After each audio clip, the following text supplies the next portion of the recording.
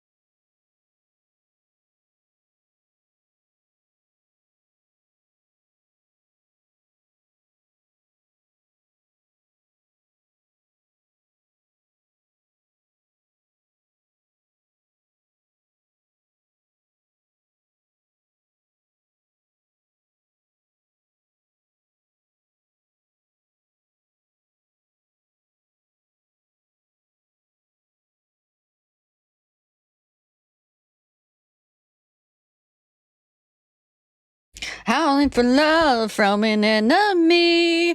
Howling for love, just to risk it. You got me. You got me. Howling for love. Howling for love. Howling for love. But you put me sentence with a spell on me.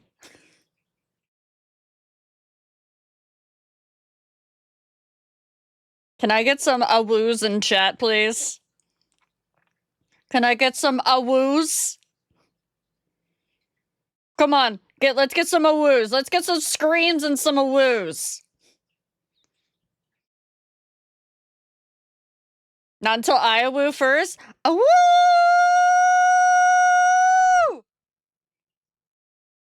There you go.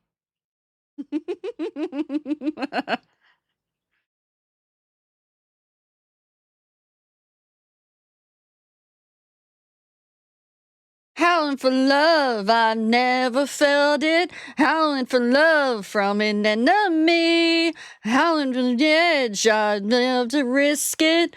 You got me, you got me. Howling for love. Howling for love. howling for love. But your lovely scent has put a spell on me.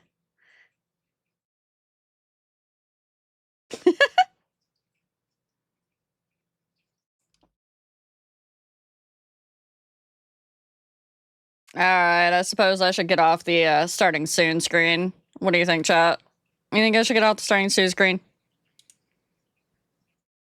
Maybe.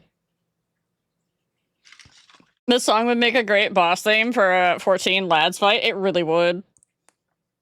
I don't know, are you starting soon? I guess I'm starting because the ads are over.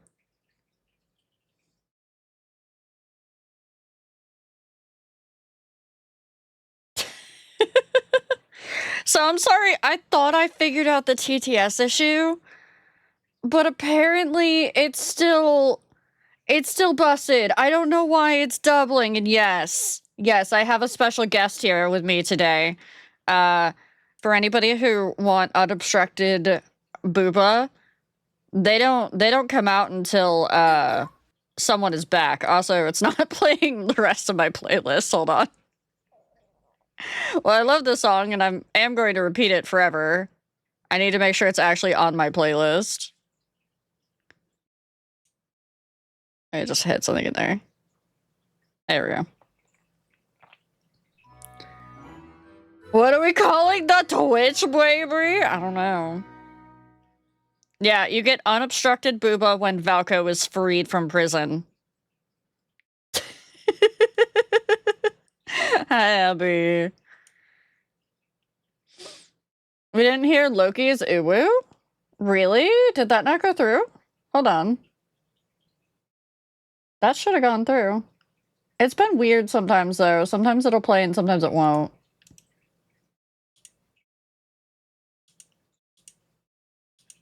I refreshed it. Oh, Raku. Yeah, no booba until the wolf's back.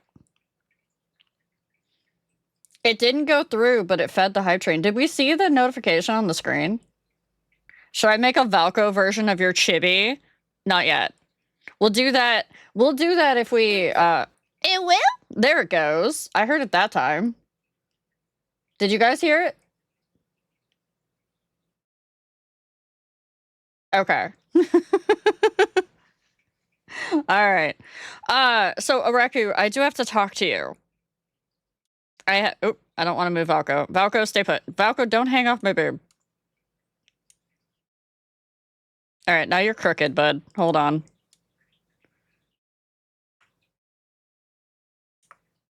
There we go. I have a new model coming up. I'm gonna need that chibi updated. I'm gonna need that updated. I'm gonna have to commission you again to do updates. I should actually, cause you're not in that Discord. Let me send you something real quick. Hold on. For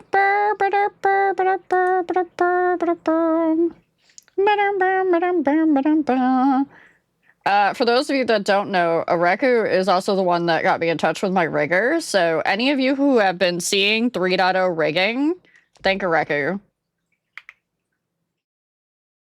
Areku, I apologize in advance for the Nakey.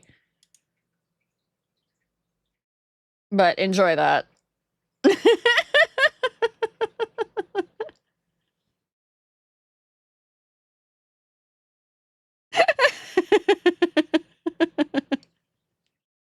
The what now? I guess you gotta be a tier 2 or tier 3 sub to be able to see the Nakey.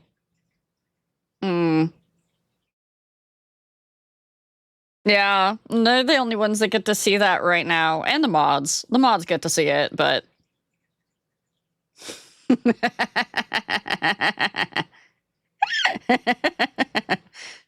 Areku approves, though. Areku gets to see it because Areku was the one that hooked me up.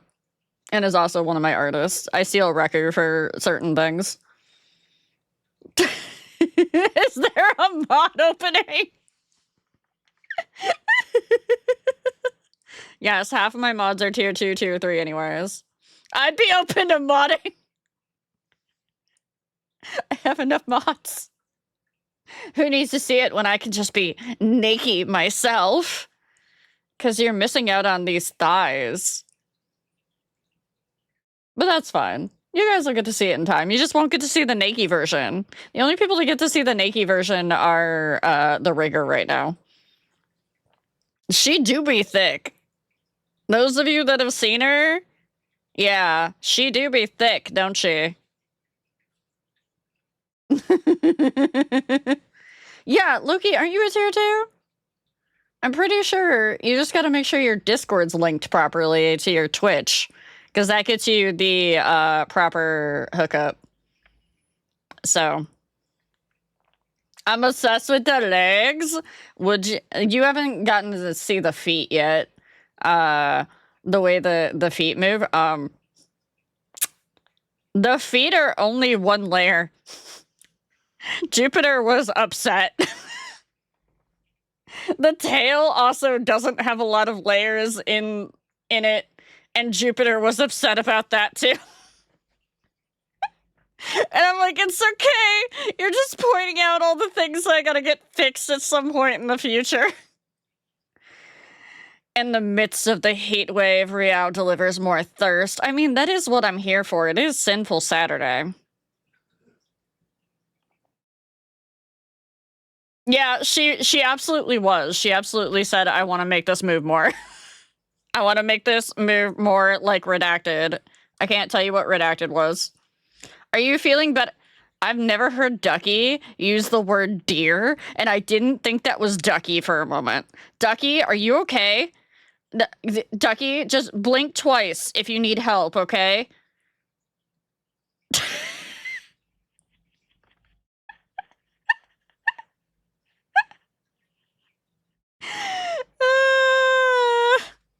The frog blink.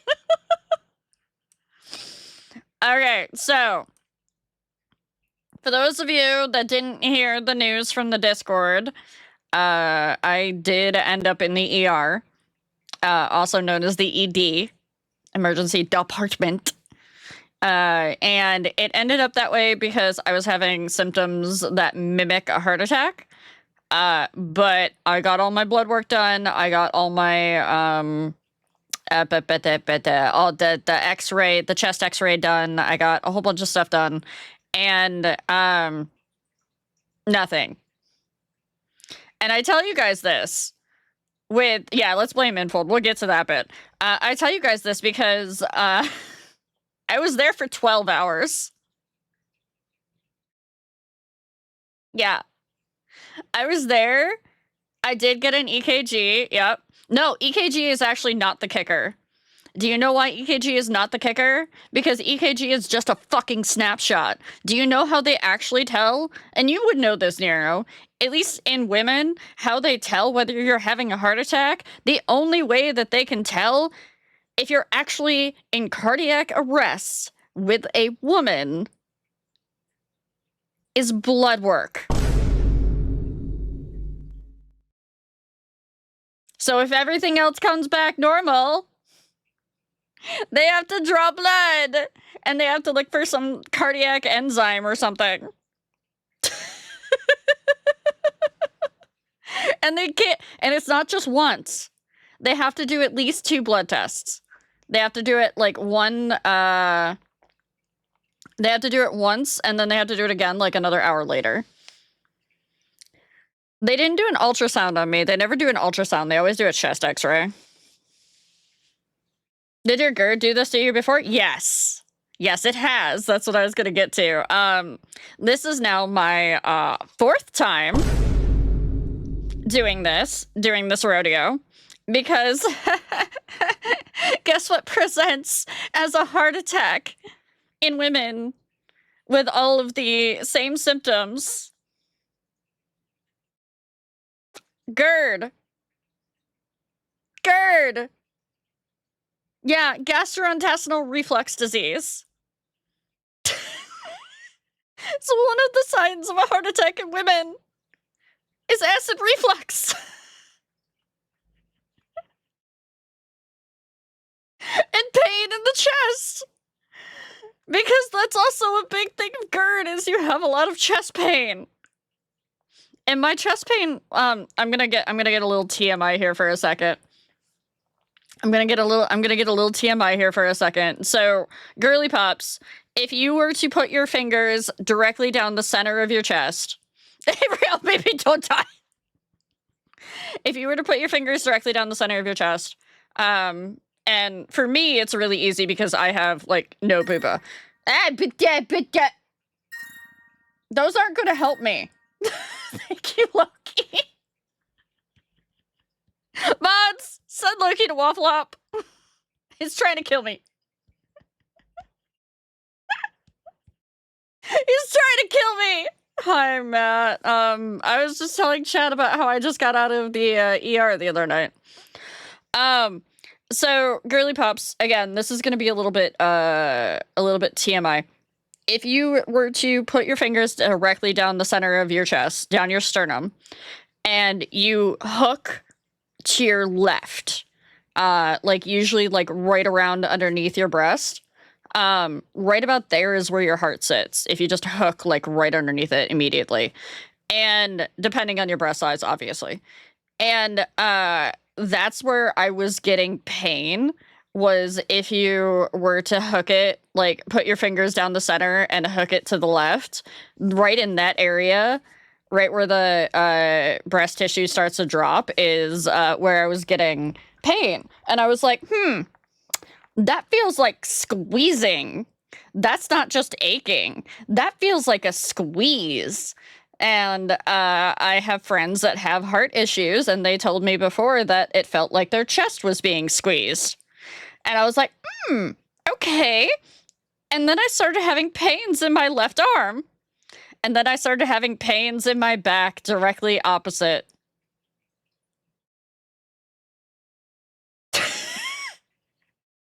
And then the kicker, because I went to urgent care because my doctor, who I set up an appointment with to get a referral for a cardiologist, because I'm like, this is probably just my GERD again. This is probably just my GERD again. It's probably just my GERD again. I just want to get an appointment with a cardiologist just to be sure. And I know it's going to be forever out, but I just want to be sure. And my doctor was like, no, you're going to go get an EKG right now. Go to urgent care. Okay. Okie dokie. So I go to urgent care. Tuesday night? I think it was Tuesday night. I go there, and they're like, okay, do the EKG. No, urgent care for me is actually stupid fast, because I have like 7 of them in my area. And the one I go to is never busy. So I was in and out within an hour. So I go there, I tell them my issues, they take vitals look fine. They do the EKG because my urgent care has an EKG machine. EKG comes back fine. Nurse comes in, or nurse practitioner or whatever comes in. It's like, yeah, no, if it gets worse, go to emergency, because they're the only ones that can do the blood test. They're the only ones that can do either the ultrasound or the X-ray. I want an urgent care like that. Hi, James. I was like, okay, fine. I understand. But I'm not actively dying, right? And they're like, no. And they're like, okay, I go home. I go home. I head, I'm still having chest pain. I'm still having, oh god, heart, or, acid reflux, heartburn. I'm still having that. They're gonna be taking care of her tonight. Yeah, we don't usually get too many fireworks out this area, so we're okay. So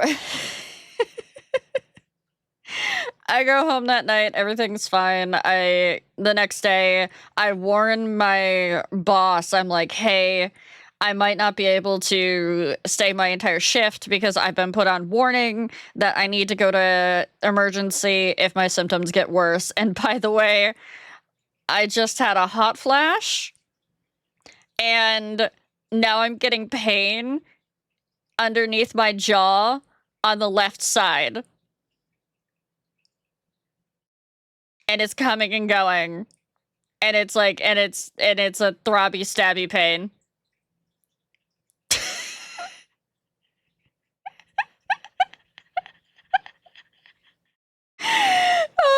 So that went on for a little bit, and then it stopped. It calmed down, and I was okay. Yeah, right, Ducky. Anything on the left side, I'm dying. Apparently, by the way, it could be either arm for the pain, just to give you a heads up. And I'm like, but I'm getting the pains on both sides. It's fine. And I go through, I lay down for a while. Everything's better after I lay down. I get up, everything's worse. I'm really tired, which, by the way, is another sign. You Google the symptoms and you're like, well, I'm checking all of these boxes. And I go to sleep for the night. I get up the next day. I'm not having any jaw pain for a while. And then around like noon or so, my boss messages me and is like, hey, it's Thursday, because it's Thursday at this point. And we don't have a lot of work right now. So it's right before holiday. I'm going to let you guys go early. And I'm like, okay, cool. And she's like, yeah, I'm going to let you guys go at 2. I'm like, great. Because the jaw pain just started up again.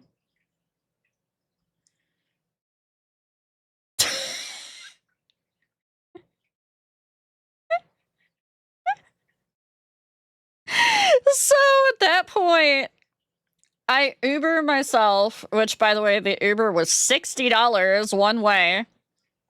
I Uber myself over to the hospital, and I managed to pick, unfortunately, the ghetto hospital. And I say that the floors were filthy, the walls had like scratches all over them. And I get in there, and they're like, "Okay, go sit, go wait." I go sit and I go wait. They, that's why I took the Uber. I know the ambulance cost. One of the times that I had to go, they took me in an ambulance. Yes, horror hospital, yes. And I remember the cost of the ambulance, and I'm like, I'm not doing that again. So I sit in the little waiting room with a bunch of other people, and they move me into a tiny room, and they take my vitals in there, and then they take my EKG in there. They've never taken my EKG in a tiny waiting room while I'm sitting in a chair. I was very, very confused. And then they're like, okay, now we're gonna put you in this other hallway. I named this the hallway of doom. It is the hallway of limbo and doom, because I then proceed to sit in that hallway with no medical care, no aspirin, no checkups. They came and they took my blood once. They didn't give me aspirin. I got there at 3. They didn't give me aspirin, which is standard for anybody presenting chest pains, until 7 in the evening. 4 hours later, I was sitting there having chest pain. Yes, it is. It's standard. Anybody presenting chest pains, unless you're allergic to aspirin, they're supposed to give you chewable aspirin. So yeah, so I sat there in a hallway of doom. And what I came to realize was that 7 p.m. was when their night shift turned over. Their night shift turned over and came in, and they were like, yeah, fuck. Because there were 50 people in the waiting hallway of doom. 50 people by 7 p.m. in the waiting hallway of doom, and no one had been moved back to the actual emergency department. This was still first triage. This was not second triage. No one had been second triaged at this point. You had people that were literally like going through like massive pains. There was one dude that was screaming constantly. There was a baby. There was a woman that had been there since 11 o'clock in the morning that got turfed back an hour before me. And she'd been there because she was under threat of high blood pressure and stroke. And she had gotten 0 medication. I remembered after that I was like, oh, I didn't go to this hospital last time because I'd had this issue before where this hospital was horrible.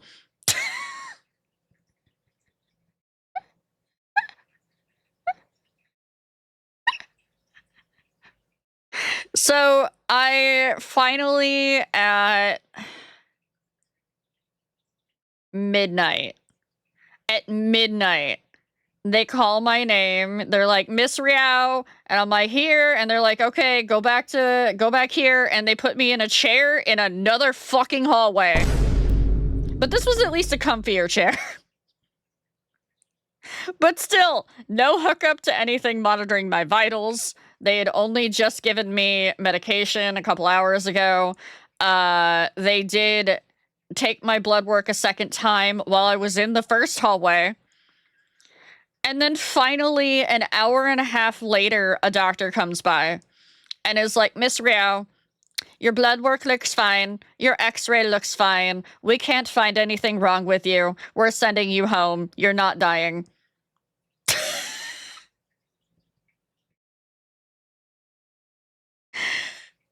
So then I have to get a Uber home after I have to flag someone down. Oh, I had already gotten EKG. That's what an electrocardiogram is, I believe. I'd gotten one of those at the beginning. Yeah, I was texting Nova and Rat and a couple of the girlies from the lads Discord and giving them updates. Yeah, at that point it was about 1:30 to 2 a.m. And I had to get another Uber home at 2 o'clock in the morning. I was so afraid of waking Rat up with the dogs. Yeah, we needed Zane.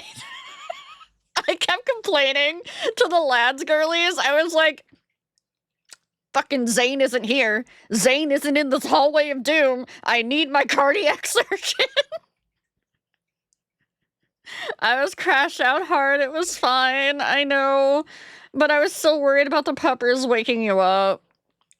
Because you still had to go to work the next day. I didn't. I could sleep in a little bit. Nero. If I didn't live across the world, I would be your taxi. Oh, that's sweet. I had thought of calling some people that I know in the area, but at that point, no one was awake. So it was another... and this is before tip, by the way. It was like $67 to get home from the Uber, but yet again, it was not a $4,000 ambulance ride. So there's that. That's a good thing. I have to do a follow-up with my primary, and I have a cardiologist appointment in September. And I still haven't started my hormonal treatments yet because I'm afraid that those are going to actually cause like a blood clot or something like that. When I'm already having, like, my blood pressure is almost always slightly high lately, probably due to stress and constant anxiety and not exercising, which is why I needed the twist board and why I needed the balance board. Thank you guys for getting those for me. Hi, Skiffy. And then while this is all going down, of course, Love and Deep Space announces that they're going to cancel the character that they just announced.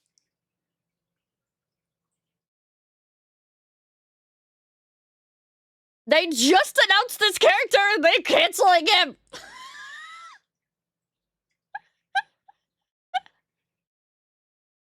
As some of you saw, the ED visit was after that.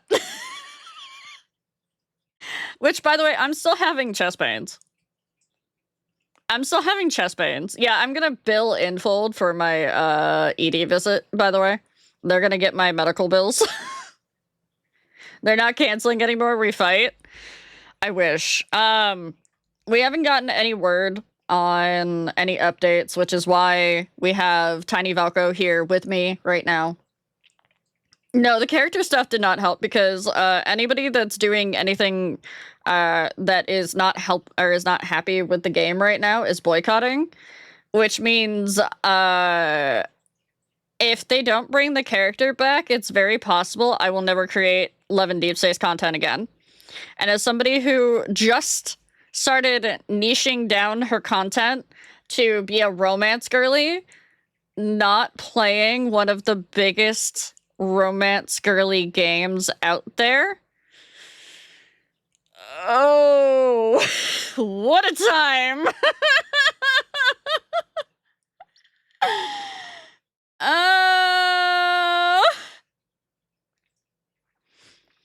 I know somebody that I watched that said she's just done. Yeah, I can understand that. You have half the fan base boycotting because Valko exists and the other half because he's canceled. No one's boycotting because he exists, because Infold has released a statement. This is the only official statement we have currently.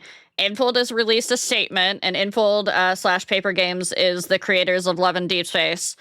They released a statement on, I don't remember the exact day, it was like Tuesday or something like that, saying that the character was canceled and they were going to no longer produce any further content for any additional characters to Love and Deep Space. For those of you not in the know, when a live service game, a live service gacha game at that, says that they're not going to put out any more characters, that's a bad sign.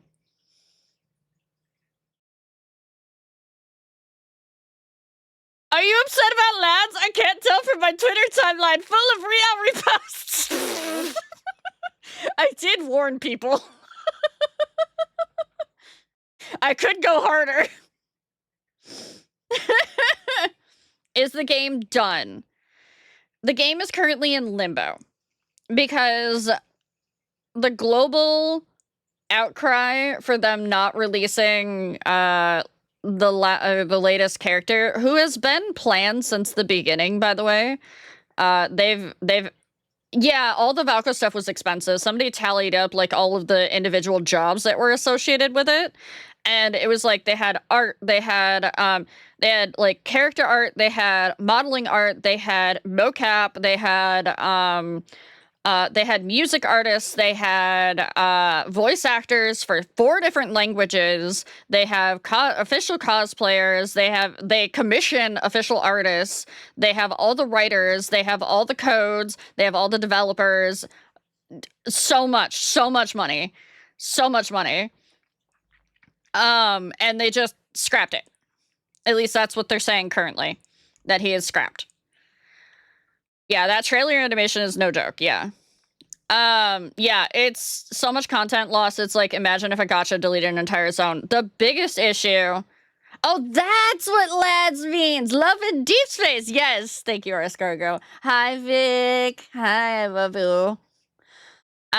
He was entirely intended to be implemented because Love and Deep Space works on narrative foils. So each character has an opposite, basically, of what they are. So, for example, and forgive me if I get some of these wrong, I'm pretty sure, like, Silas has Xavier as his narrative foil, I think.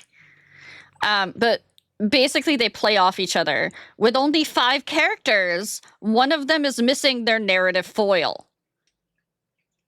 Raphael is missing his narrative foil. It's always been planned since day one. The colors of the gems that we get for upgrades in the game. And I'm saying this in terms so that everybody can understand. So, lads, girlies, sit down. They don't need to know the specific terms.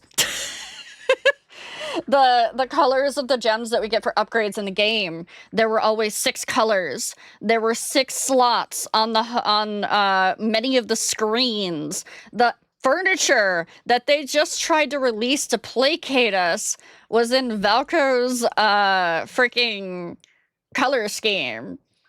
And it's just like, what? That's okay, Ryu. Enjoy your grill out, buddy. Yeah, this would have been the 6 Chaos Emerald. We're not getting the Master Emerald anytime soon. Thank you for dumbing it down for us. I'm doing my best here. I tried to explain this to Rat, and unfortunately he was stoned at the time that I was trying to explain it to him, and he was like, "Woman, what are you talking about?"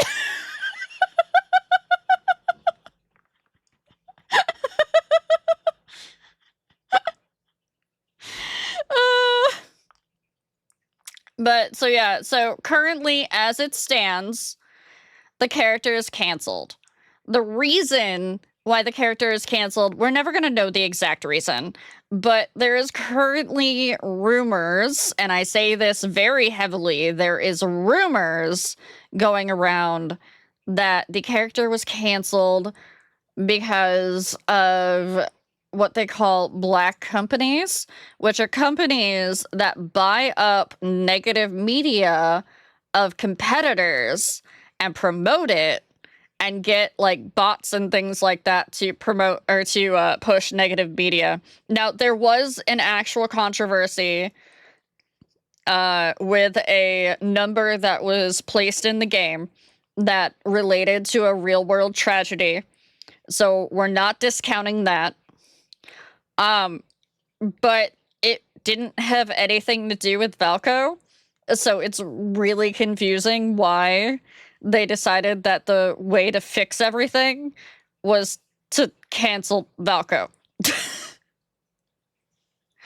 So the current landscape that we can think of is that there are political things going on in China because that's where the game is based. We won't hear anything for quite a while. We are currently expecting we won't hear anything positive or negative until at least Monday, if not the 15th. Hi, PZ. So those are the current timelines. This wasn't a normal stone? Yeah, it wasn't a normal stone. It was a very stone. Yeah, it was the canceling of the character was definitely an oh shit button, and it was such an oh shit button that it doesn't even have their official seal on it. In order to make something like fully like everything is shut down, whatnot, or is like official, they usually stamp something with a seal. They didn't stamp this notice with a seal, and they gave it some fuck ass hashtag too, which they never do.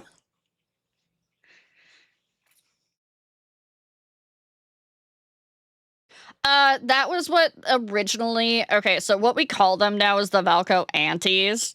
I know it's a dumb name for them, but it's better than pointing fingers at a specific group or anything like that. We just call them the Valco Antis. They originally were coming out saying that they didn't like the character because he was too Western looking, too Western coded, and Infold made the misstep of saying that the characters were for a global audience when they want the characters just for China, which is understandable. They have loyalty to their country, which is fine. Can we call them anti-Valks now? But the problem, or so they were like, no, that's too Western, that's too masculine, that's too he looks gay, and there was a whole bunch of things floating around. And then they started picking on, when the rest of the trailers came out, they started picking on his mannerisms, and they started trying to find every little thing that they could throw insults at and disparage and point in the wrong direction and whatnot. China is their home market, is the biggest thing, Kiwi. That's the important thing. It's not necessarily their biggest market, it's their home market. They are based in China. They are a Chinese developer. No, Speedy, most of them are fairly Chinese, actually. So, yeah, so that was the spark. There is also currently a theory going around as to why they canceled specifically right before Anime Expo. They had an official cosplayer that was going to be cosplaying Valko at Anime Expo, and they were worried. Yeah, no, they are very Chinese, Speedy. But they were worried that they were going to further upset the Chinese fan base if they do decide to bring Valko back.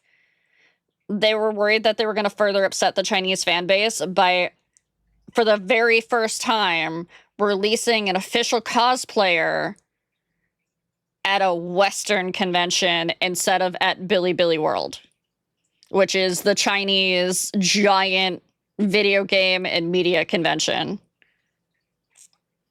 Yeah, Nipa is unofficially cosplaying him. You can, if you go to his Twitter right now, you can see a bunch of his stuff. He's been really good at unofficially cosplaying Valko at the convention. So that's the current theory, is that if they're going to re-release him, if they're going to retract their statement, which we all hope they do, that they're probably going to do it before Bilibili World so that they can release the official cosplayer at Bilibili World, therefore placating the Chinese girlies that were upset about Valko being too Western or being for a Western audience. If they retract their statement, I am going back to playing. Yes. Yep. I feel like Lads is the only China-based game that decided to be unique. No, there's lots of China-based games that are unique. There's plenty. Genshin is one. Wuthering Waves is another. Or do you mean unique because it's an otome? Because China has a fuck ton of otomes.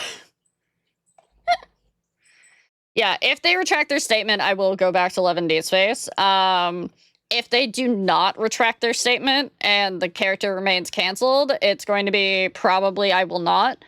Not just in protest, but also because the characters that they're writing for currently will have a lot of content and story missing because they're just going to leave plot holes open because this character was supposed to be there from the beginning.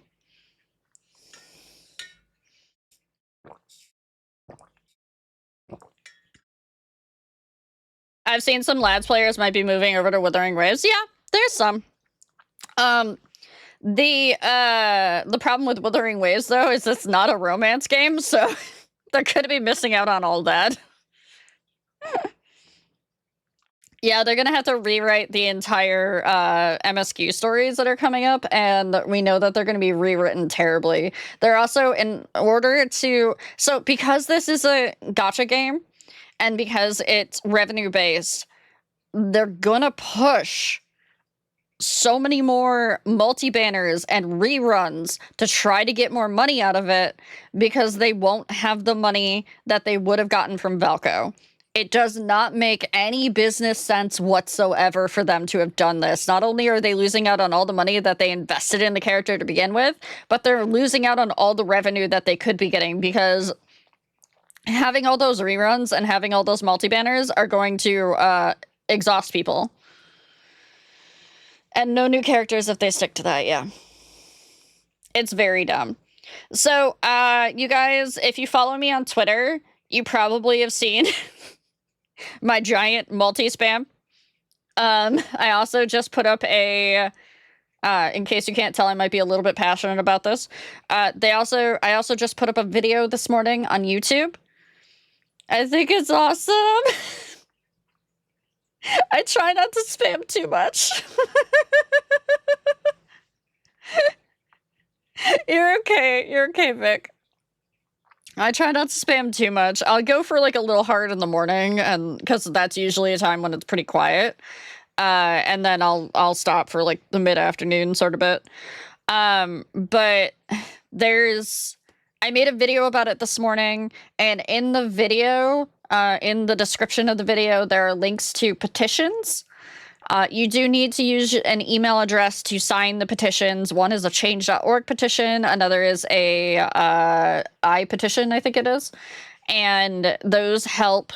If you have any sort of platform, make sure that even if it's just a social media platform that you're not actually actively like using, I'm not talking like you have a platform like you're standing on, but you actually actively use social media. If you see anything that says like bring Valco back as a hashtag, just hit the like button on it. Hit the like button. You don't have to comment on it. You don't have to retweet it or repost it or anything like that. Just like it. Give it that tiny little boost, even if it doesn't seem to help anymore. But this is important not only because of the character. So this is what I need to point out. This is not only important about the character, it's important about making a stand against bullies. Because it was bullies that basically made Infold / Paper Games panic. Now, whether those bullies were the actual fans that were doing it, or whether it was another company and they were hiding behind the face of fans, it doesn't matter. It's the fact that bullies made the company bend the knee. And if that is a thing going forward, that's a bad precedent for all of gaming. That means that a tiny minority, as long as they can scream loud enough and get, I don't know, governments involved, they can get what they want. So that means your favorite characters could be removed from games. That means that your favorite games could be shut down.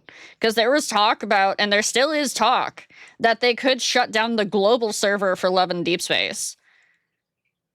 Genshin went through that. Genshin had that issue. They tried to shut down the global server for Genshin for a little bit there. So you mean like just like it is right now anyways? Yeah, but it's important to make a stand about this because this is also a giant like fuck you to every bully out there if we win. Because this is no longer just a Love and Deep Space thing. This has gotten to so many different fandoms. This has gotten to Genshin. This has gotten to Wuwa. This has gotten to this has gotten to Call of Duty cosplayers. This has gotten to Call of Duty cosplayers, guys. The 8-bit drummer did a cover of the song Mousy, Iron Mouse, and Sea Dog shouted "Bring back Valco" at Anime Expo. It's huge. Yeah, not the Call of Duty cosplayers, yeah! Oh, I know. That's crazy. This needs to stop. I know! Let me see what Nero said, though. I have a theory they're using negative publicity to silence this one group and still build hype. Again, against the unofficial statement. The unofficial statement? Maybe. We do know that they're watching.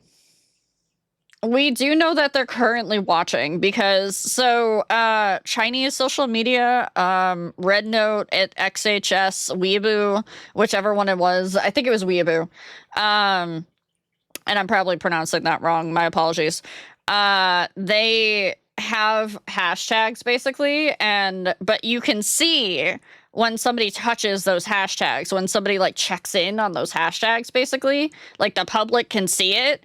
And we could see that the official Love and Deep Space account on that thing checked in on the Valco hashtag and was like, we're watching you. So they are gauging public sentiment, which they kind of have to, because a company this big has to base their opinions and their rulings off of public sentiment. So yeah, current outlooks are not good for stakeholders or investors. There's a Russian company that they partnered with, which is called Link Online or Link On or something like that. I can't remember exactly, but they put out a statement saying that they were no longer going to partner with Paper Games because they had taken Valco down. So yeah, it's pretty big. It's pretty important. So just if you see me screaming about it, if you see this little wolfie on here, that's what I'm talking about. But I also wanted to make you guys aware because love and deep space is a large part of my content. You guys know that because I have a bunch of Silas voice lines that are used in my to jump scare me, basically. I do reacts to the Love and Deep Space content. I did videos on Valko's release and whatnot. Really? Yes, really. It is a big part of my content. So I had to make I had to make my community aware about it, you know? Horizon, welcome in. Thank you for my head pats, bud. Was that clip echoing? Was it? Okay. It wasn't going earlier, so let me just pop it off and pop it back on again. Silas doubled. Okay. I popped it off and popped it back on again. Hopefully it unbugged it. It loves to do that. I don't know why. I'm still trying to fix things. Speaking of fixing things, before we get into the game today, topic change. One of the other games that I love to play is Ark Survival Ascended. I hope you're doing better after the ER trip. I'm not dying! So there's that. I'm still having chest pains, but they don't know what they're caused from, so I just have to kind of wait them out. So yes, I love Ark Survival Ascended. And Ark just released a new map, or a remake of an old map, into Survival Ascended. It is the, what is it called? Genesis Part 1. Thank you to those of you who gifted me the games on Steam for the paid content versions of it. Because that enables me to... That enables me to open a server later this month. Because the server is usually like $60, and that $60 went to one of my Uber rides.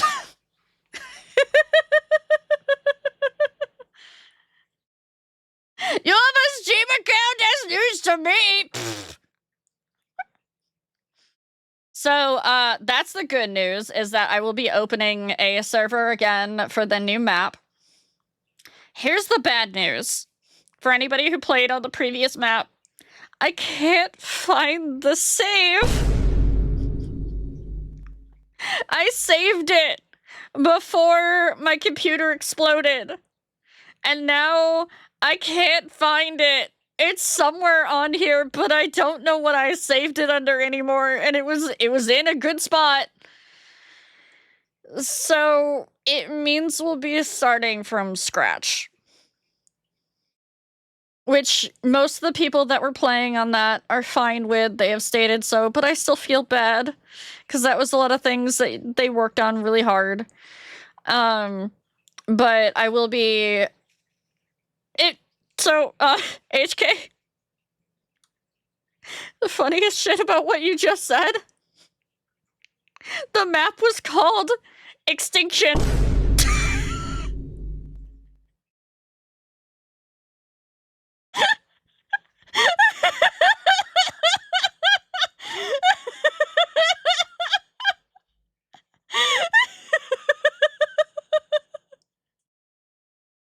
I just read that and I was like, HK didn't play with us back then. What? Oh no. The meteor hit the Extinction server, yeah. Oh. So yeah, we'll be starting from scratch. I'll be doing my best to give people like a head start, or like spawn in critters that they really want that they couldn't transfer over, sort of thing. I do have bad news for those of you that also have issues with the underwater vision stuff. They still haven't changed that. It's still got the underwater motion blur on and whatnot, and I have not yet found a way to turn that off. I've been searching forever. Is that a Nordenheim? Hello? I'm sorry I've been missing your content in the mornings, buddy. I have been going through it. Mas, can I get a shout out? Thank you. Can I get one for Vic too, please, by the way? Yeah, but you're like one of my comfort morning streamers. It's you, it's Nova, and it's Deja Vu D are my comfort morning streamers, so... Nope, too late, Vic!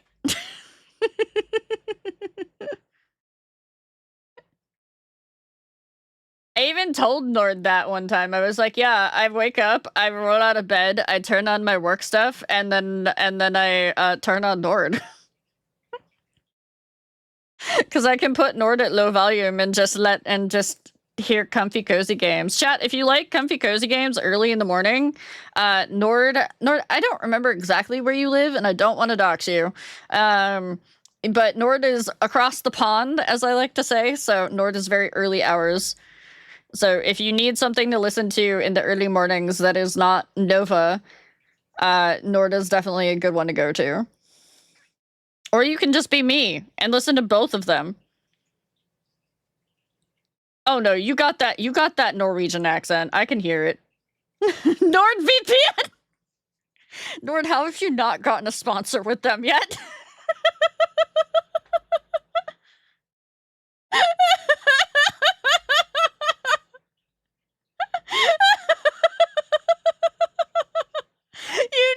You need to email them. NordVPN, sponsor me, please.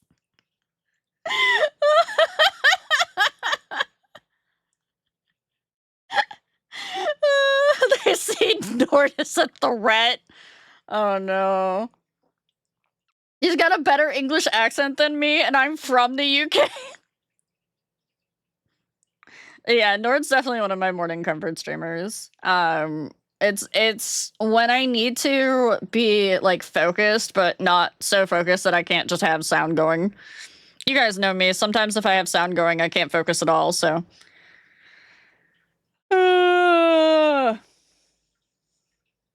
I'm trying to remember if there was anything that I was supposed to talk about that I forgot.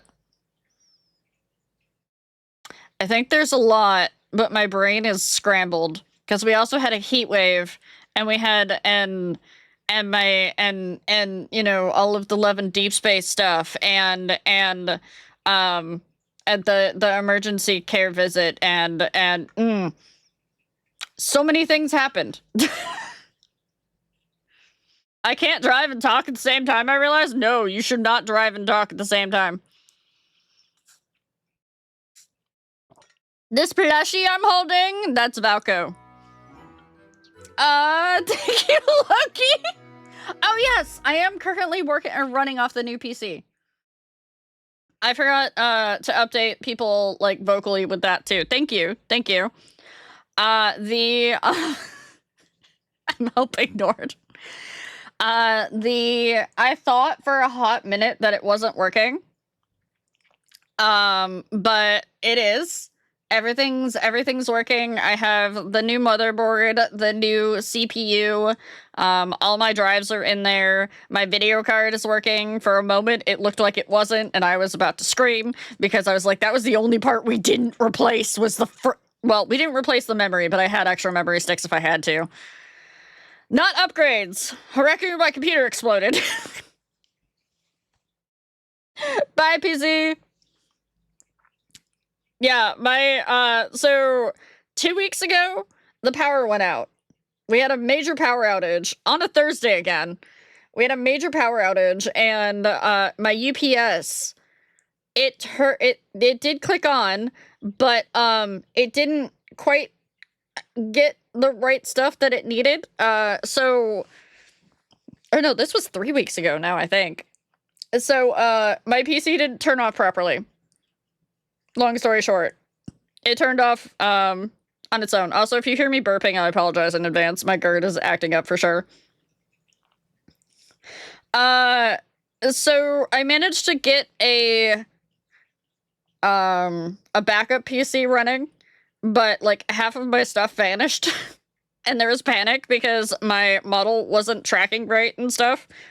Hey, no, you don't get to play ads right now. I'm busy. And we narrowed it down to we thought originally it was the motherboard had fried, so I got a new motherboard. I put that all in, and then chat decided the day I got the new motherboard to fund a new case that I had put up on Throne for funsies. And I was like, they're not gonna fund this for like a month. It'll be fine.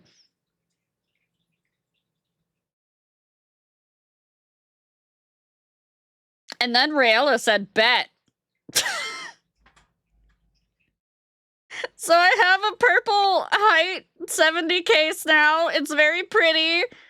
It has a lot of fans. Thank you, Loki.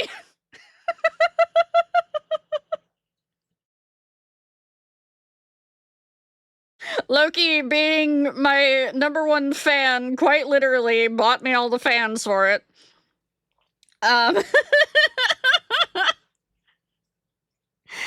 So when the PC is cooled more than the streamer. Heatwave finally broke today. We had a big rainstorm. But so I was like, okay, I'm gonna wait until the case gets here to put everything in here. So I waited until the case got here. I put that all together. I put in the new motherboard with my old CPU and still had the same issues. So we then determined that it was most likely memory. In the rare 5% chance, my power supply unit, or the CPU. And because I had just purchased a new motherboard for an AM4 chip, I was not going to purchase another new motherboard or go through the rigmarole of sending this one back and getting an AM5 chip. So I was like, okay, I'll put an AM4 chip on Throne, and I'll put a PSU on Throne. It's very expensive. It was like something like $300 for one and like another $100 for another. And I was like, okay, chat, I'm gonna tell you about this. I'm gonna tell the Fluffernutters about this, which was my mistake, apparently. I was like, hey, Fluffernutters, here's the situation, because I value transparency with my community. And I was like, we're probably going to be doing a bunch of, like, cute pixel games and, like, visual novels and stuff for a while until this gets funded, or I can fund it myself after a couple of Twitch paychecks. And the Fluffernutters were like, fuck you, bet. And funded it in a few hours. Oh no, it would have changed everything, because if I don't advertise it, you guys don't notice it. So thank you, Fluffernutters, for fixing my PC. So now I can play the big fancy games again. I will be able to play, I'm hoping I got into the third Animo beta. I'll be able to play that. I'll be able to play Ark. Nord, are you still here?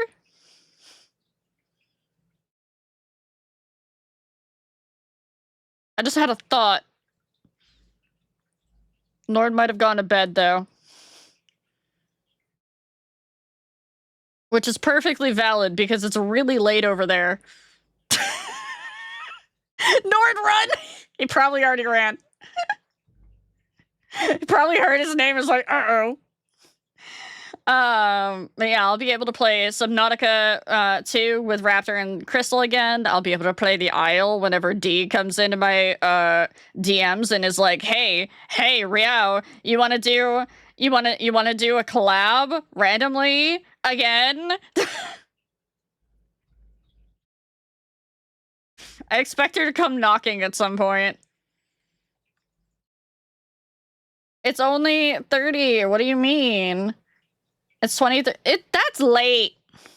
That's late. What do you mean? That is so late, chat. With a buzzball.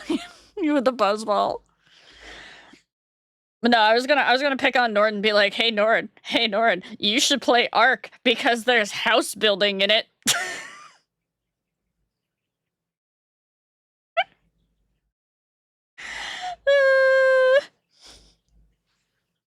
Is Nord, anyone who doesn't know, Nord's content is very much into the building and decorating sort of thing, so. Thoreg, you should go to bed. Go sleep. Probably going to be awake at 1 a.m. for the football. Oh, that's right. There's that whole sports ball thing going on. Isn't house building like 90% of the reason to play games like Ark or Pell World? No, it's 50%. Do you know why it's only 50%? Because the other 50% is taming the animals. Gotta stay up for Sinful Saturday. We'll be getting to that shortly. We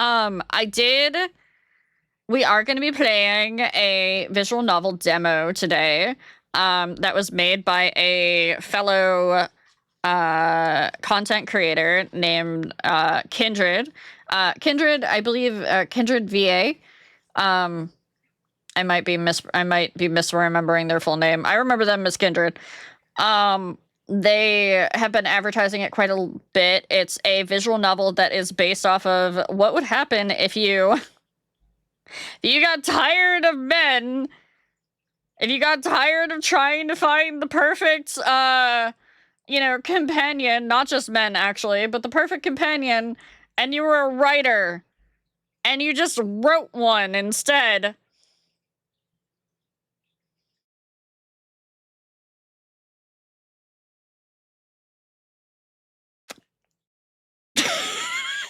Me out here writing a romance novel being like, I can't pass that one up. The demo was originally delayed, but now it's up. It's up now, so I get to finally play it. So I even told Kindred that I'd be playing it on stream today, and they were excited about it. Hello, Will Strive, welcome in. So we'll go through our ad break, and then we will. It's called Affictionate. I will actually. I don't know if they have a trailer yet. Oh, they do. Okay. They do have a trailer, so we'll watch that before we play it. But here is the Steam page for it. Oh, Kindred Spirit VA. That's their handle. They're also a big lads content creator, so that's how I know of them. I know of them because they post a lot of lad stuff, and I'm just like, okay. I love that their publisher is listed as just a single guy publishing this game.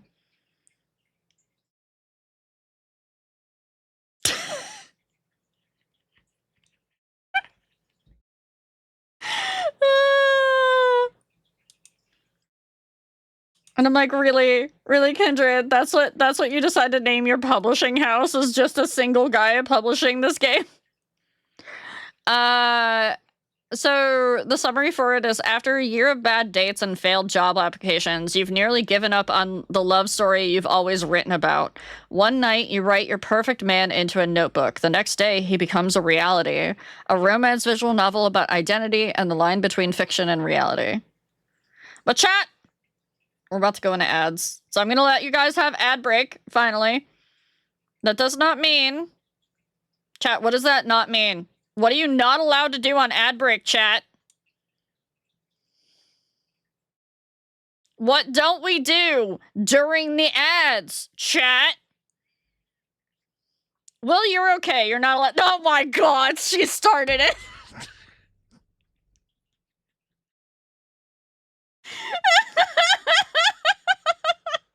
Don't fucking RP in the chat!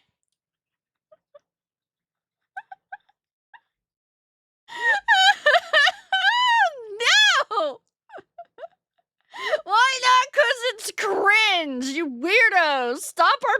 the chat. Enjoy ads. Here, I'm gonna put your banger back on, though.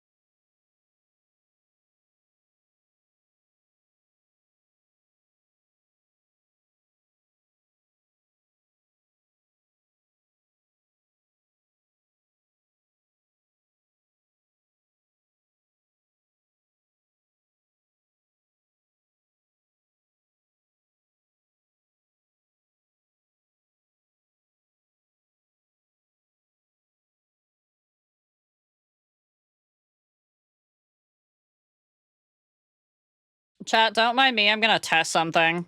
You might hear double. I'll see if you hear double, so don't panic. Don't panic. Pug Online Poggers. Okay, that time it only played once. For me. Why are you screaming? Why are you screaming? It only played once. I literally saw it.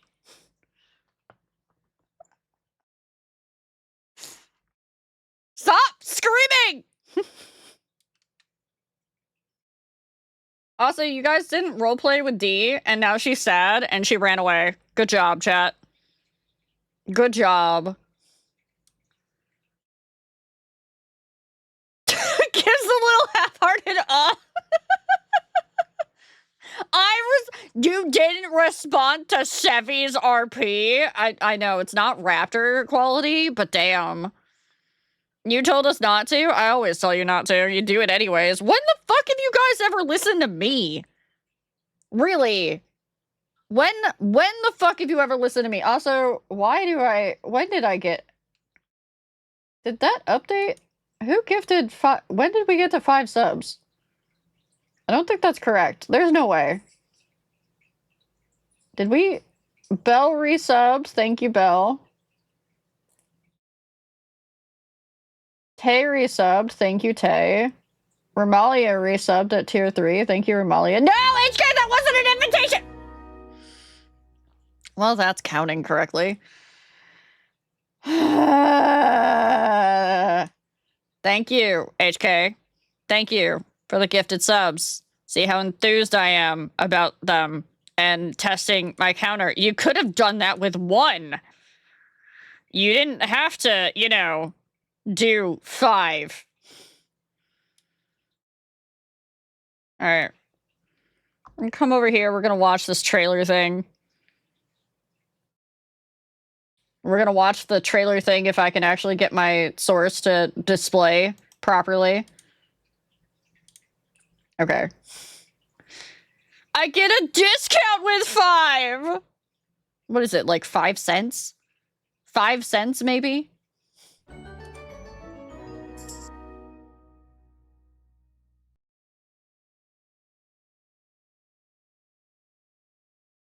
It was already tested. You can't even see it on this screen because I forget to enable it. What are you doing? Thank you, Loki, for the 5 gifted subs, because it's not like you didn't just invade my throne room earlier. Oh, speaking of testing, I do need to bring something up here. Adrian, don't let me forget about that at some point. I need to, bring that over into my OBS instead of the other thing that I have currently. Wait. That was 6? Valid testing? What do you... I did 6, so you can't yell at Loki. Did you just refer to yourself in the 3rd person?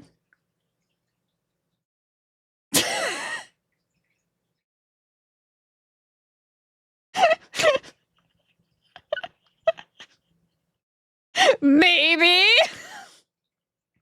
This place is looking... Don't get him started.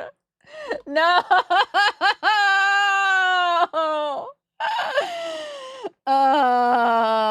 Loki enjoys being Loki. You cannot stop Loki from talking about Loki. Chat, hey look. There's a trailer or something behind me. We're gonna watch it, right? Yeah, we're gonna watch the trailer. I just realized I have... Oh, no. Hey, guys. If they bring back Valko, I'll finish my Love and Deep Space Legos. That I haven't finished from, like, a year ago.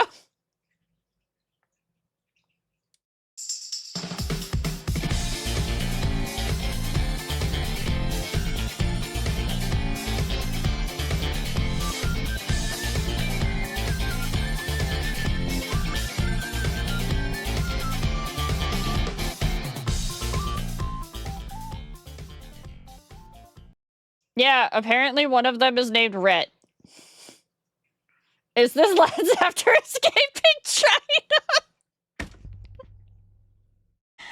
Oh, no. Oh, no. I love that they have the little plushie on the fucking bed. So yeah, Rhett, kind of, chat, I'm not gonna lie, and don't clip me on this, Rhett looks a tiny bit like, Kindred Spirit VA. So I don't know if Rhett is a self-insert or not.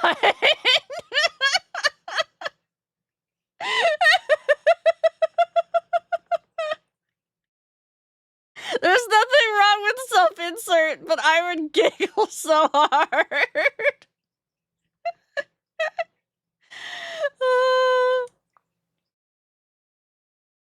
Okay, so they don't have a lot up yet because it is just a demo. What? Quack, no! God damn it. No. No. Alright, chat, we're gonna play the visual novel now after I get into the right, do they have a category for this shit?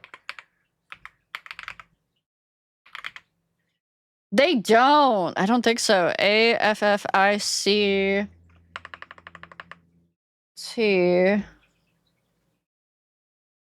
ION. Yeah, no, they don't have a category for it yet. No! Alright, I guess I'm going in games and demos.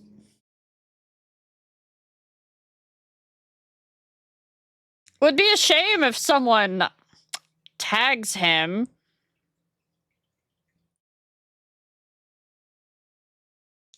We just became mutuals on Twitter the other day. Don't you fuckers embarrass me. He knows when I'm streaming. I told him what time it was. Do not embarrass me in front of my new mutual. Fluffernutters. No, you're not, D! You're moots with him, too!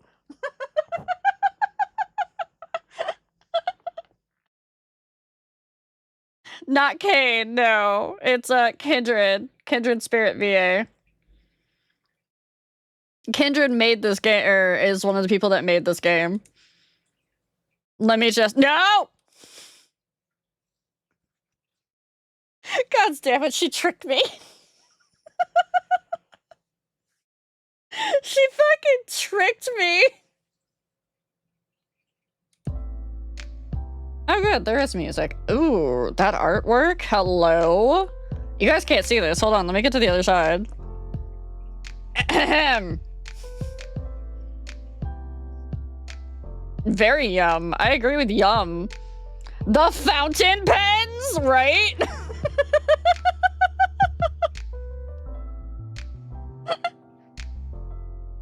I do like, and I can tell because this is something that I've played around with a lot. It's not like we're going to CD next month or anything. This is true. It is not like I'm going to CD next month. Did that one double?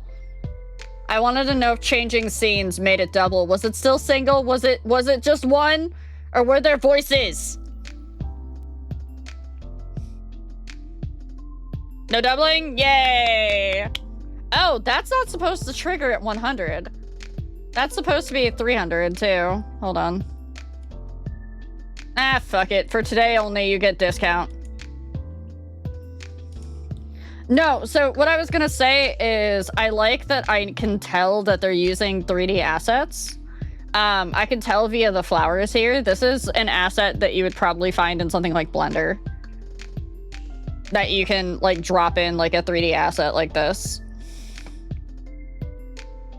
That's probably also what the fountain pen is. And then you can do paper like this, and you can actually lay out a drawing on paper like this in something like Blender. I wonder what engine they're using. Because I've been considering whether I should get into making a visual novel or not. You know, if Lads goes kaput. If Levin D-Space goes belly up, I might make a visual novel. I can't believe I just said that. I think I threw up in my mouth a little bit. Isn't everything universally Ren'Py? Probably Ren'Py, yeah. I want Fuck you, Quack.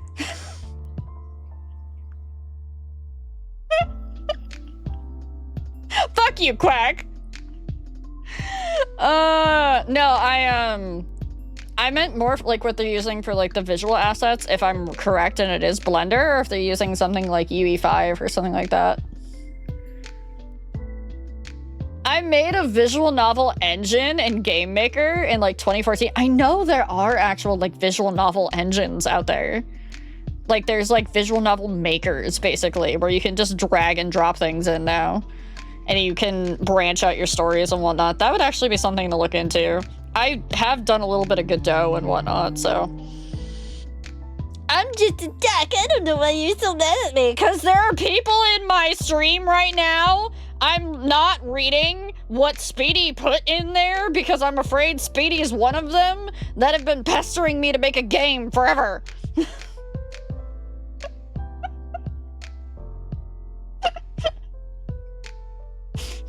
Sevy's another one!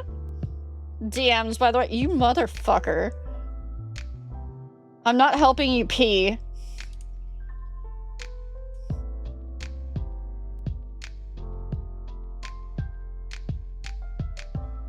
hate you.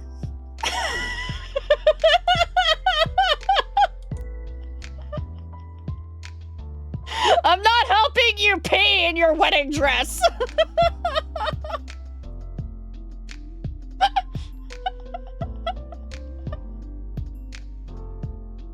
She didn't just tag him. She went into his DMs. I don't even know what part of the world he's in. He's probably asleep right now, or busy, or working. It's fine. I wish they had a Twitch category, though. I like it when game demos have actual categories, because I'd rather promote it specifically through that. All right, let me see what's in the settings. Let's see what we're working with here. All right, so windowed full screen. Oh, the little chibis, they're so cute. Oh, Wrecker, this almost looks like your art a little bit.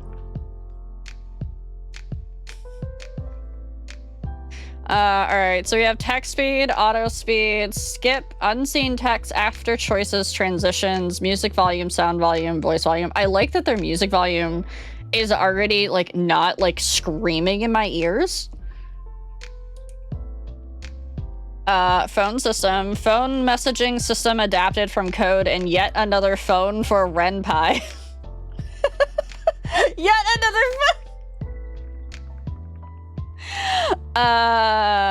Fonts. Oh, this is really nice that they've got all this in here.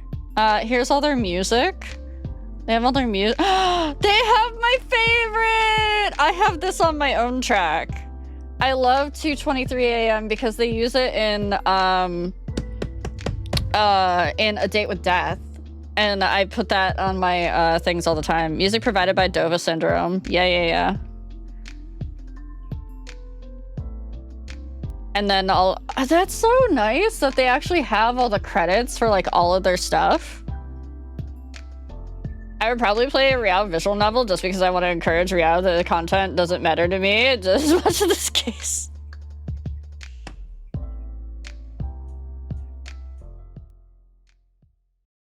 Before we get started, let's get to know each other a bit. What are your preferred gender? Great. The story will now refer to you as she, her. What is your name? Riao. Oh no! Deja vu D! How dare you? Hi, Kindred. I loved your video this morning, by the way. You couldn't tell by my Valko plushie. I am blushing right now. Shush. Chat, nobody say anything that I might be, blushing right now. Let's all hang out. Let's go. What is my name? Ramalia, thank you for the gifty. Woo! My name is Riao. It's a pleasure to meet you, Riao. This is your story.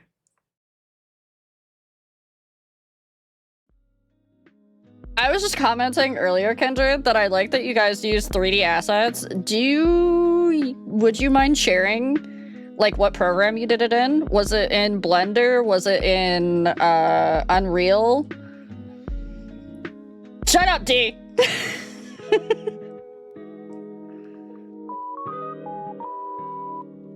It was in Blender! Oh, I love that you use Blender! I play around in Blender a lot, so... The UI was in Affinity? Okay.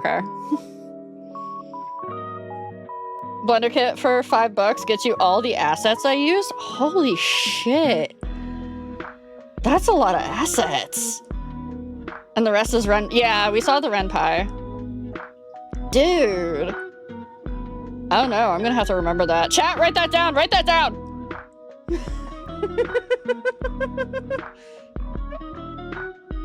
I might try Blender to make my memes. It's paying to make a room image. Yeah! The rest I made myself in 3D too. Kindred, you do 3D too? You gotta stop being so fucking talented, dude. A sharp buzz of my phone notification cuts through my sleep, dragging me back to the surface. Late afternoon light shines through a gap in my blackout curtains. Napping in the middle of the day. When did I become this messy? I scramble to find my phone amidst the clutter of empty takeout containers, tangled cables, and cans on the bedside table.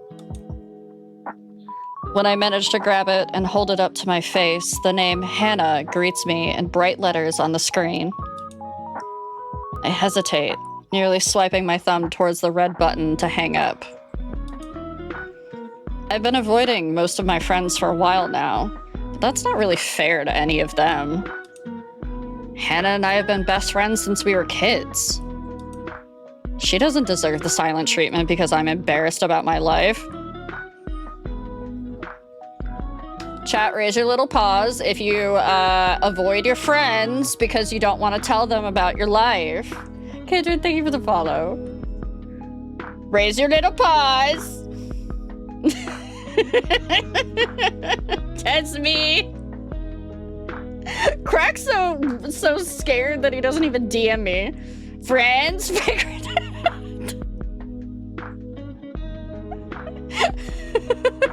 out. Kindred, can we ask you another question as one of the game devs on this game? Because if I don't ask you this, they're gonna send a clip to you anyways.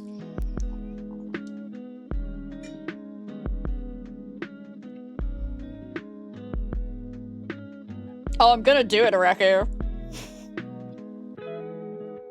My days of protesting for Valko at this point have left me with little shame.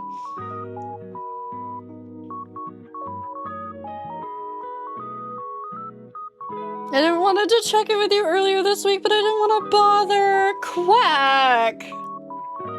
You can absolutely pop in and ask me things. If you don't feel comfortable DMing me, you can just poke me in the Discord and be like, hey, are you feeling okay? Are you alive? Because that was a valid question to be asking this week. Vagrant, thank you for the resubby. Guys, I think Kindred ran away. It's fine.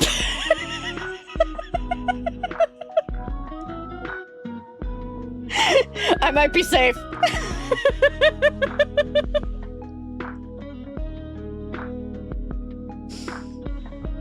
No, I'm here. Okay, so question. Did you use yourself as a model, perhaps, for some of Rhett's features? Just, you know, curious, because I have seen your videos.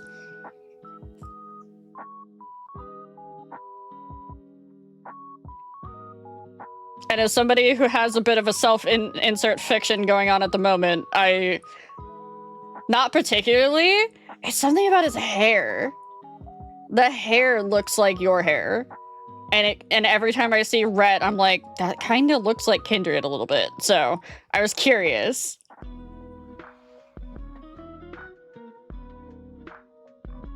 I'm allowed to be curious, chat.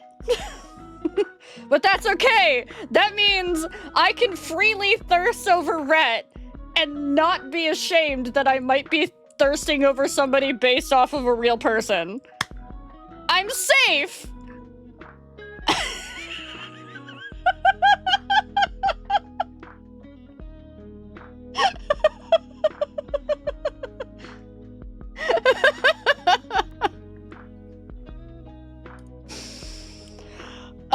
Okay, back into character, chat. You can thirst over Rhett, no problem. He's made for that. I was trying to get back into my reading voice. You should see the yandere or the rich dilf. There's a rich dilf as a Silas main. Hi.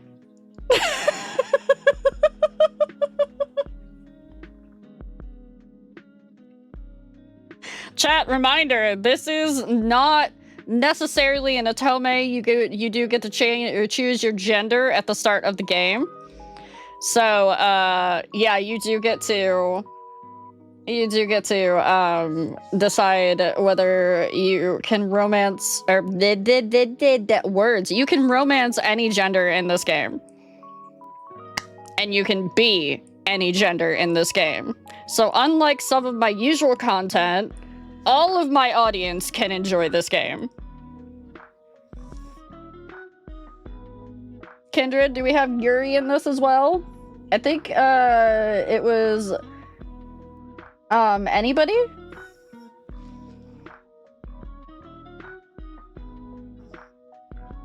I don't want to be misquoting, but I seem to remember it was anybody versus anybody. Versus? Chat, we're fighting our love interest now.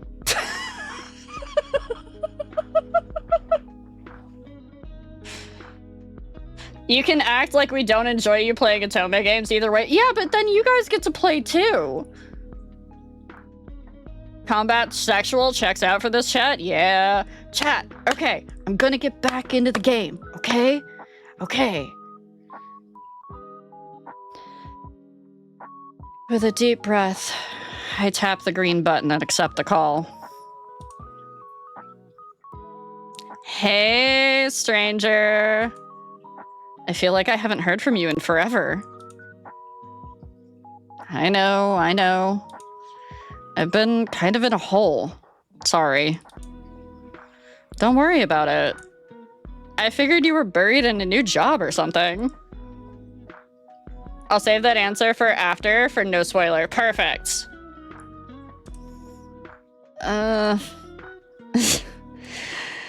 Or something. Oof. Any bites at all? Honestly, not really.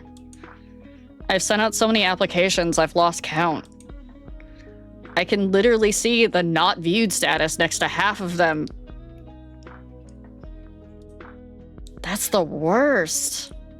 Have you tried calling the places, like, just to remind them that you exist? I used to. Everyone just told me to be patient. A manager will get to you eventually. Spoiler. They did not. Ugh, that's so frustrating. Right? It's been a real energy drain. Wait, what about rent? Are you doing okay? Yeah, my parents are covering me while I figure it out. Okay, that's a relief. I was honestly about to ask if you needed anything. Aw, Hannah's a good friend! You know I'd help out, right? Even if it's just groceries. I know. Thank you, Hannah. Always. Anyway, putting the job thing aside for a second. How's you living on your own treating you? Chat, there's laundry at the end of the bed. There's laundry in the beanbag. There's laundry on the floor. The only thing that's missing is the half-dead plants. The plants look too alive. We also need a body pillow in here with a, you know, a Dakimakura.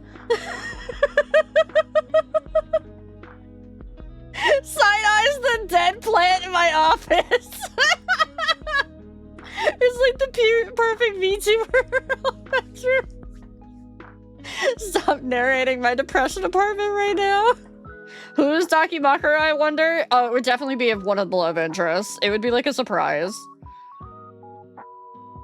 Photoshop a Valko Daki on the bed. I thought about the Daki. The pillow is actually a reference to the VTuber, but I thought about the Daki. It was a bit overkill. I didn't want to be too self-referential. I think with the narrative of the story, that the Daki would probably be fitting. But I appreciate the little Kindred plushie there. Chat, if you didn't know, that is a plushie of Kindred right there on the bed. I don't know if Kindred has merch. You'll have to ask. You'll have to go follow Kindred, chat. MC could totally have a Daki. Yeah. I glance around my little apartment and wince, as if Hannah were able to see it over the phone. She had come over with housewarming gifts when I first moved in. She brought the plants, didn't she? Everything was neat and tidy at that time. What would she think if she could see it now? Piles of laundry everywhere, my bookshelves cluttered with manga, old textbooks, and knickknacks, and probably dust. My desk, a collection of worn notebooks, scattered papers sporting my scrawled writings, and several jars of pencils, pens, and a fancy writing quill that I never use, but somehow has become scraggly and sad. I try not to look up through the doorway to my kitchen, where the dishes are piled visibly high in the sink. I force another smile and crack out a joking response. It could be worse. Beats a dorm room. I guess anything would feel spacious after living like that for so long. Didn't you once have, like, 5 roommates at once? Holy shit, dude! Just for 1 semester, but it was the longest of my life. I don't know how you got through that. Only by hiding in a corner of the campus library with my manga as often as I could. Oh no! Did the roommates bully us about our anime fandom? No! Bad roommates! Bad! This is literally me in college. Oh no. Hey, Reku! Hey, Reku, run! You're about to get called out!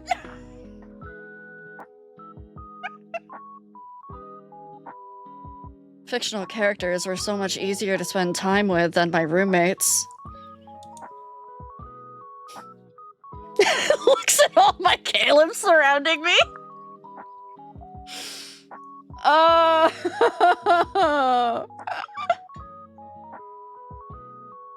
I never had the college experience, but that probably would have been me too.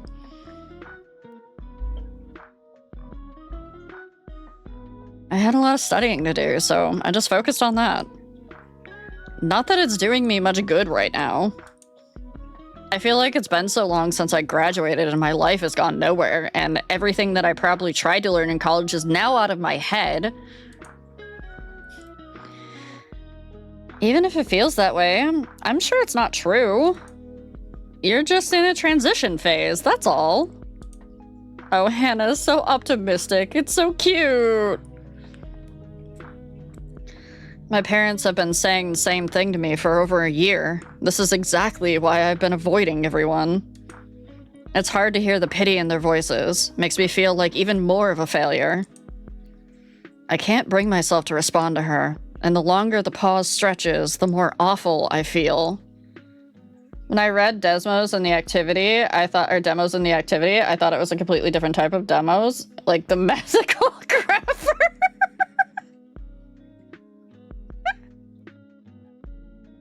Welcome in, Smet.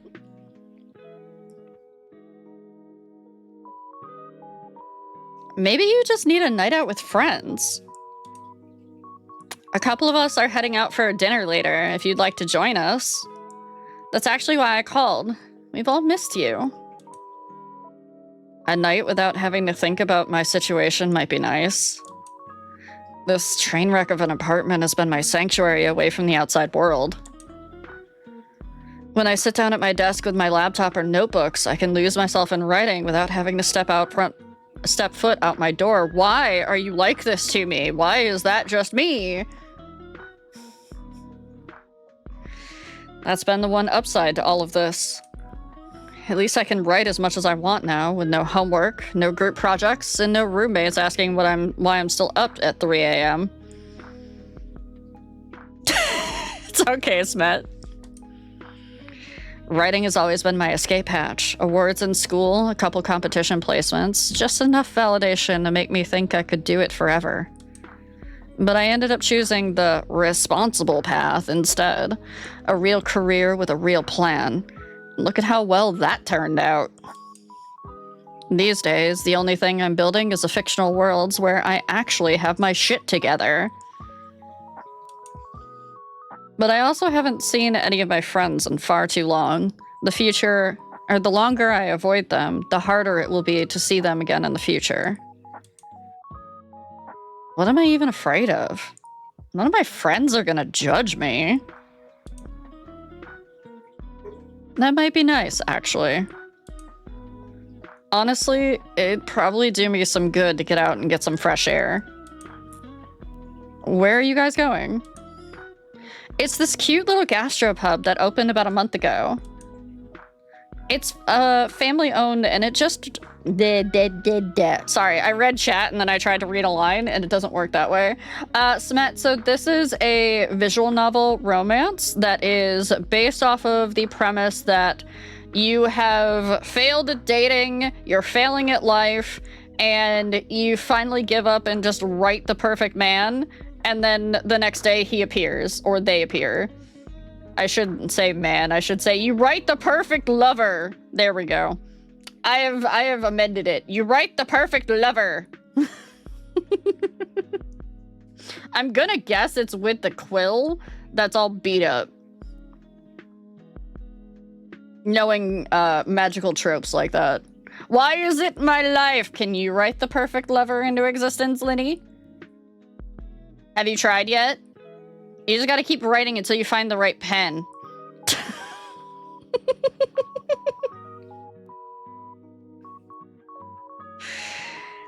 It's family owned and is just dripping with atmosphere. Yes! Yes, Smet! That is basically the premise.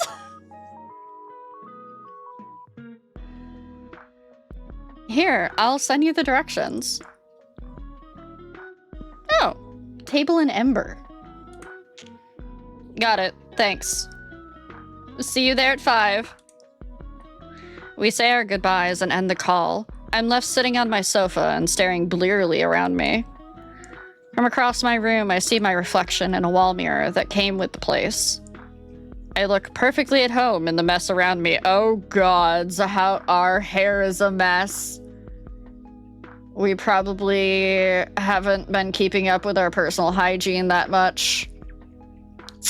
Clothes are rumpled because we haven't done laundry in forever. So we probably got like some baggy t-shirt on that's like all wrinkled because we slept in it.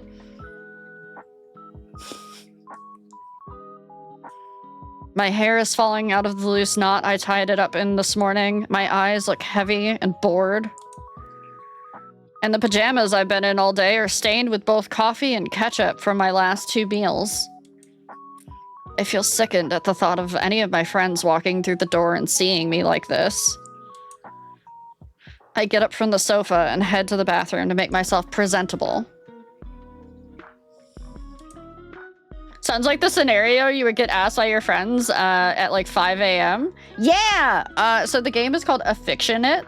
This is the game demo. It's not out fully yet, but you can find the demo on Steam and I believe itch.io. Don't quote me on the second one. And I will not stop narrating your lives.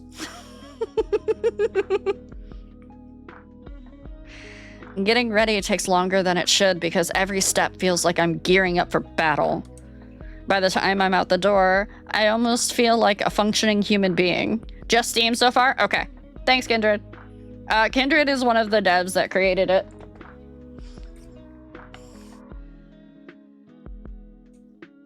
Almost. Thank you, Speedy. Can we actually get that pin for right now while we're playing it? I don't know how long the demo goes on, so... we can pin that for now instead of the Discord. I can just yell at people if they want to join the Discord to type _Discord. I'm only planning male love interest because of the narratives, but I'm not against female allies. I'm the only dev aside from the character artist. Okay, I thought from some of your wording that you had more team. Hey, do you need any female voice lines done? I work for free. Hi, it's me. I'm team. We might know some people that might Might like some VA work under the table. I can't quote them on their prices. I know my price, and it's called free. Because I am not a professional voice actor. If you couldn't tell.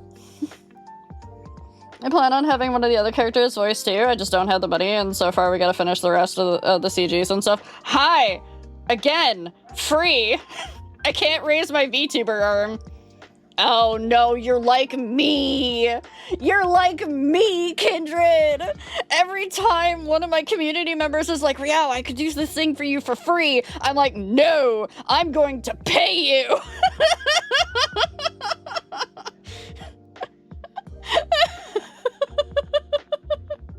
They keep trying to get me to make a game, and I'm like, I cannot, because I cannot pay any of you.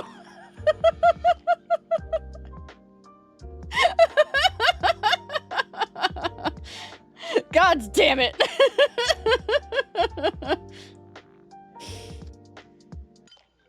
Oh. I like the little restaurant, though. It looks like... It kind of looks like a place that I would go to. Little bistro. I like it.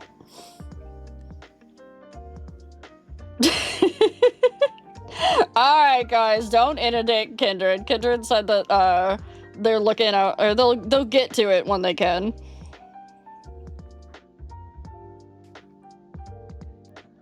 This type of hangout is more my style. I like the bench/chairs so that people don't have to sit necessarily in a chair if they don't want to, or they don't have to sit in a bench if they want to. It don't bother me. I'm a yapper too. I'm trying to be nice. Besides, my community is called the Fluffernutters. They're crazy. Don't let them get to you. Let me some Panera and yap from time to time. Oh, I want Panera now. Why you do this to me? Getting here took a bit longer than I expected, but the rustic charm wins me over fast. It's the kind of place where you can take your family, but still order margaritas, which I was told are a must-have. The atmosphere blended nostalgic familiarity with a modern edge. The perfect example of this was the wall of exposed brick and hanging greenery in the waiting area. The faux vintage display came with a remote to adjust the lighting for the perfect social media photos. Wait, you can take selfies here? You're gonna bring your food up and take selfies with your food? Oh no. Once we were all there, it was the perfect icebreaker to gather in, close, and snap a picture. We were gonna have fun tonight, no matter what troubles we'd brought with us. Despite that, I still dreaded conversation with any of them. I knew at some point they'd realize I didn't have anything. Kindred. Kindred. Thank you for the 10 gifted. I am legitimately excited for this game to come out because I love the premise of it. So I'm going to be following it hard and definitely bringing my community in on it. So expect me to voice act it even if you don't want me to voice act it. Nah. I'll just voice everything that isn't on voice. Game hasn't even started properly. I don't care. I like the premise because it's me. I am a writer. I write love stories. If you got a gift from Kindred, guys, make sure that you say thank you. I knew at some point they'd realize I didn't have anything meaningful to talk about like they did. Oh, that's painful! Ow! No, it's somebody who doesn't have a lot of hobbies. Ow! That one hurt. Or at least not a lot of hobbies that I feel comfortable talking about. At least, That's what I thought until Hannah started talking about deja vu and multiverses.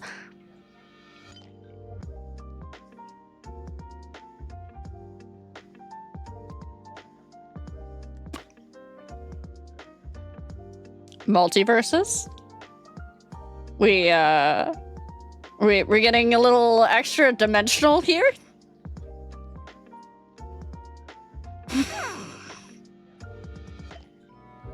Fanny, thank you for the resubby. Hannah can be a bit ditzy sometimes, but her uplifting energy really is captivating. Oh no, she's a redhead! Oh no!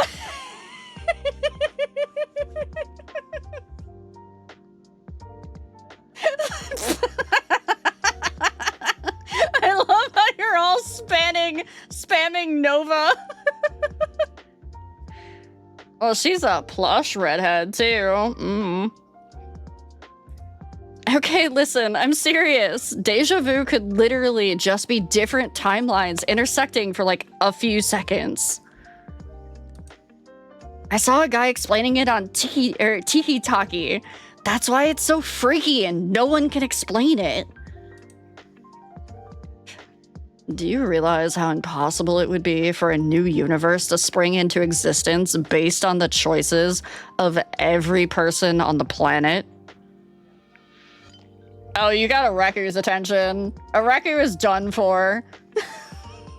Yeah, the crop top. I need to leave for a couple of reasons.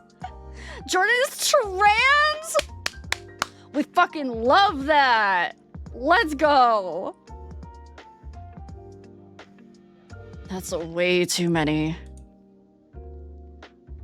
Isn't that why they say there'd be infinite timelines? Just like a crazy forever amount? And that's why it's such a phenomenal idea, though. It literally blows your mind if you think about it for too long. Areku! Areku, no! Areku down!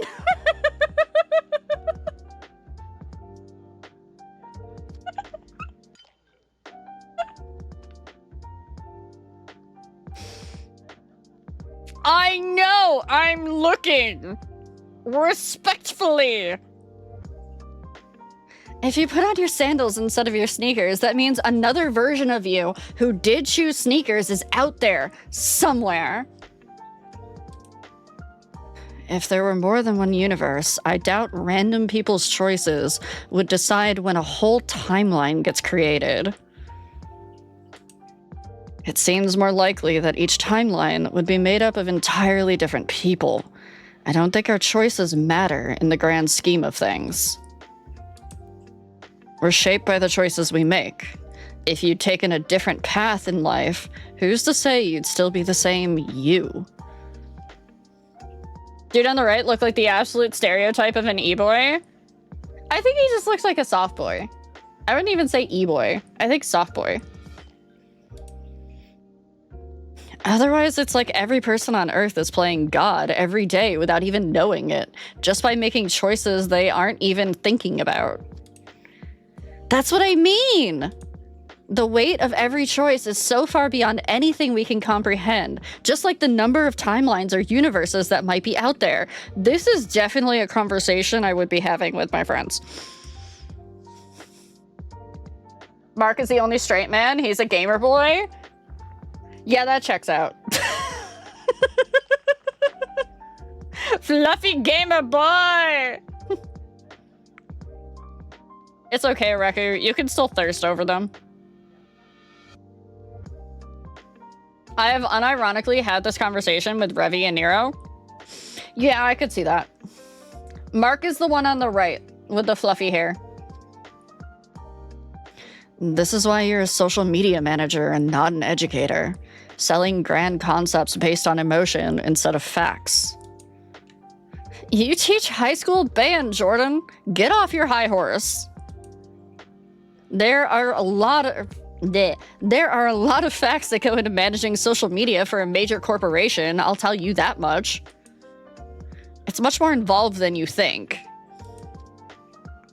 So is high school band. Hey, you haven't chimed in on the whole discussion. You have any theories on deja vu? Yeah, she's my bestie. I had to throw that in there.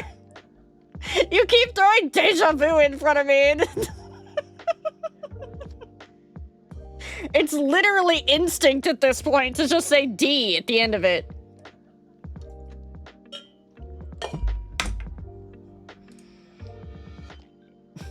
Yeah, do you think there's another version of you out there who believes Hannah's theory? Oh, shut up! It's not my theory. I'm just repeating what I heard. But yeah, what do you think? I've never really thought about it. It does seem really far-fetched, but it's a neat concept. Maybe there's a version of me out there who found a good job right out of college. There, I did it. I mentioned it before anyone else could. No. No, MC. MC, no.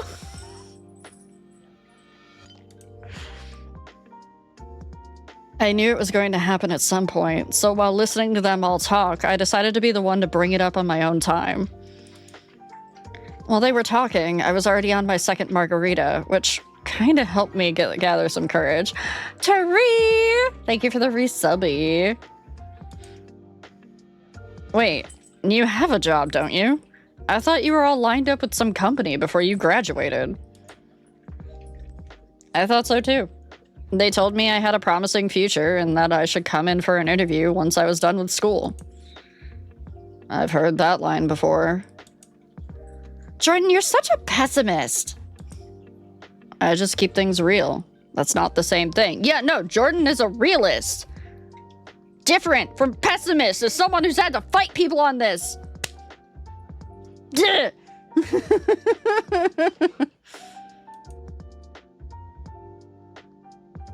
You're a stick in the mud either way. Are you this drab around all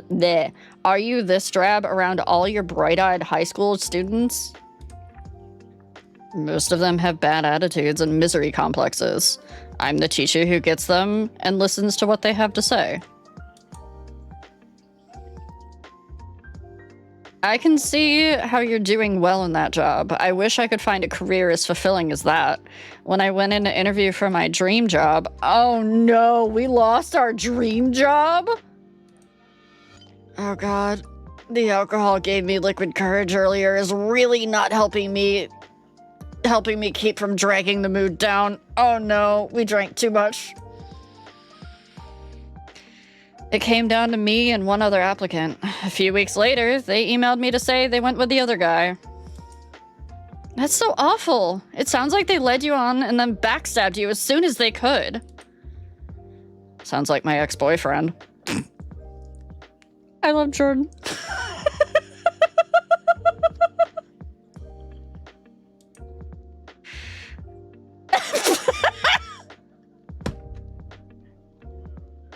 I told you not to date an e-boy.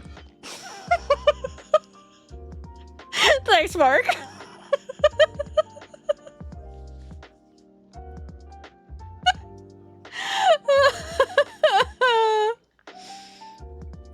Oh, I feel Jordan on an emotional level. Yeah. Hi, Wolf. But he had the cutest piercings and the sluttiest little waist. Hi, Cherry. Stream goes well. We're playing a new game demo.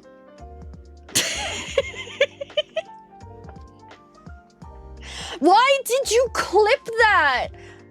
Is it because I dropped my voice to say sluttiest? Is that why you did it? The artwork's really good too. Commendations to your artist, Kindred. Can you two get a grip already? Our friend is in crisis here. I'm really sorry that happened, but that's kind of what you need to expect from big companies. I wasn't interested in that kind of job myself, but I hear that the competition can be ruthless.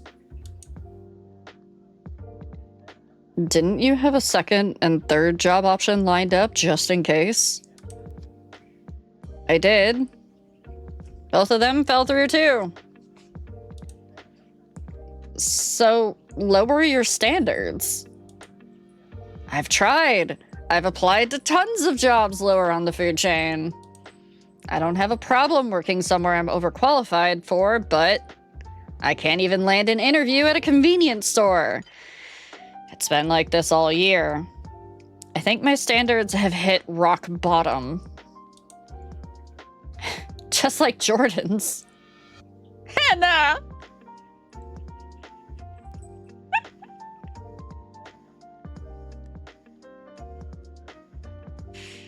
Hey now, you take that back. Peter is the greatest person I've ever dated.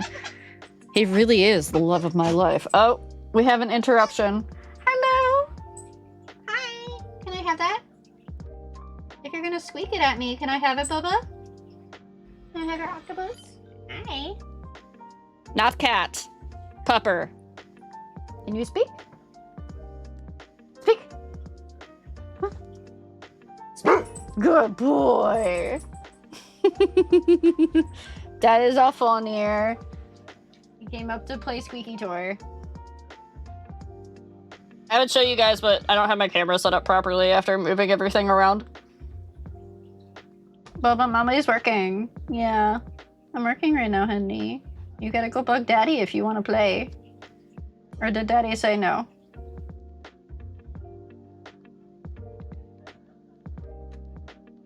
Yeah, I know. Big head scritchies who have giant head. Now I have a cat. Hi, Vince. I left Violin today and a cat was near the door and started to cuddle at me. I wanted to take it home. Oh no. Hi, Astral. Vince, can you lay down so that I can actually touch things? Lay down, babe. I meant the e-boy before, Peter. Well, okay then. Yeah, if anyone lowered their dating standards and found true happiness, it's you. Isn't that right, Hannah? My lovely queen. Oh, they're dating. Oh, I see. Oh, Mark, don't sell yourself so short. You always met most of my standards anyway. All you had to do was get a decent haircut to win me over in the end. The redhead is not available. Quick, we need another redhead stat. No, don't on wish list. Oh. No, it should have been me. I feel a sudden drop in my chest, like all the air has been sucked out of my lungs. Oh, in the bed.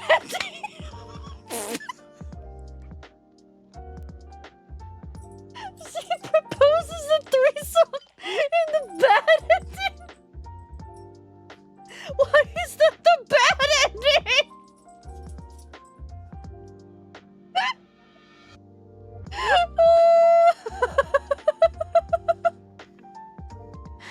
No. I would think that would be the good ending. No spoilers. My eyes dart in disbelief to Hannah and Mark as they clasp hands on the tabletop. Oh, the bad ending for Rhett. She's a side character. I see, I see. They look at each other sweetly, and as they do, the situation I find myself in finally dawns on me, crushing any of my remaining optimism. Wait, Jordan has a new boyfriend, and Hannah and Mark, you two are... I wore her down, just like I said I would in school. That's such a terrible thing to say. You proved yourself, and I wanted you. End of story.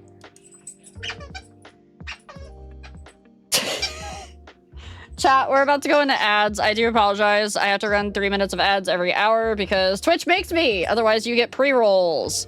So, you know the drill. Don't roleplay in the chat. I'm gonna leave the music on for the game in the background. I'm gonna go play with Fulnir for a few moments because he's squeaking in the background.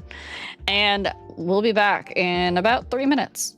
No, don't roleplay in the chat. No. Aww.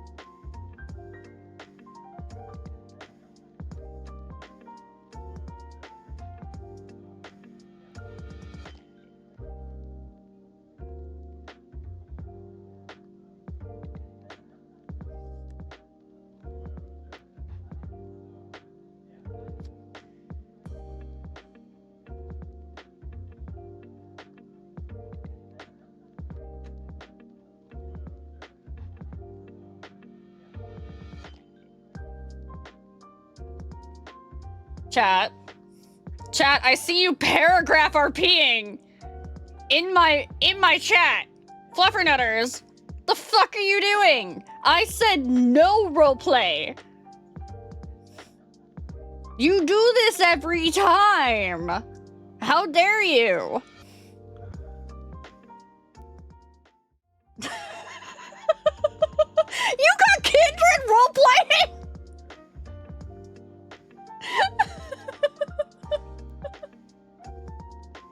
Fuck you, roleplay's harder. Welcome back from ads, everybody. I managed to get her to pass the squeaky toy off to Rat downstairs, so we're inclusive like that. I'm glad you're inclusive. But someday you'll have to actually listen to me. I enter Riao's chat, quizzically wondering if she practices today. I did not practice my vocals today. Because I'm still having chest pains, and I figured singing was not going to work well for that. Mr. Metal Bun, my vocal coach.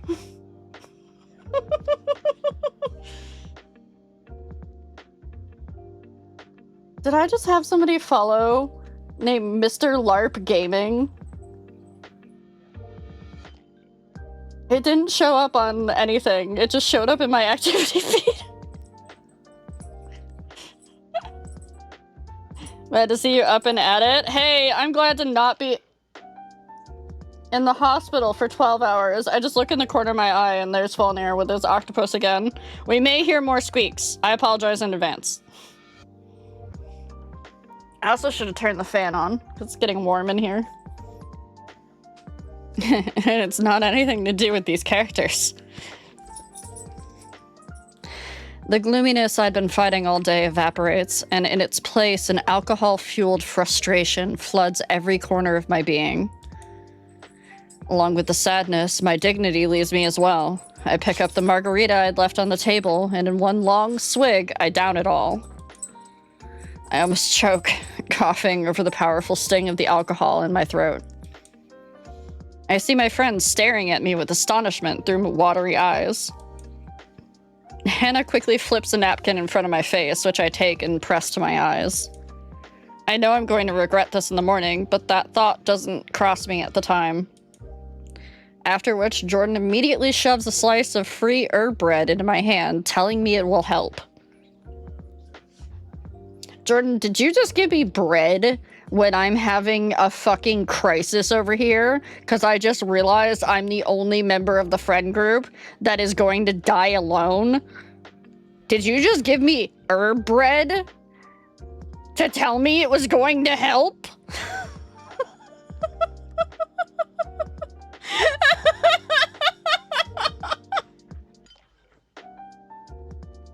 Jordan, get it together. I mean, are you upset? It's not garlic bread, it's herb bread. So yes, I'm upset. Garlic bread fixes everything. Garlic is an herb, but it doesn't specify. Is it? Garlic isn't an herb, is it? Garlic is a root bulb. Someone Google what garlic classifies as. I tear into it angrily with my teeth, swallowing a hard chunk that I hadn't chewed well enough, and fall into another short coughing fit. Oh, I felt that before. You can feel it going all the way down your esophagus, under your sternum. Blech. Moogle's here. Garlic is an allium. It's a vegetable, chat. Revy is just drunkenly, it's a garlic. Are you serious? You're telling me that you two are now dating? Jordan managed to find someone willing to swallow his sour mood all the time? Come on, that's mean. What's the big deal? So what if we did? That never stopped my boyfriends from coming back for seconds, you know? Jordan, you get your points back from the herb bread for that line.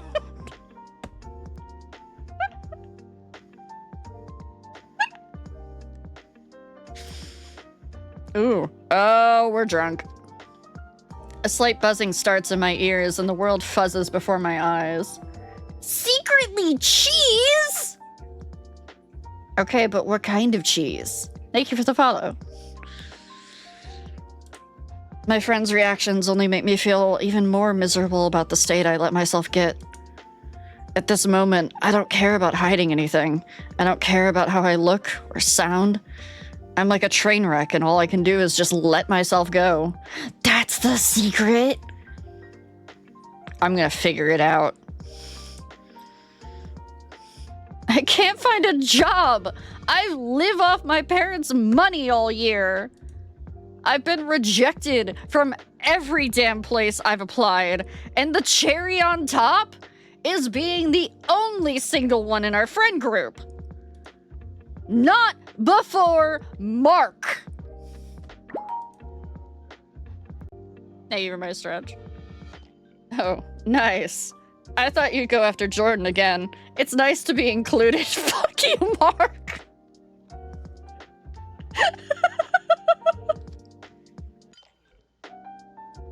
Same here. I know I'll feel like a horrible friend tomorrow, but right now, all I can think about is how I'm falling apart in front of everyone and can't keep the pieces together. You know what the worst part is? In every story I've ever written, at least the main character has someone. Even the ones in the apocalypses, but I don't even have anyone to starve with. Honey, listen, you're going through a rough patch right now, but haven't you dumped, like, a lot of guys in the last few years? She's right. Maybe if you'd settled like her and Mark, you would be starving with someone right now. Yeah. Wait, excuse me? That's not what I meant, babe. I swear, It's not my fault. I've had such bad luck with men. I don't think that's it, honey. What? You know, you dumped a few of them for some pretty dumb, petty reasons. I did not. The dude that, you know, couldn't chew with his mouth closed, that was a pretty good reason. And there was the one that, that couldn't remember my birthday. That was pretty big. And don't forget the one that, absolutely did not wipe after he went to the bathroom. All good reasons. Now, the one that liked pineapple on his pizza, okay, fine. I'll agree with you on that one.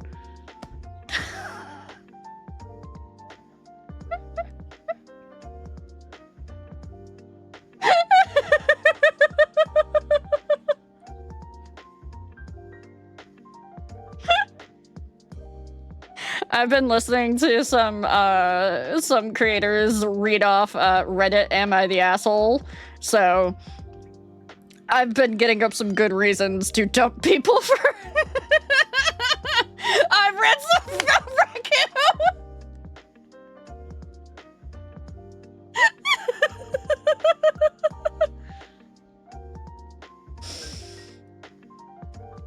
Didn't you say that one of the guides you did shoot too long?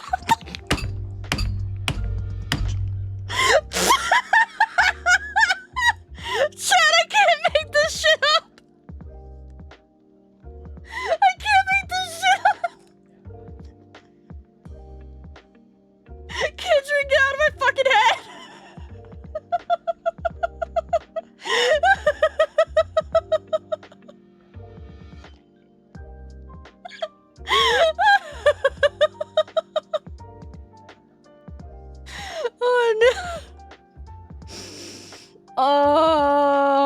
That would be a reason why I would, get out of a relationship with someone, though. So I have misophonia, or however you pronounce it, and if somebody is chewing, and I can hear it, it sets off that unconditional rage, and I will want to quite literally stab them. I have to, when I'm eating with my husband, I have to have music or something, some other noise on so that I don't hear him chewing. It's not that he chews loudly, it's that if I can hear it. And this is someone I've been with for 10 plus years, so.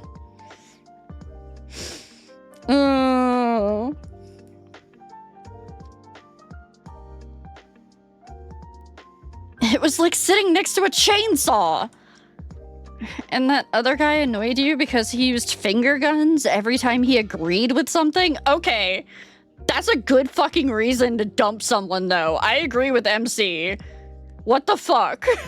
You can't be that cringe. There was also the one who liked his food super bland. Listen, the more they point out the reasons my past relationships didn't work out, the harder the truth becomes to deny.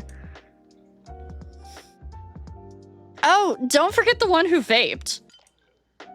And that dude who tried to convince you that birds weren't real?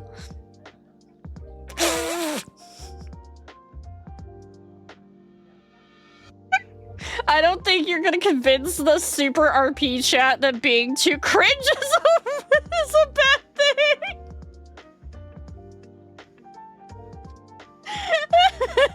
Quack! Don't finger gun at me if I go to MomoCon.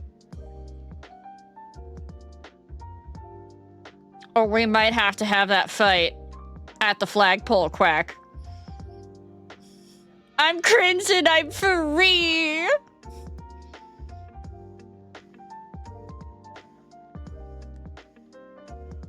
Actually, yeah, dodged a bullet with that one. This coming from the girl who believes in multiverses. I didn't say I believed in them. I just thought it was a cool theory. Birds not being real is a pretty cool theory, too. You guys don't get it. I want someone who's a hopeless romantic. Someone whose love can be felt in all of their actions, from big gestures and love languages to small things in day-to-day life. Why is romance dead? Can a man just eat delicately, cook something zesty, or God forbid, at least smoke like a king instead of vaping? There's a short, awkward pause after I fall into a pout and sip the last remaining drops of my margarita again, the straw making that little sucking sound if there's a straw in it.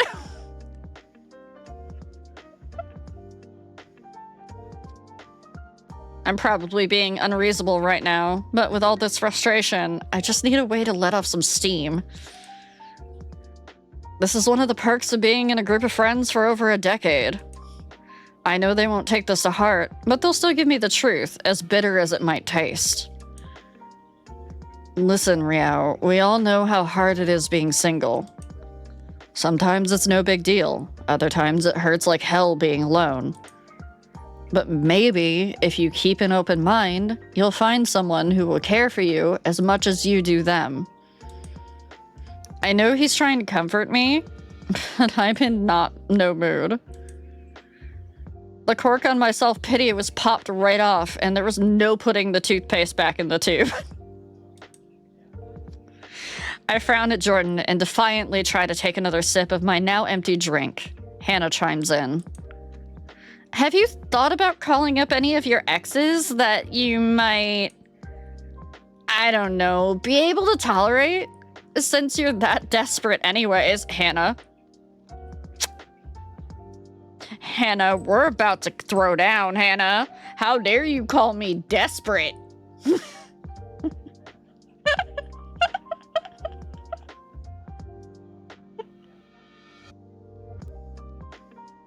She is lacking romance, Hannah, remember? It's so overrated in the long term, Riao. It's nice sometimes, but too much of it makes it less special. That's why Mark and I are doing so well. Wow. Thanks, babe.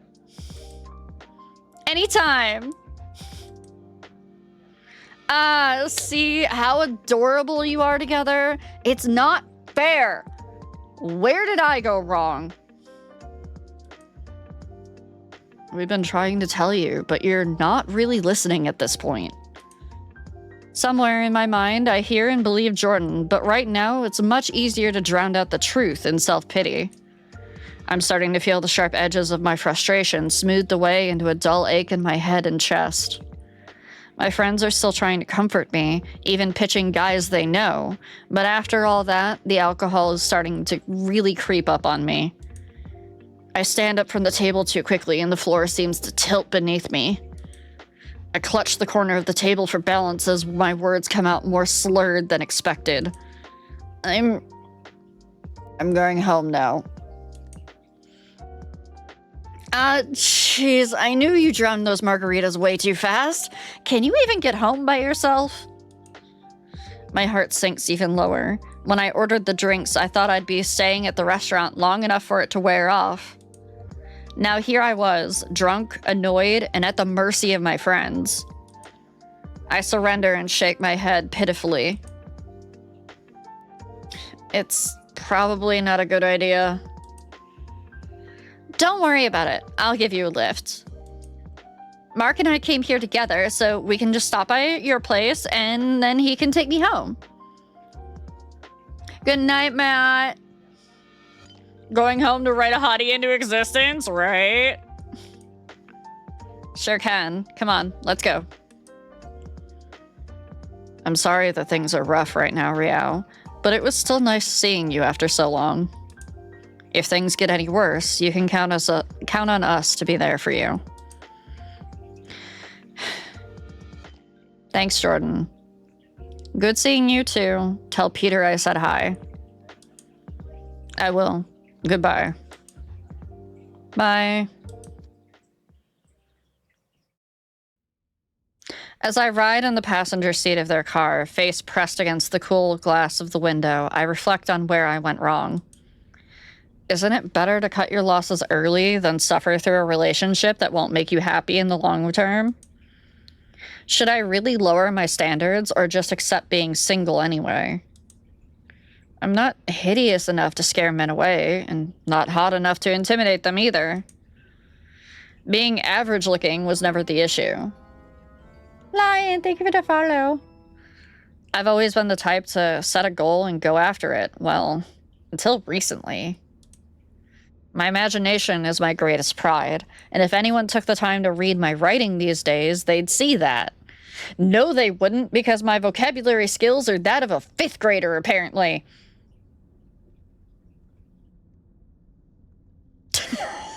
I need a thesaurus.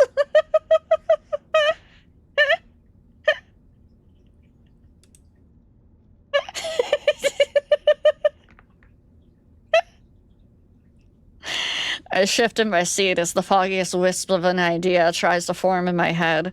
I haven't let anyone see my writing in so long. Hey, at least I let you fluffers read my shit. I even have stuff on AO3, though I don't know how long that's gonna be going on. That all depends. I feel, taking a second here, I feel so bad because I've gotten kudos on my lads fanfic on AO3, and I've gotten a bunch of comments on it being like, please keep writing. Please, we need this right now in this horrible time. In this trying time, we need this fanfic right now. Please release all the chapters you have written. And I'm like, I'm so sorry. I don't have anything more written right now. Valko is in my fanfic. That's why a bunch of people are like, please keep going.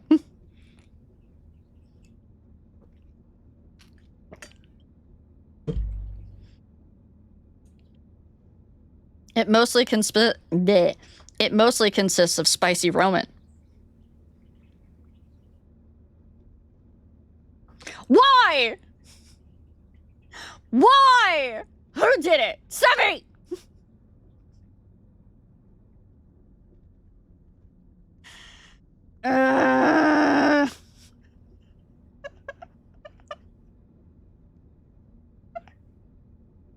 Shut up, Areku!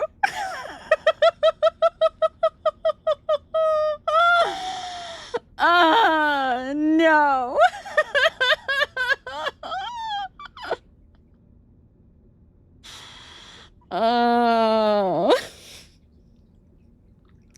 It mostly consists of spicy romance tales or complex fantasy world building. I've been writing just for myself. I can't decide if that's a personal victory or another failure. No. Writing on just writing, just getting the words on the page is a victory. Yeah, you did, Sevi. I make Hannah drop me off in the front of the building. She wanted to walk me to my door, but even as drunk as I am, I wasn't going to let her see the state my place was in. I stumble through the door, clumsily locking it behind me and kicking off my shoes. Wait, why is the bed made? Where's the laundry? Kindred!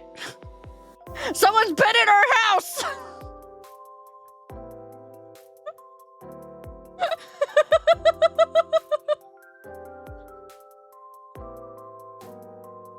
Now that I'm back in my own space, I just want to get out of these clothes and into something soft and comforting. I leave a trail of shed clothing to the bathroom, where I wash up in the sink. As I dry my face, I pause and stare into my own eyes in the mirror for a long time.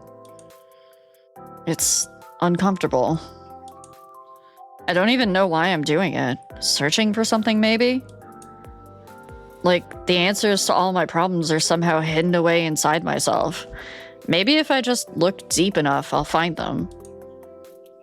I break from my own tired gaze, drop the damp towel on the counter, and leave the bathroom. I rummage through a basket of clean laundry in my bedroom. I'd folded everything when I put them in here, but after picking through it for clothes all week, everything was a disheveled mess. Not the pile of laundry I have in the other room that is on a table and in baskets that's all clean. It just needs to be put away. Laundry is the bane of my existence. I extract a set of cotton pajamas and slip into them. They might be a little wrinkled, but they're still soft and smelled fresh. As I stand back up to button the shirt in front, I catch my reflection in my dresser mirror. Even with a scowl engraved on my face, pajamas like this made anyone look cute. I do look cute. Adorable, even. If I had a boyfriend right now, I'd send him a selfie. Or if he was living with me, I'd cuddle up to him, or... I groan loudly and fling myself onto my bed, squeezing a pillow to my chest and curling around it. Even cuddling in real life hadn't been as romantic as it was in books. Curling up with a book or a dating sim on my phone was way more comfortable. I'm gonna let that one sit for a second.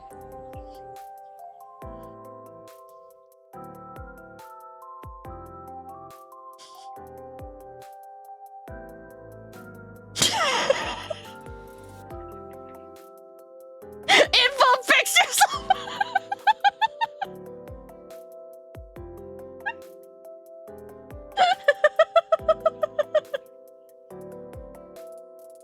Oh no, Reku! I'm so sorry, hon.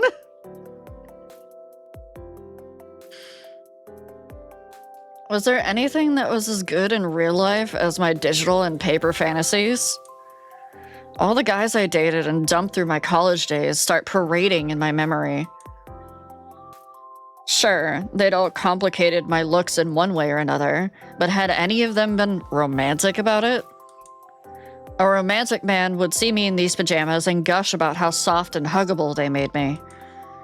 A romantic man wouldn't just look me up and down and say, "You look good, babe," but instead he would yearn for me. We love yearners. Did I ever get more than that from any of them?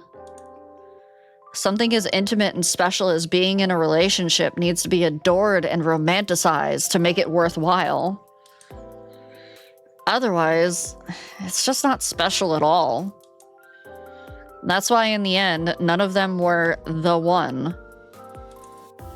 I sit up in bed and glance at the rows of manga on the little bookshelf by my bed.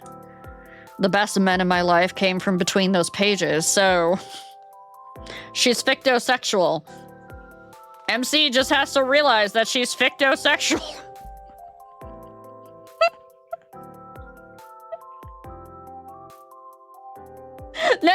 No, Soren! She's fictosexual! I can't read.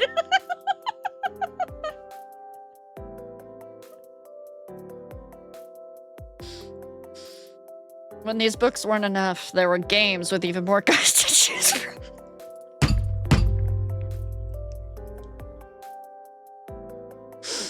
For those of you that haven't read my novel draft, by the way, that's up for free on my Patreon, I have a character in it that's a voice actor for an analog of Love in Deep Space.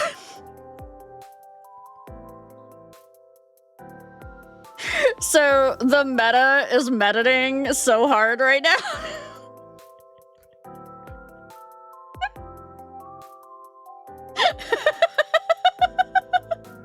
Ayo.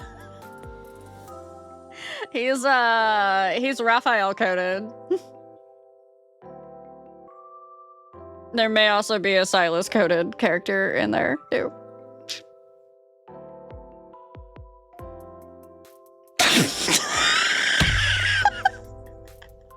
Catherine, I can't read this!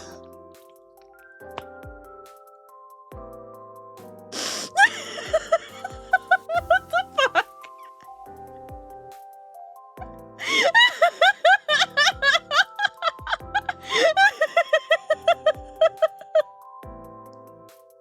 You were talking about meta!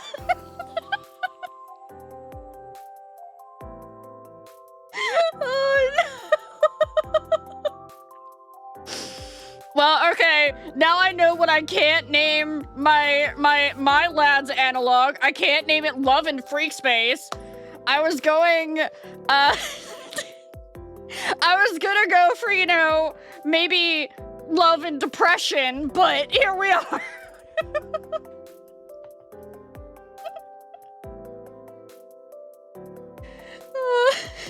Laughs. Loving King Space. Oh yeah, we were gonna go for lore and depression. That's right, yeah. The men in Love and Freak Space and You Obey were so amazing in so many ways, giving me all I could ever ask for in regular men. They were bursting with passion and romance in so many ways, and in so many stories, they didn't even know it. That only made them all the more charming. My eyes travel along the spines of the books, lovingly reading the familiar titles and being filled with sparks of affection for each and every one. That's when I declare, heated and still a bit drunk, to my empty apartment.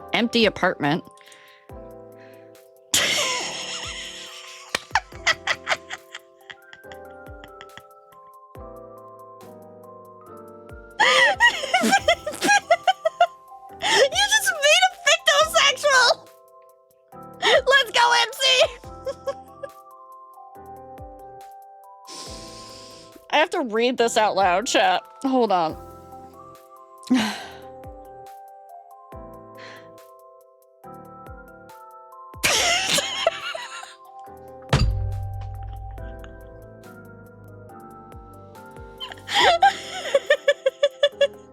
No, Rat knows he's fine.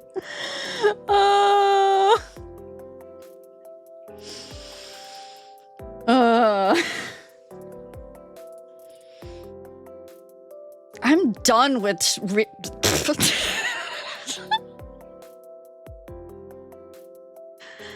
I'm done with real men forever. 2D men are all I ever need.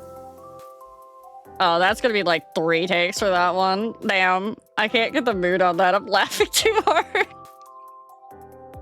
Why would you clip that? No! No! I bet people have friends here exactly like this to recommend this game to. Oh, there's a lot of them. Hey, where's our lovely... Oh, wait, Raptor already has this. I have a friend that's big in Love and Deep Space that's also a content creator. That I had already recommended this, and it's on her wish list. So, but she gets too blushy. She might not be able to play it on stream if they get too flirty.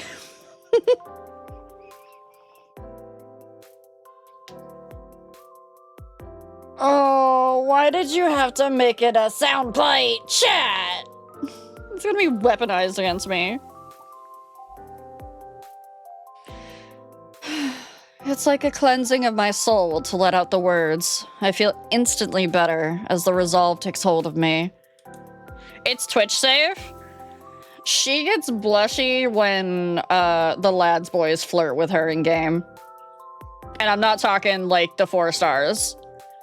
I'm talking like just like in the regular event cards, like the cinema one or the kitten included card. She got blushy during those, so.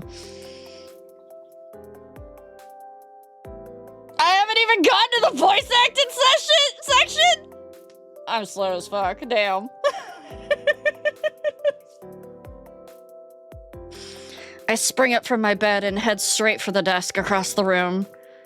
I pluck up a fresh notebook from the dwindling pile, snatch my favorite pen from the jar.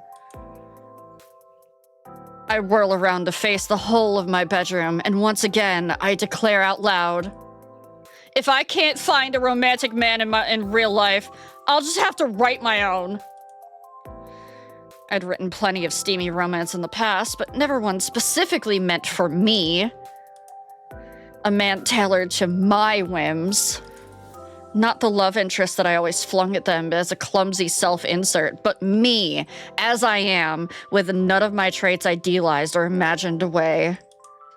No, this man that I was about to write into existence, he would be mine alone, and he would give me everything that I needed. But that seems like a very long list, so I should probably narrow it down. The first step in writing anything is inspiration. What kind of man do I think would be best for me? Oh no! Okay, I see. I can't choose the rich Yandere Daddy! Or the Omega Verse Alpha! Okay, hi Valko, right there. Hi Valko, hi, it won't let me choose them.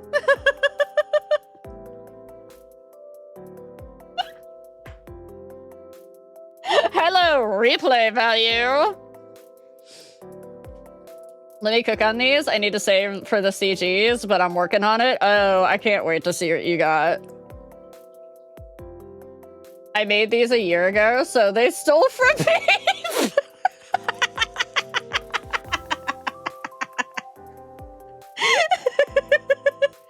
That's my OC, no steal, no steal. I unfortunately can't choose, chat. Those aren't in yet. I can only choose Damaged Bad Boy, which, you know, I'm gonna adopt Valko as a lost puppy? Oh no. Well, that's how you get the lads fandom. You better be like, we have Valko at home. His name is Velcro.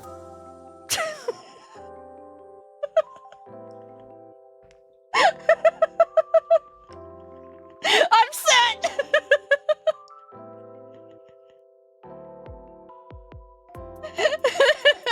Not Velcro.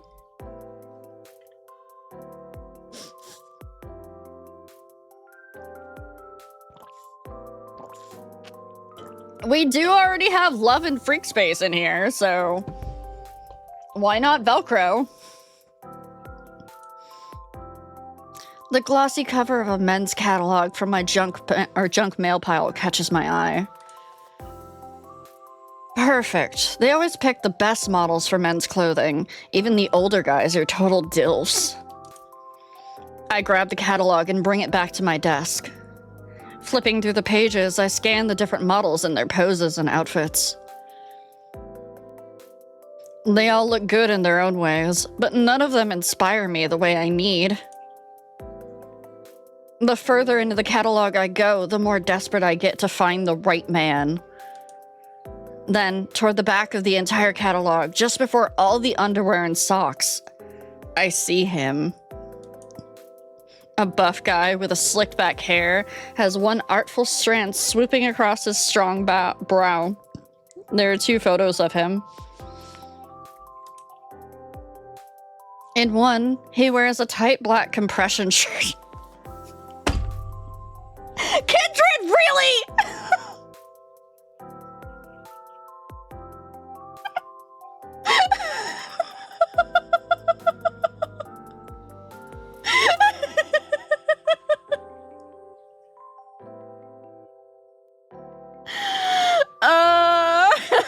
Let Kendrick cookies and gas.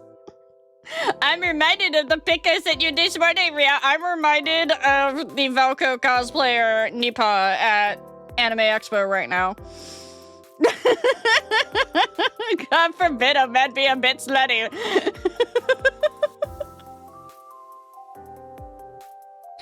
In one, he wears a tight black compression shirt, a jacket slung almost out of sight over his muscular shoulder. But the bigger photo, that's the one that gets me. Hands in his pockets, wearing the jacket they're actually trying to sell. I can almost smell the black leather through the page, feel the smooth, rich glide of the sexiest material a man could ever wear. Based MC. I lift my eyes to meet his in the photo. His eyes squint piercingly into mine above the edge of his aviators. The slight, pouty sneer of his full lips gives off the perfect get-lost attitude. I can see it clearly just from that one image. I know exactly what I want. I bite my lip as a flood of desire washes over my body. And let's be honest, it didn't take much these days after being single for so long. I steady my shaking fingers, flip open the brand new notebook, and ready my pen to write. Is Ria being a girl failure again? Yes. But I'm about to be a girl success.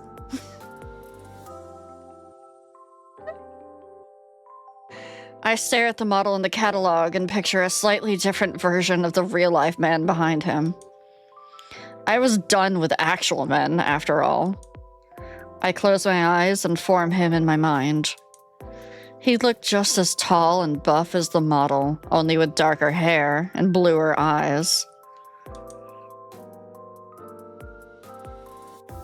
Saw you were playing games and demos and was really hoping to see Iron Nest? I don't know if I've ever heard that one. Yeah, Taro, you can be a boy failure if you want to be. No! No, you're getting rid of the freckles! MC! MC, no! The model has freckles, but I want them gone. They're too cute for the guy I'm picturing. No, this guy's skin is lightly tanned from riding his motorcycle. His hands are rough, a working man's hands. I can imagine what those hands feel like over my body, and I squeeze my thighs together, my imagination still running wild with the details. His clothes are far rougher and more worn than the pristine outfit given to the model. His jeans are thin at the knees, covered in stubborn oil stains in a few places. His t-shirt was equally stained, but that leather jacket was pristine. I think about how nice and warm it would be to slide my arms into that jacket with him while I hug him on a cold night. Maybe after a ride on his motorcycle leaves me chilly and needing his warmth.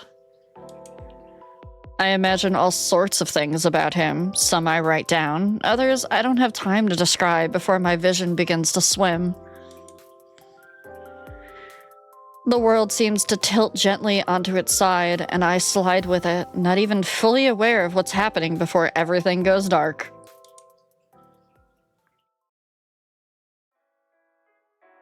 Coming back to myself isn't great.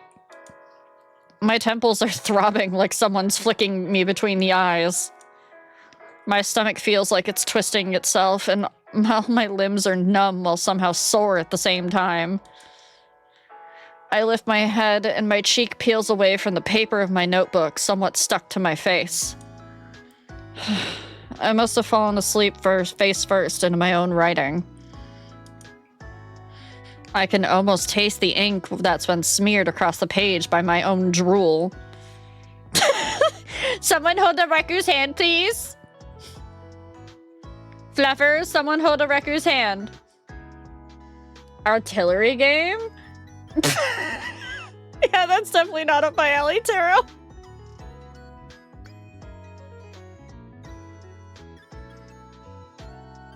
Gross. Slowly regaining my focus, I squint down at the page I was writing. My writing is nothing more than a mess of blurry lines. I even spot a poor attempt at artwork. I think I've been trying to sketch a pair of alluring eyes, but in the harsh light of morning, Looks like an alien crossbred with a K-pop star that's been slightly microwaved. I groan the words aloud to really hammer home the point that I shouldn't write or sketch while drunk. I can vaguely remember what I wrote, but right now there are more immediate priorities. What do you mean eyes are hard to draw? Eyes are like the easiest thing for me to draw. My body feels heavy as I pull myself away from the desk and stagger into the bathroom to wash up. After a long, hot shower, I make coffee strong enough to wake the dead and slump into the kitchen chair. It feels like every drop takes an eternity as my temples keep pounding. I'm still wondering who cleaned our apartment last night. Because we walked in here and it was clean. The laundry was no longer on the bed. The sheets were tucked in. There was no laundry on the floor. MC was too drunk to notice it. I reach for the water cooler and the painkillers in the center of the table. I force myself to choke down a biscuit left in a half-empty package, just to give the meds something to work with. I didn't make enough renders? Okay. My PC shits itself with Blender on 4K. Oh, you only have a 3070. I see. Yeah, that would definitely do it. I was about to be like, I have a 4070. I can be your render farm, but I don't want you to give away trade secrets. Because I have a 4070, Kindred! That's what I mean, only.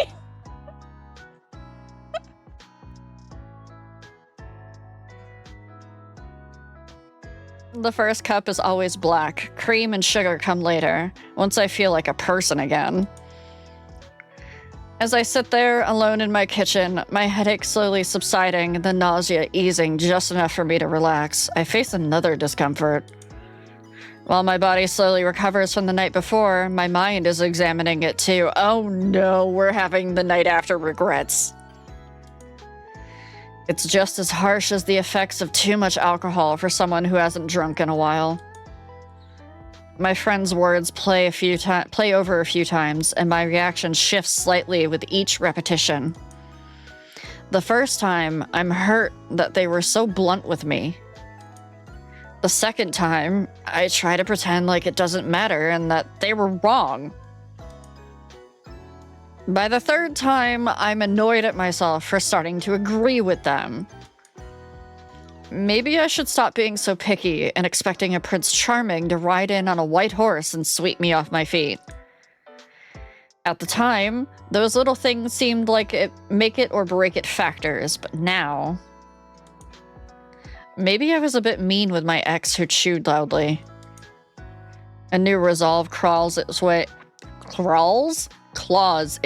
through my hangover.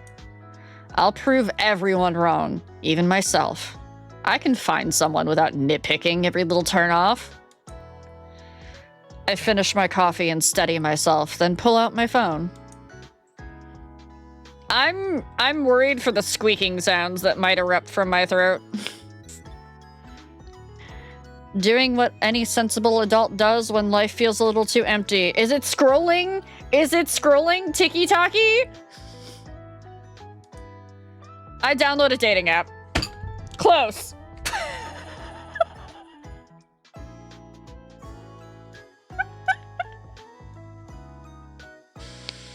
I spend the rest of the morning and... fine, a good part of the afternoon, sobering up and trying to make my profile look like it belongs to a functioning human being. The doctor said my heart will be fine, Dusain, so...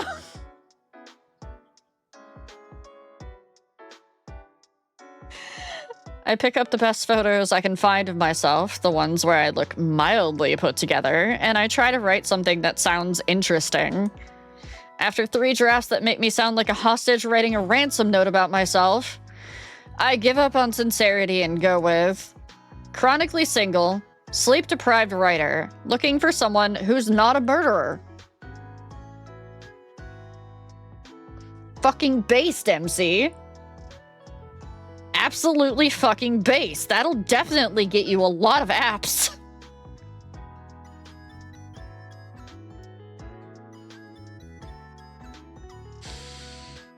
Funny is easier than honest. Always has been. I may enjoy writing as a hobby, but trying to sell my own personality feels like assembling furniture without the manual. I swear I write even better bios than that. I don't use dating apps. As soon as I'm satisfied with the photos and details, my job is done. I place my phone face down on the table, stretch, and let out a groan. Only murderer I'll accept is Silas, possibly Caleb. Based. Wait, what about Raphael? What about my fishy?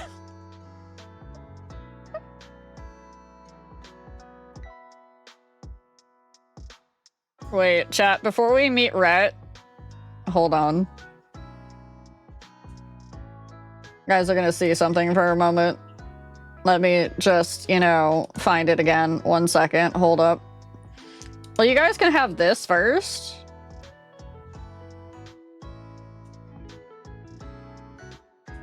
You can have that first while we wait. It's adorable. There you go. That would be the pit bull and the cat that was screaming in my YouTube video earlier. Yeah, adorable, right? Cute. Yeah, it's Folnir and Zool.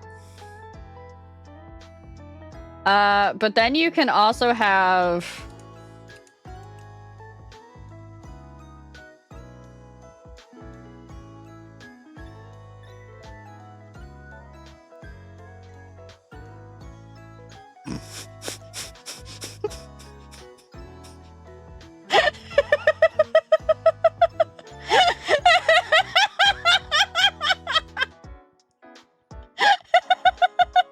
It just doesn't have Emmett Selk and Hythlodaeus from Final Fantasy XIV up there. Because I have to retrim their art to put it into frames. Yeah. Yeah, you saw this one. Yeah, Raphael doesn't got those fat tits. But, you know, artists, renditions... I love Sin's art. Sin's art is amazing. Sin's the one that did the body pillow and did the two on top and then the fat tit Silas on the bottom. Artistic licensing, yes. Alright, I might have been stalling. They have Valko... Sin has Valko art? Oh, I might need to look into that. Ooh. Also, hi Maria. Hi Dad Socks. Hi Maria. Oh, they have it at Anime Expo. I hope they put it up on their site. Alright. Deep breath, chat. We're getting close. I feel it. I feel it in my jellies. We knew you were stalling. Shut up! I don't know if I feel good about it or not. Oh, it's gonna flash for a second, because full screen. There you go. As I look around the kitchen, I start to realize the problem. There are dishes piled in the sink and on the counter, empty food containers strewn about, and the trash bin is overflowing. From there, my eyes move to the main living room, with its own share of the mess that continues all the way to my bedroom. The fact that MC... I know MC's parents are paying for it, but the fact that MC has, like, a living room and a bedroom and a dining room... My poor MC has a tiny-ass studio apartment that she's lucky she has an ensuite bathroom in.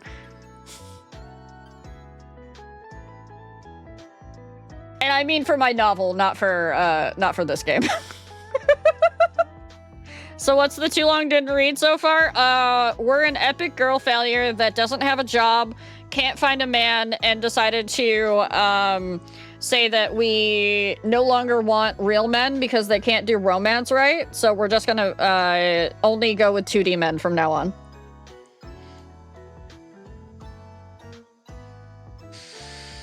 Even with my body putting up a fight, I force myself step by step to start making sense of the chaos. I've let myself go, but cleaning my apartment through the hangover feels like slowly taking control again. If I'm going to try to get my life in order, this is a good start. I make it as far as loading the dishwasher and tossing all of my trash before my phone starts chiming. Whether or not I did a good enough job with my profile, the guys don't seem to care. I'm surprised to start getting matches within hours. With nothing better to do than recover from last night's embarrassment, I spend the rest of the day casually messaging several prospective dates while I continue making sense of the mess of my apartment. At least, messaging whenever I wasn't instantly blocking guys who opened a convo with their dick pics or requests for nudes. I've never actually had a dating app, but I know from some people that yes, this is actually the experience.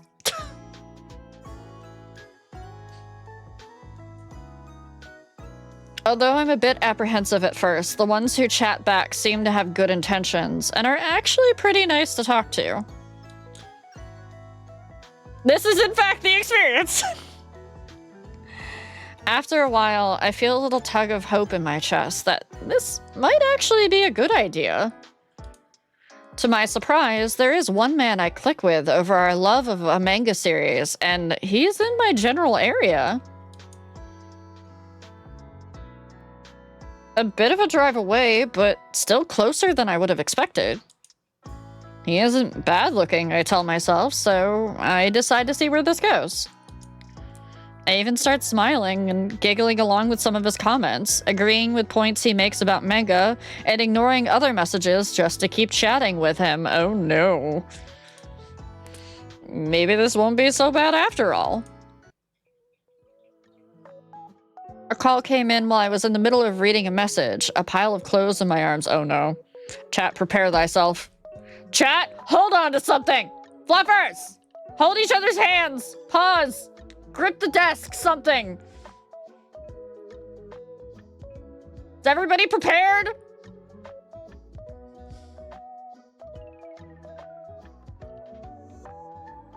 Ramalia runs away.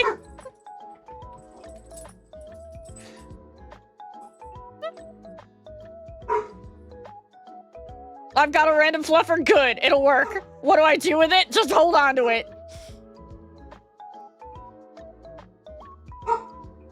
I need the puppers to stop barking, though.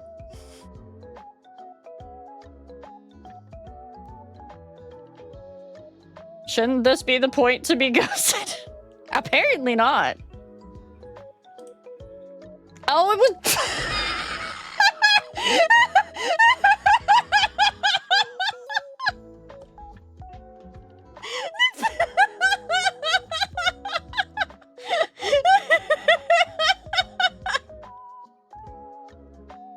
I prepared you all for nothing. It was Hannah again. Hey, Hannah. Hey there, Riao. Just thought I'd call and check up on you after last night.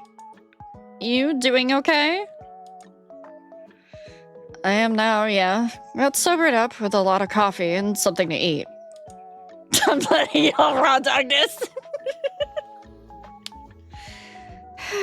That's a relief. I was worried that we upset you too much.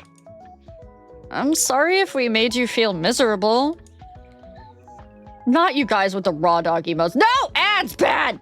We were just in ads. What do you mean? It's been an hour already? What the fuck do you mean? Mods, can you snooze those?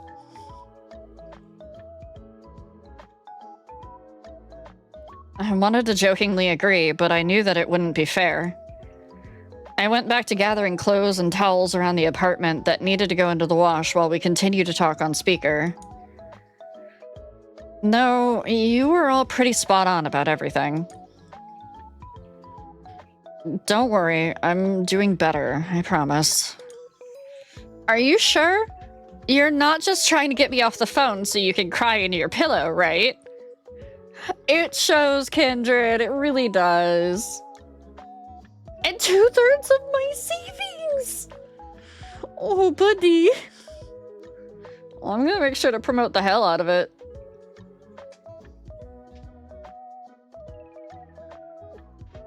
Got all that out of the way last night, actually. It's a new day, or night by now, so I decided it couldn't hurt to try out a dating app. Just to see what happens. So that's what I've been doing.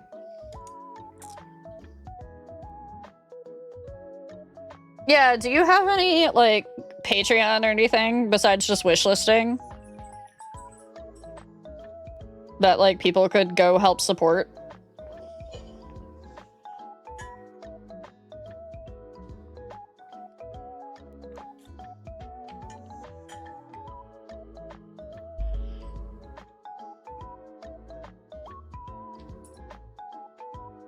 I am literally asking you right now. Gimme. I am telling you as the streamer. Put it in the fucking chat. Chat, make sure you go wishlist even if you're not gonna play it. But also, give me your fucking Patreon. There you go, chat. All info is on the website. Go to Affictionate.com. Oh, I'm taking a moment to stretch my back. Ugh. Thank you, Kindred. Oh, I think that's a great idea. Thanks for not making fun of me over it. I would never. You haven't cast your net out in a while. I think it's long overdue. Thanks. I already have a couple of matches, but it's actually been kind of nice to talk to a guy. That's cool. Not everyone connects so fast. I don't know if we connected so much as we've been finding things in common. MC, that's connecting. That's literally the definite... MC, I'm gonna smack you. He lives pretty close by. Oh, he, actually just messaged me and asked if I wanted to meet up. Red alert, chat. Red alert. Wow, you guys, that guy works fast. You gonna take him up on it? I don't know. We just started talking. Have you enjoyed it? Well, yeah, I think so. Then you should try talking to him face to face. Find out if he can carry on a conversation in real life and not just through messages. Okay, that's fair. Hannah has a point. If you still like talking to him, then it's at least worth trying for a bit. I guess that makes sense. Can't find out if I don't just go for it. That's the spirit. Just make sure he doesn't try to take you anywhere shady. I'll do my best. I'll tell him yes right now. I don't want to get too excited for you too quickly, but I really do hope this is a good thing for you. If nothing else, maybe he'll end up being a good friend.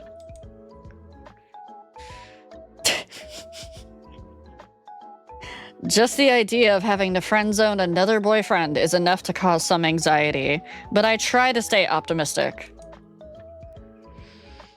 At least if we don't work out, I know there's no one else in my friend group for him to date since you're all together now. MC! Sorry, that was an awkward way to find out. I guess you haven't been on socials much.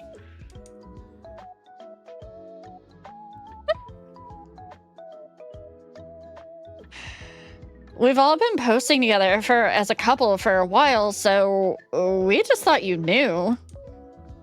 I mentally roll my eyes. I literally brought this on myself, didn't I? Socials have just made everything else much harder, so I haven't paid them much attention. Sorry for acting like that. Don't worry about it. Now you know, and hey, you might be on your way to joining us all in couples bliss. I'm actually curious to see Jordan displaying any kind of emotion regardless. I'd like to meet his boyfriend sometime. He's like a different person, I swear. Not in a huge way, but seriously. It's like his aura just completely lights up and glows when he's around Peter. And what about Mark? Is he a completely different person around you now? Oh no, he's still an airhead, but now he calls me babe. Chat, with that, we're gonna go on ad break again, because I don't want mods to have to snooze them again, and it gives me more time to stall. So, don't RP in the chat, and get up and go piss or something.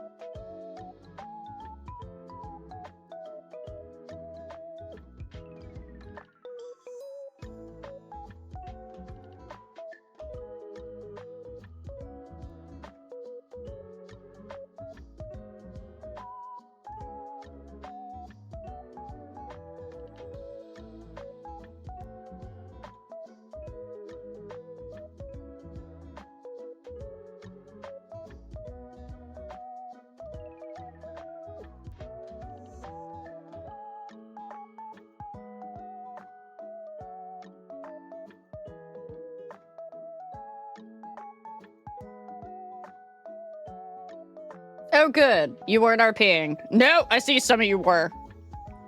Chat, what have I told you?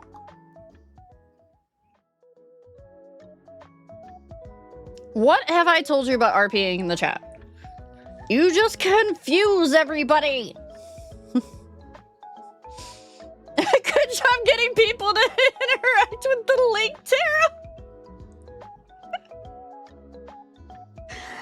Tara. Did I miss the RP? No, Doki, you did not miss the RP. Good! You should have gotten up to go piss or something. Don't forget to get your teas, chat.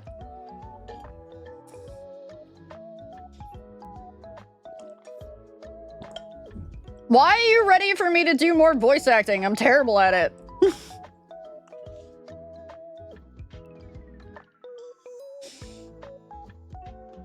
You were supposed to get up to go piss. So that you don't piss yourself at my reaction to Rhett. Because you're gonna piss yourself laughing. Thank you for my water. Why didn't that make sound? I don't think anything's connected. I don't think StreamerBot's connected properly.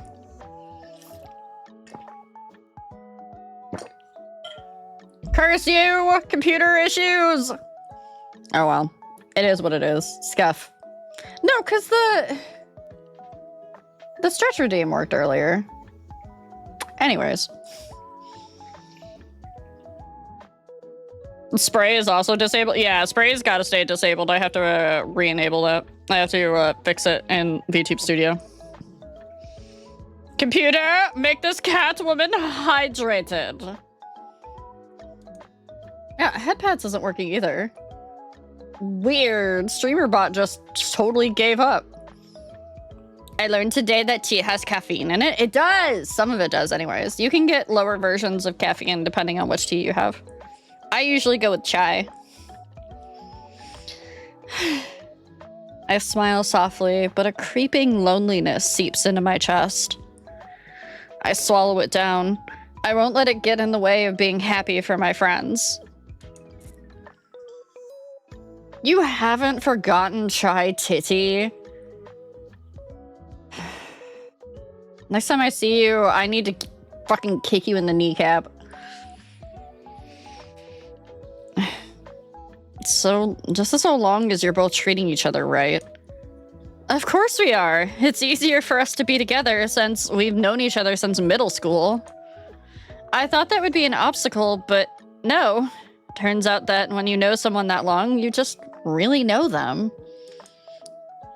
True, you always knew about the fan fictions I wrote all through school instead of paying attention in class. Hey, fluffers, raise your little paws if you were the ones writing fan fictions or other sorts of stories instead of doing your English homework. Or... Come here, fluffernutters. Come here, come close. Listen. I may have, in my high school psychology class, had to write a dream diary and turn it in as an assignment. I may not have wanted to do that, so instead, I wrote Anne Rice vampire fanfiction and turned that into my high school psychology teacher. And she believed it was actually dreams because I wrote it in the way of phrasing it as dreams. Oh, hi, Raptor!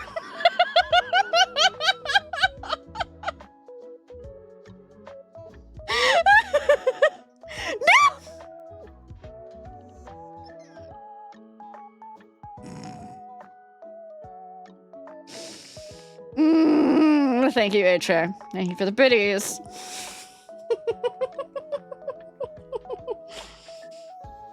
I just got here. Am I in time for fan fiction? Maybe. We might have fan fiction coming up here. Yeah, Raptor, can you hold a Wrecker's hand, please?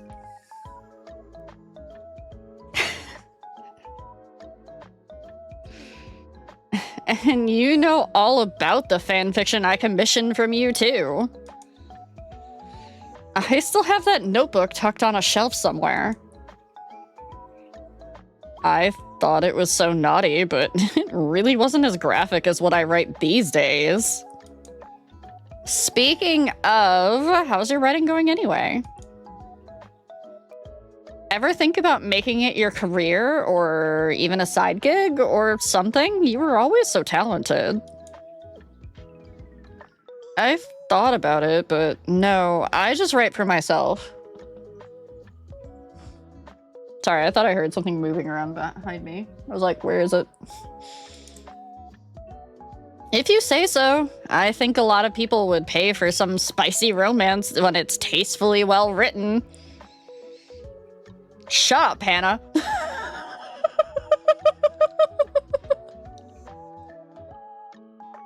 Shut up, Hannah!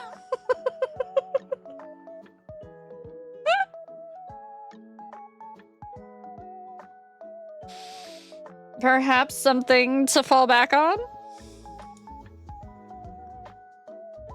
Look, guys, I'm 46 chapters in, and my characters still haven't smooched yet. Don't look at me for spicy times. Usually it's the other way around with a creative passion and a corporate position. Life is just weird right now. I understand. Hey, so you just go on that date, meet this guy, and see where it goes. I'm a killing mate. I can wait. Fucking Riku.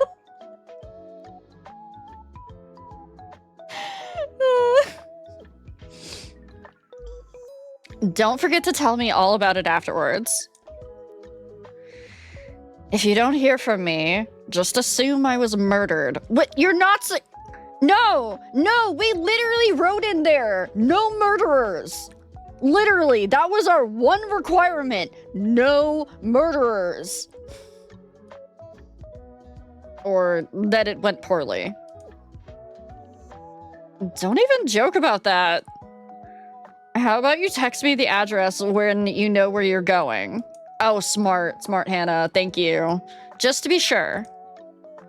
Is Rial's writing available somewhere? Yes. If you are a member of the Discord, Deuce, there is a link to my Patreon. It's free up there. Please remember that it is a draft and that I am not accepting criticisms at this time.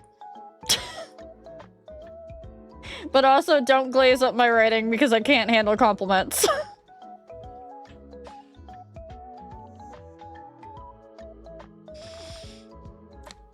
Once I know, you'll know. I have to go. Mark couldn't get my attention, so he bet himself that he could jump from the sofa in the living room to the kitchen counter. Mark? Mark? Mark? Why are you dumb, Mark? Why are you fucking dumb, Mark? I gotta go make sure he's okay, because if he broke something, I'm the one that has to explain to the paramedics why my boyfriend thought he could fly. In the background, I hear Mark say, "It's all good, babe!" Yeah, you better take care of that. I'll talk to you later. Thanks for checking up on me. Of course! Bye-bye! I hang up the phone and instantly pull up the messages I'd missed. A few more little bits of info about his job, his schedule, and when would be the best time to meet. Hi, great night! To my surprise, he'd asked me if tomorrow night was too soon to go out for a drink. I tapped my finger on the side of the phone for a moment or two, wondering if it was too good to be true, or too soon to be good. To his credit, he hadn't pestered me about it since asking the question, and had been waiting for me to answer. I message him back with a yes, and he takes a few moments more to send a smiley face and a heart. I feel an all too familiar twinge of nervous excitement at the text commitment, that glimmer of expectation and hope of what could be. I give myself the little pep talk as I continue to chat with the mystery guy into the night, in between organizing clothes and cleaning out the fridge. He manages to keep my interest enough that I eventually agree to meet him at a bar he suggests tomorrow around dinner time. None of our conversation is too flowery or too clunky. It seemed to flow well. We learned a bit about each other and talked more about music and shows that we enjoyed, and a few little disagreements about minor things. It felt normal. Harmless, even. I tried to say that it was fine, but I was also hoping that he'd start flirting with me when we met in person. When the conversation naturally wound down and we'd said our goodnights, I set my phone aside and headed to my desk. Writing with pen and paper would take too long tonight, so I opened my laptop and dove right into an unfinished romance story that I'd started a few weeks back. I had run out of steam on it, but now steam was all I had. Oh no, she's gonna spend all night writing. I poured all of it onto the blank page. Passion, rampant desire, declarations of love worthy of a Hallmark movie. All of the good stuff that flooded my brain with that sweet, sweet dopamine. I fell asleep that night in a more pleasant mood than I'd been in for a while and wake up feeling even better. I passed the day finishing the cleaning I'd started yesterday. Scrubbing, dusting, vacuuming, and excavating the beautiful apartment I'd let drown beneath my neglect. For the first time in weeks, I feel like I can rest easier in the newly cleaned space. If I do have the chance to bring a guy back here, at least now I won't be ashamed of it. Having finished all the hard work, I finally checked my messages after turning off notifications. I'd had other guys messaging me even after I went to sleep. My mystery guy sends me a good morning text and the address for their date spot. It isn't too far away, but it's slightly outside my usual driving radius. Not that I'd been going anywhere recently anyway. The rest of the day goes by in a calm span of hours spent writing, reading manga, and catching up on a show I'd lost track of. I'd be so fucking anxious, not gonna lie. I wouldn't... You know, the waiting for the appointment thing that us ADHDers do when it's like we can't do anything else? Yeah, that would be me. Fucking all day. As the afternoon starts shifting into evening, the anticipation begins to creep in. I go through my closet, hunting down an outfit to wear to my date. It looks like we're going to a bar, so it's not as if the dress code matters much. I could easily just throw on a sweater and jeans and be done with it, but it's been so long since I've really dressed up. Longer still since I've gone for a look meant to knock it out of the park. Nothing wrong with going overboard once in a while. Ooh, MC's really gonna lay it on. Yeah, exactly, freak job.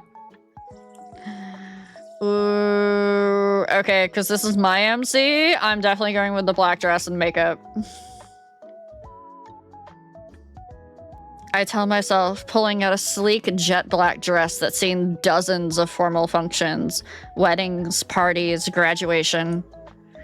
It's been my go-to occasion dress for years, but it still has the same appeal it had when I first bought it. Yeah, I know, the dress pics are coming. Yeah, black dress for our first date. MC is really laying it on. The price tag was high enough that it held up this long. Hoping I'm not going overboard, I dig out my formal flats and pick a fine but sparkly jewelry set to go with them. When I go into the early bathroom to wash my face and start working on my hair, it feels like months since I've used any of these products. Even yesterday, I didn't put in half this much effort, and that was just dinner out with friends. Right now, I want to look stunning. If this guy has any taste, he'll appreciate how much work I'm putting in for him. MC, you should be putting in that work for yourself. I understand, but it should still be for yourself. Maybe he'll even throw a compliment or two my way. So far, he hasn't brought up my looks at all. I mean, props to him for not being shallow, but tonight I'm getting dressed with every intention of being trouble. The kind of trouble a man doesn't recover from easily. You will? Fuck! Hi, Loki. Hairstyling finally complete, I check the time and slip on my shoes. After a while, I give myself one last once over. There we go. After a while, I give myself one last once over in the mirror by the door. I haven't looked or felt this sexy in a long time. It feels good to have a reason to look my best. Oh no, the uwu fuck is something that they do every time.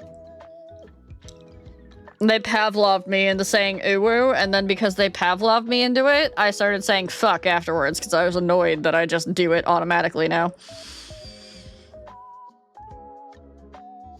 After checking that I have my phone, keys, and everything that I need, I'm finally ready to head out to my first date in over a year. Chat? Chat, are you holding each other's paws and hands and holding on to each other? Chat?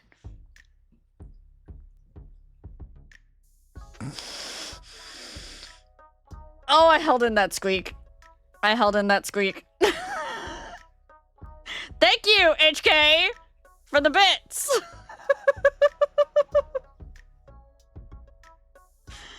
Is a year a long time for some people, Soren? Is our date the dream guy, or is dream guy just gone?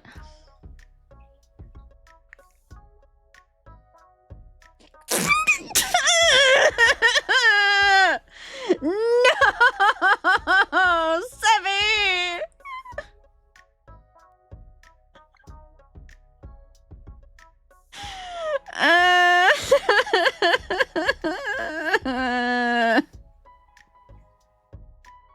Why? Did you fuckers start a hype train off of that? You will? Fuck! Thank you. Thank you, Dad Socks. Oh, this is a nightly occurrence, Areku. This is a nightly occurrence on Sinful Saturdays.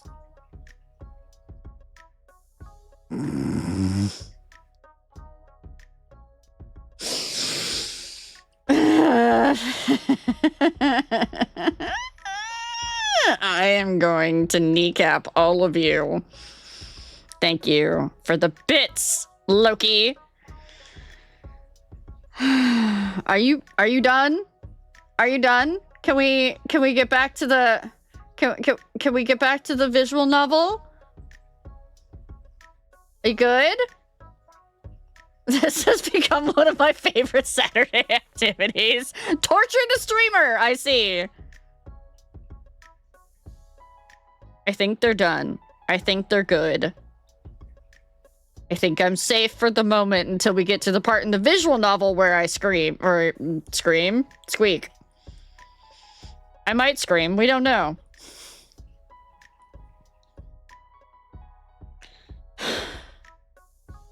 Aftertaste. He calls it a bar, but it's more of a club or a pub. The number of motorcycles parked out front is a bit unsettling, as if the location in the back end of the city isn't enough already.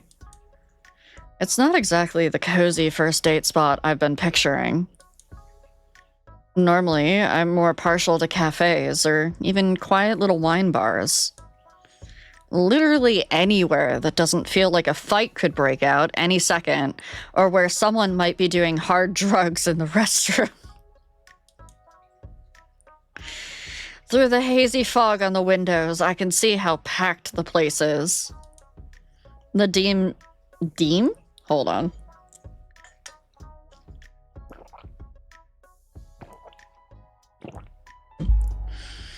The dim neon lights inside barely illuminate the vague shapes of the bar patrons, but I can still make out a sea of people. Loud laughter and cheers break out occasionally, sometimes in overlapping waves that hit my ears all at once. I tell myself not to judge. All kinds of people like places with character. That doesn't mean anything is going to happen to me. All the same, I snap a quick picture of the entrance and send it to Hannah. If I go missing, this is my last known location. I tuck my phone back into my clutch quickly and take a cleansing breath. The air has the faint smell of cigarettes. I feel ridiculous, standing in front of this place dressed like I'm going somewhere the waiters grind the pepper at the table. I regret not staying in my cab until I confirmed my mystery guy was here too. Torn between waiting for another cab or heading into the brighter interior of the bar, I check my phone. No new messages yet, just the last one he sent. Meet you at 8? You'll love this place. Promise. Last seen 2 hours ago. I really am. But that message is from 2 hours ago, and my anxiety is now eating me alive. Even though he's a complete stranger, I'd still feel safer not being here alone. But I'm not about to turn right around and head home after putting in so much effort. Blech. I swallow hard, pull my shoulders back, and remind myself why I'm here. Never! Thank you, Lion, for the biddies.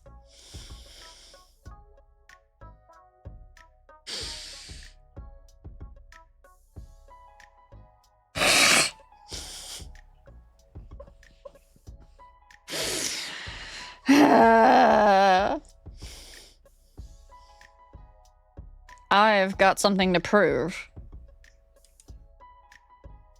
I can be flexible. I can try new things. I'm already in the thick of it anyway. The sound only intensifies once I'm inside. A few people dance to the music, others sit at scattered tables, and off to the side there's a pool table and the bar. After the initial shock hits me, I start to feel the vibe of that this place gives off. Oh no, I'm scared. Plates of hot wings and barbecue sliders pass by on their way to the booths, and combined with the music, it makes for a surprisingly lively atmosphere. The bartender glances up at me with the practiced indifference of someone who's seen every flavor of human being walk through the door.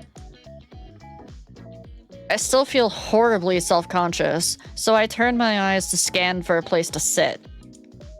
I spot a booth near the wall, safer, less visible, maybe the best choice to ease myself into this space. This was me going to my first BDSM munch. Literally, this was me. I was like, where is the smallest, safest place I can be? The what now? Did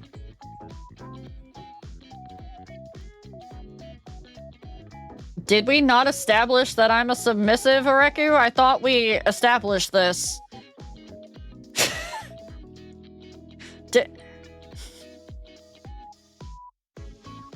Yeah, when I was in my 20s, I went to I am not a switch, I am a submissive. I went to my first BDSM bunch, all on my lonesome.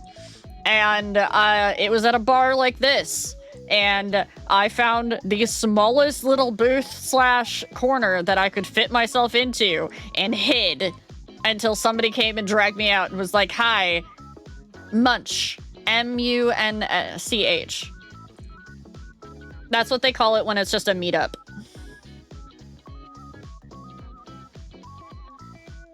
So there's nothing sussy going on. It's just people meeting up together to talk about events and stuff that go on. It's like a community event. Amazing wording, though.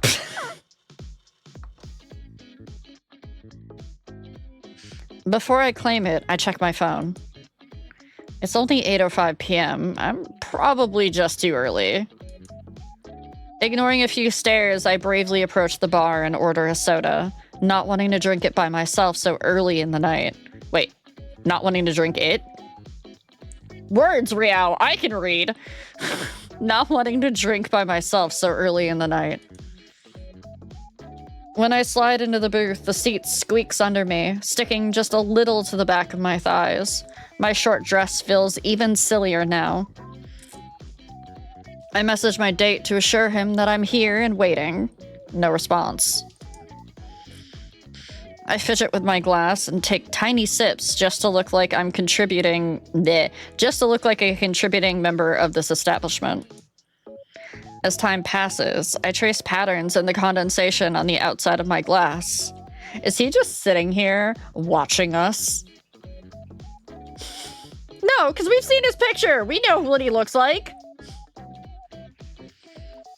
A few more people leave and enter the bar, none of whom approach me or look anything like the guy in the profile picture. That's hot. If so, I'll wreck you.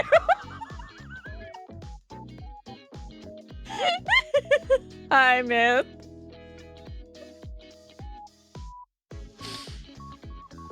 Eventually, I order another soda and keep waiting. 8:25 p.m. Maybe he's caught at work, but you'd think he'd let me know. 9 p.m. I check my phone again, even though it hasn't buzzed once. Nothing. No sorry, running late. Not even a lame excuse like my horoscope warned me it's a stay inside or die kind of day. I'd take anything, just to know I haven't been forgotten. I keep telling myself to stay positive, even now. Maybe he lost his phone, but then again, he could still meet me without it. 9:15 p.m. The bartender surprises me by waving me over to the bar. He only wants to refill my soda without me asking. The pity refill is never a good sign. It only makes me feel worse instead of comforted. I still take it and sip on it anyway, my hopes slipping away with every passing moment. Faces come and go around me. Groups, couples, regulars trading back slaps and inside jokes. I never thought I'd want to be a part of the heartbeat in a place like this, but sitting here alone, surrounded by laughter and noise. It only reminds me of how alone and out of place I am. That's it. I need a drink. Finally done with the sodas, I march up to the bar. The bartender prepares my request without a comment. I keep watching the door as he slides me a Sex on the Beach cocktail. The vinyl booth sighs beneath me as I shift and uncross my legs. What am I still doing here? I've been stood up. I can't fool myself any longer. Real men really aren't worth the time. The reality settles over me like a bucket of cold water, a dull ache blooming in my chest. I stare at the untouched ice melting at the bottom of my glass, thinking about all of the effort I've wasted. What am I still doing here? Hunting white-haired baby girls, clearly. I've come to terms with the fact that I have some personal growing to do. Maybe being single is more my problem than the men I've dumped. But this is the first time I've genuinely tried in so long, and this is how it ends. Or Himbo Wolfman, the coin can flip. The coin can flip, yes. Or purple-haired men. Those tend to be my boyfriends, though. I refuse to publicly wallow in my misery any longer. I've already prepared to drown myself in romance manga when I get home to ease the sting. Taking out my phone, I start pulling up an app to schedule a ride home, annoyed at myself for not doing this earlier. Before I can, however, a shadow falls over me. Chat, hold on to something.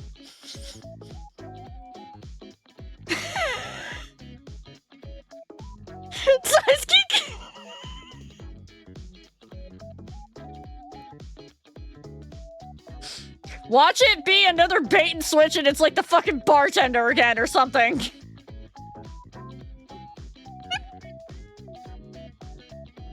I look up thinking it's the bartender coming over to kick me out or give me another pity drink. But the words die in my throat the second I see who's actually standing there. Standing over me is whoa. This guy is huge. Both in the tall and broad kind of sense. That's so bad. Holy shit.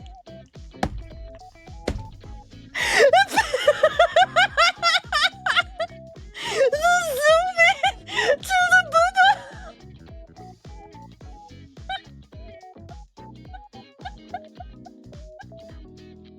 Oh, I didn't zoom in the game, dude. His shirt is doing him zero favors, or maybe that's the point, judging by the confident look on his face.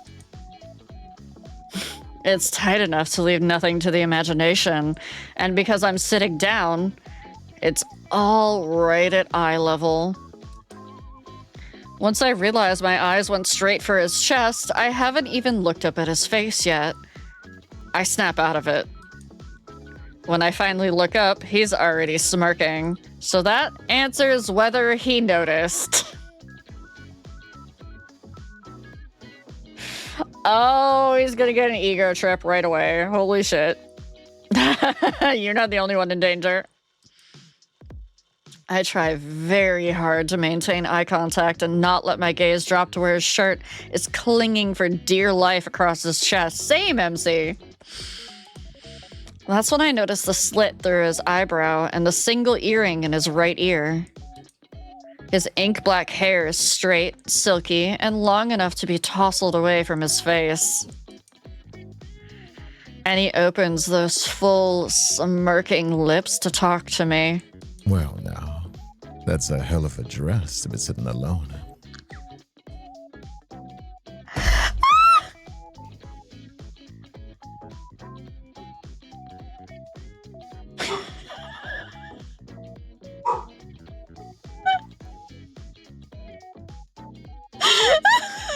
Kitchen! I recognize that voice!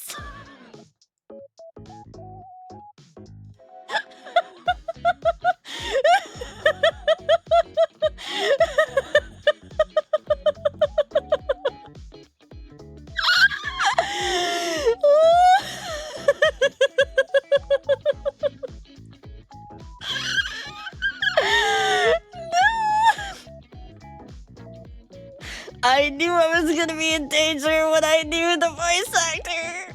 But damn, Kindred, why'd you have to do me dirty like that?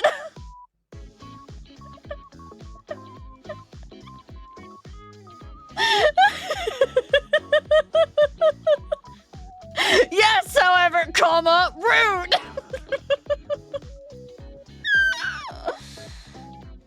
Oh, can we get some clappies in the chat, please, for that delivery? Oh, holy shit, that took me out. I need a moment, chat.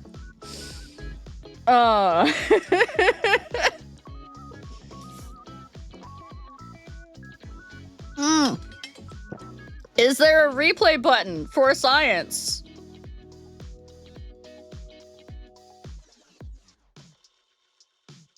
What if I hit back? For science. Hold on. Let me hit save.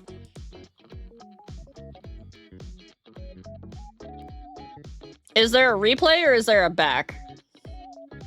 Because I see auto. Back is correct. Okay. Are you guys ready for round 2? Wait, hold on. Let me just, oh, voice volume is at max. Okay.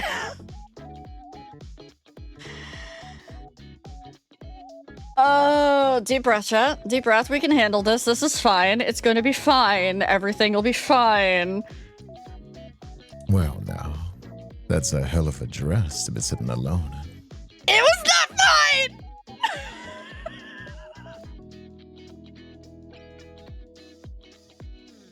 It was not fine!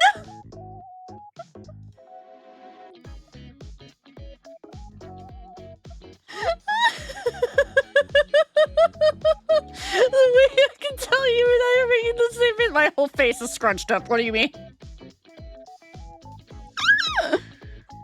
I am not going to be thinking about this later in bed. Yep, he can ruin my life.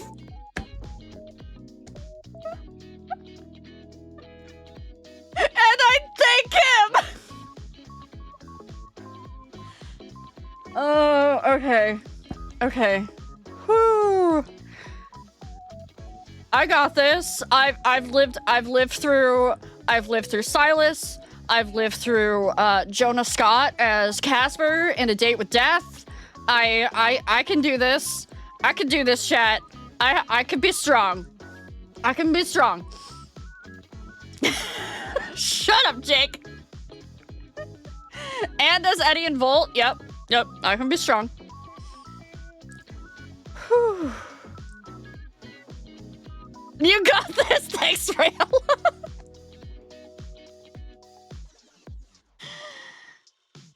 Imagine Rial trapped in a room with Rhett, Silas, and Casper. Shut up.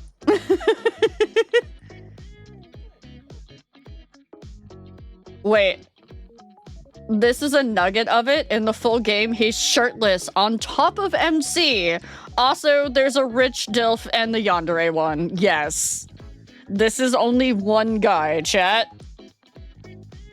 And he's the most chill. We're not gonna survive the rest of this game when it comes out. You get lost on your way somewhere.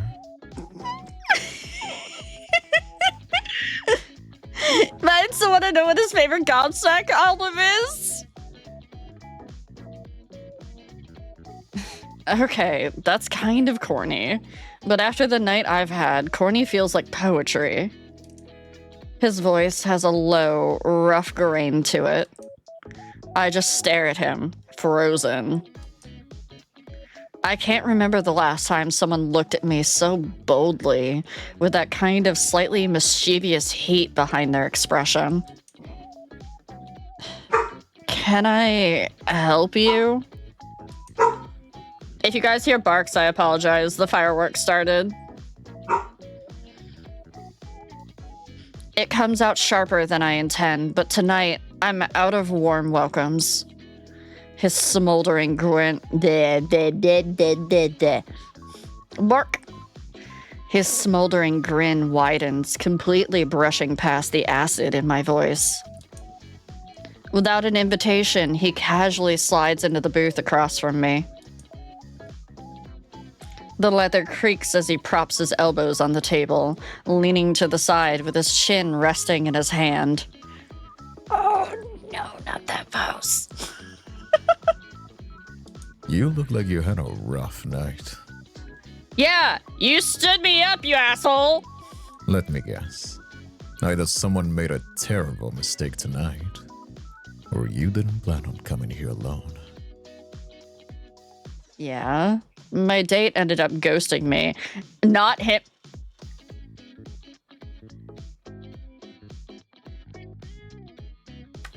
We got ghosted by Mystery Man, and this is just rando stranger.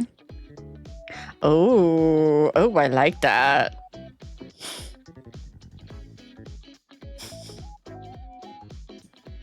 I'm instantly embarrassed by the thin wobble in my voice, but he doesn't seem to mind. He nods once with a seriousness that feels surprisingly sincere. To be fair, he do got all that confident posturing to go with the voice that folds you like origami. Jake, I'm gonna be at your wedding next year. I'm pretty sure Lindsay is going to let me get a couple of kicks in.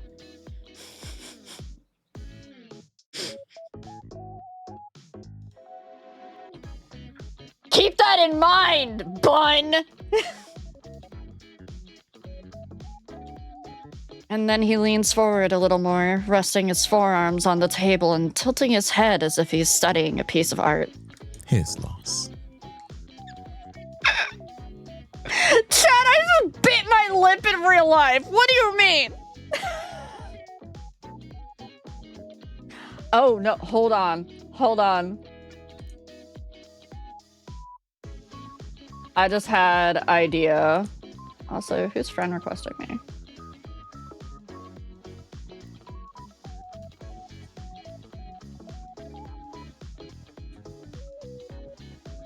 Excuse me, I need to message my 3.0 rigger.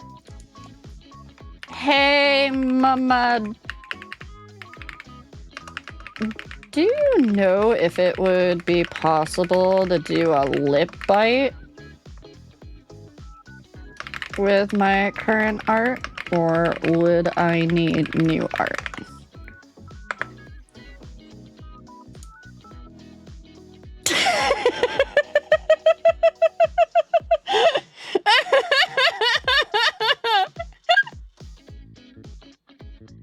I'm asking my 3.0 rigger if I need to have a new art done or not to get a lip bite.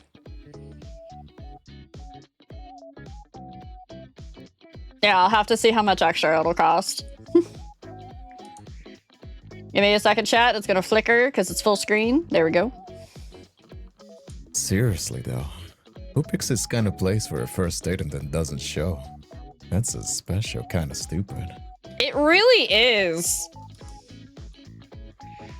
It's a strange kind of comfort being defended so bluntly by a stranger. I'm not sure whether to be unsettled or grateful. Are you always so candid? I ask, unable to shake the watery nerves from my tone. He simply shrugs. I tattled on you to Riao?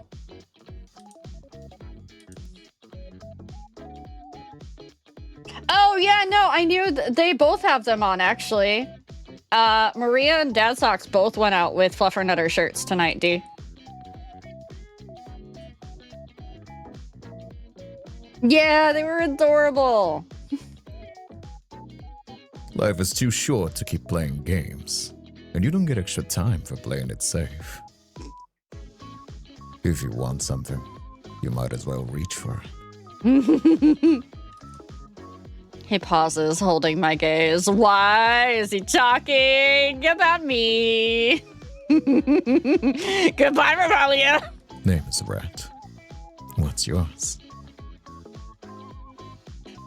Riao, nice to meet you. Never been here before. Have you? I scoff, morbidly amused, and find enough of my footing to respond sarcastically again. I can do sarcasm. Let's go. It's my default. How could you tell? The way you're dressed was my first clue. Second was the way you kept checking your phone like it's a lifeline. Oh, shut up. Third, you ordered a sex on the beach at a place like this. Dead giveaway. I feel my cheeks flush hot with embarrassment, but his tone isn't mocking. If anything, he sounds almost fond. In my defense, I've never been stood up before, so this is new territory. Well, you are handling it better than most. Some people would have run out of here crying by now. Shut up, Baraku! Who says I wasn't planning to do that in my car?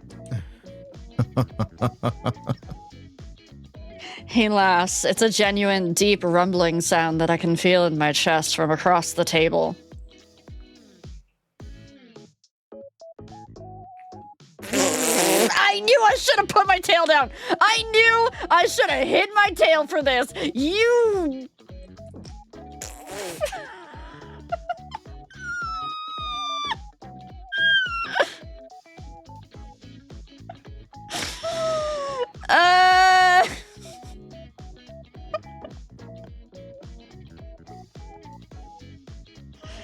Yeah, that's for the fictional people to do, Nero.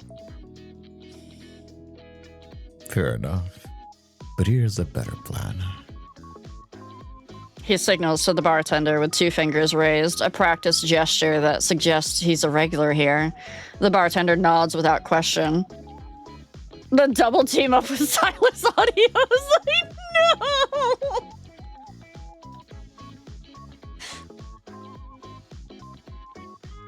So, is this what you do? Rescue stranded women and try to make them feel better? I'm not trying to make you feel better. Then, what are you doing? Talking to someone I wanted to talk to. Don't make it more noble than it is. He leans in slightly. How about you let me salvage what's left of your night? I can't undo the asshole who stood you up, but I can at least make sure you don't leave feeling like shit about it.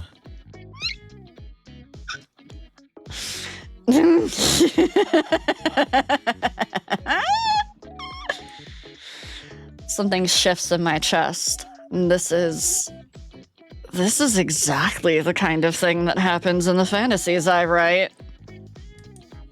The mysterious stranger who appears at the perfect moment. The one who makes you feel like the only person in the room. I should be cautious. I should be smart. I was just stood up by one stranger from the internet. Oh, gods, what am I doing? Falling for some random guy's smooth words? I want this so badly, to feel wanted and have someone look at me the way he's doing it right now. There's a total of 6 in the main game. Gotcha. It's making it really hard to think straight. You don't even know me. Not yet. But I know you got all dressed up for someone who didn't deserve the effort. I know you're still sitting here instead of running away, which means you've got more guts than you give yourself credit for. More that I like to push buttons and see how far I can go. And I also know that if some guy's too stupid to show up for you, then maybe you've been wasting your time on the wrong kind of man. The bartender arrives with 2 bottles of beer, the good craft kind, not the cheap stuff, and sets them down between us. Rhett slides one towards me. I pick up the bottle just to have something to do with my hands and take a small sip. It's bitter and hoppy, nothing like the sweet cocktail I ordered before, but somehow it actually tastes good. That's somewhat accurate. I have a good eye for these sorts of things. Part of the job. What job? I'm a mechanic.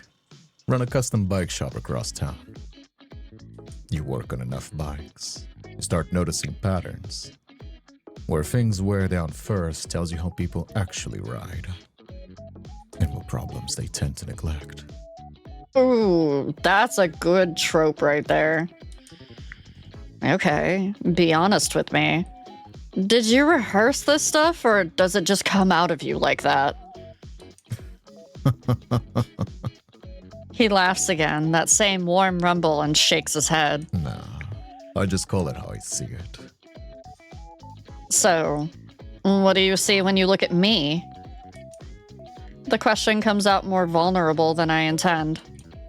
I blame the beer, or maybe the fact that this man has made me feel more in 5 minutes than my actual date managed in days of messaging.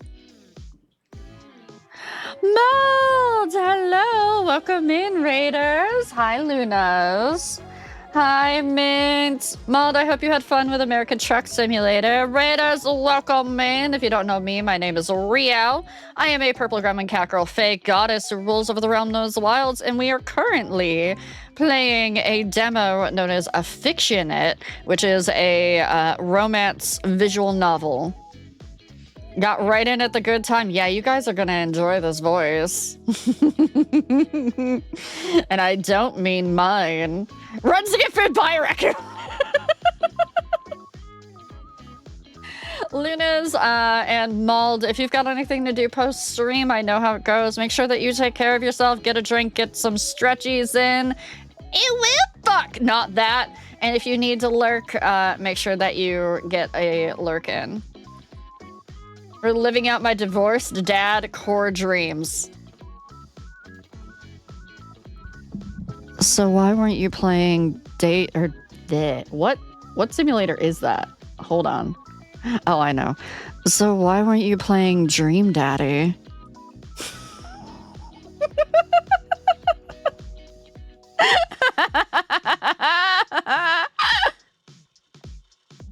And I just scared away half the raiders. It's fine. It's fine.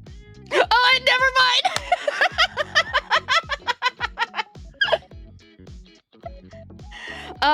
That's what I'll be playing next weekend is Dream Daddy because chat voted on it. So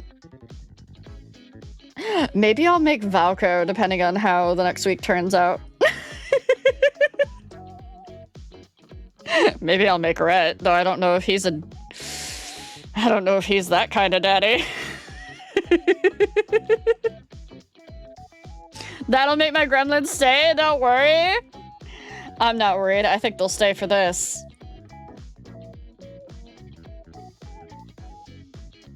Rhett doesn't answer right away. Instead, he leans forward again, elbows on the table, and really looks at me. His gaze is intense, slow, deliberate, and entirely unlike my interactions with anyone else, but never leaving. Honestly, leering. I'm not sure yet.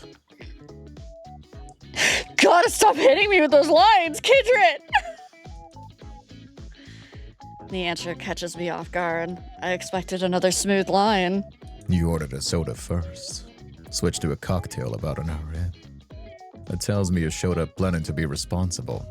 You wanted a clear head for whoever you were meeting.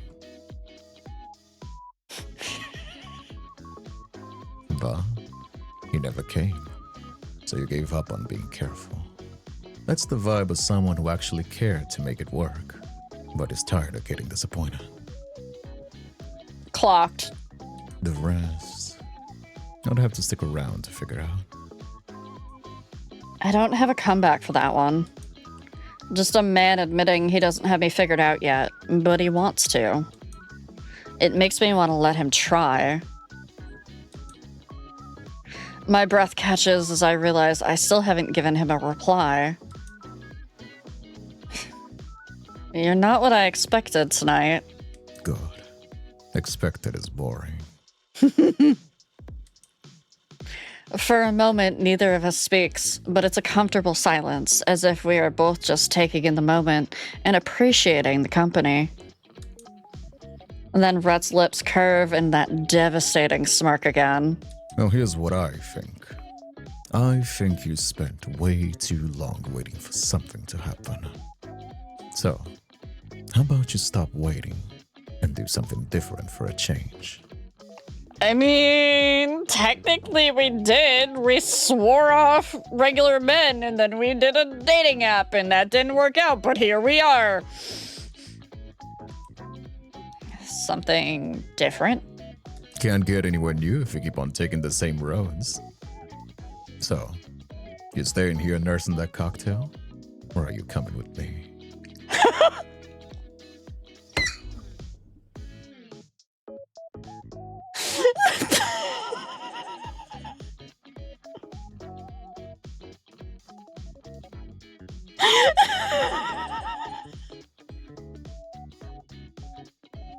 Why? Care for a joyride later?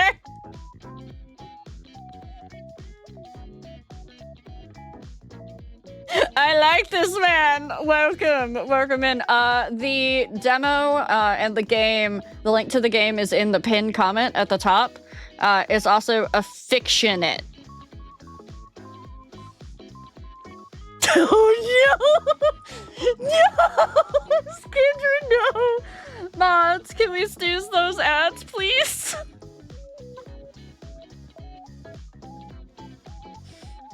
Coming with you where?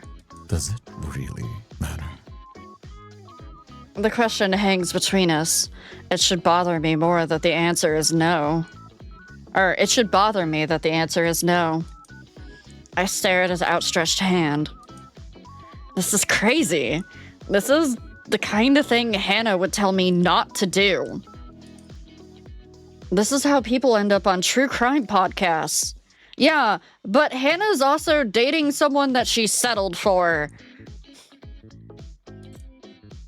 But something about him makes me want to take the plunge. And that terrifies me as much as it excites me. Before I can overthink it, I place my hand in his. Now we're talking. His hand is warm and steady. He pulls me gently to my feet, and I'm suddenly very aware of how close we are. He's a bit taller than me, and the leather of his jacket creaks softly as he moves. He doesn't let go of my hand right away. Instead, he looks at me with calm eyes that still burn underneath, like a promise. Yeah, but so what if he kills me? I'd probably be aroused. Also, we're hand-holding? Excuse me? Lewd?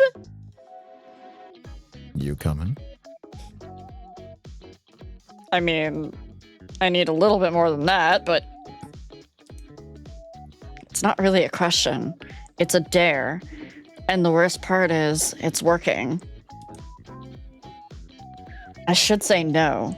I should absolutely say no. I don't even know you. Then let's change that. He leads me through the crowded bar, weaving between tables and patrons with the ease of someone who belongs here. A few people call out to him, and he nods or raises his free hand in acknowledgement, but he doesn't stop. When we step outside, the cool night air hits my flushed cheeks like a blessing. I take in a deep breath, somehow. The same air that felt heavy inside now feels so free. My thoughts are still a jumbled mess of, this is insane, and don't let go of his hand. Better? It was getting pretty stuffy in there. Yeah, it gets like that. Especially on the weekends. He finally releases my hand, and I immediately miss the warmth of the contact. He walks over to one of the motorcycles parked near the entrance. A sleek red beast that looks expensive and dangerous. Oh no. Oh no. He's not... I've been on one of these before. A motorcycle? No, absolutely not. I don't even have a helmet, and... I've got you covered. He pulls the spare helmet from the storage case. Safety first. I'm not gonna lie to you. It's a rush. The closest thing to flying without leaving the ground. But if you don't want to, that's also perfectly okay. I can just call you a cab and give you a ride home. No pressure. I look at the motorcycle, then back to Rhett. This is the most impulsive, reckless, stupid thing I could possibly do right now. I think about my apartment, clean for the first time in months, but still empty. I think about my friends, all paired off and happy. I think about the dating app guy who couldn't even be bothered to text me back that he wasn't coming. I think about all the stories I've written where the heroine takes the risk, says yes to adventure, and throws caution to the wind. I think about what Rhett just said. Can't get anywhere new if you keep taking the same roads. All right, let's do this. You're the boss. He hands me the helmet and helps me adjust the strap under my chin with surprising gentleness for someone with such rough hands. His fingers brush my jaw, and I swear to God I can feel my cheeks burning beneath the visor. You're gonna want to hold on tight. Wrap your arms around my waist and lean when I do. Don't fight it. This kind of bike is a different beast from regular models. Don't fight it. Got it. And hey, Yeah? trust me. I climb on behind him, my dress riding up my thighs in a way that would normally make me self-conscious. But right now, I don't care. I wrap my arms around his waist like he told me to, and I can feel his muscles through the thin material of his shirt, firm and soft at the same time. The warmth. Are you ready?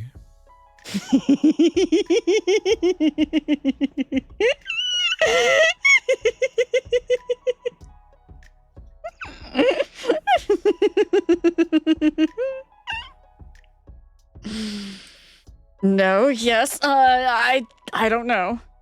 Perfect. Let's go for a joyride.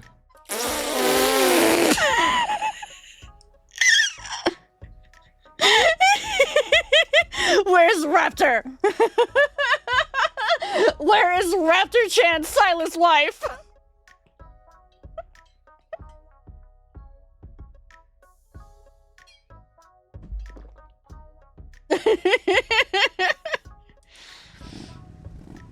The engine roars to life beneath us, a thrumming vibration that echoes through my entire body.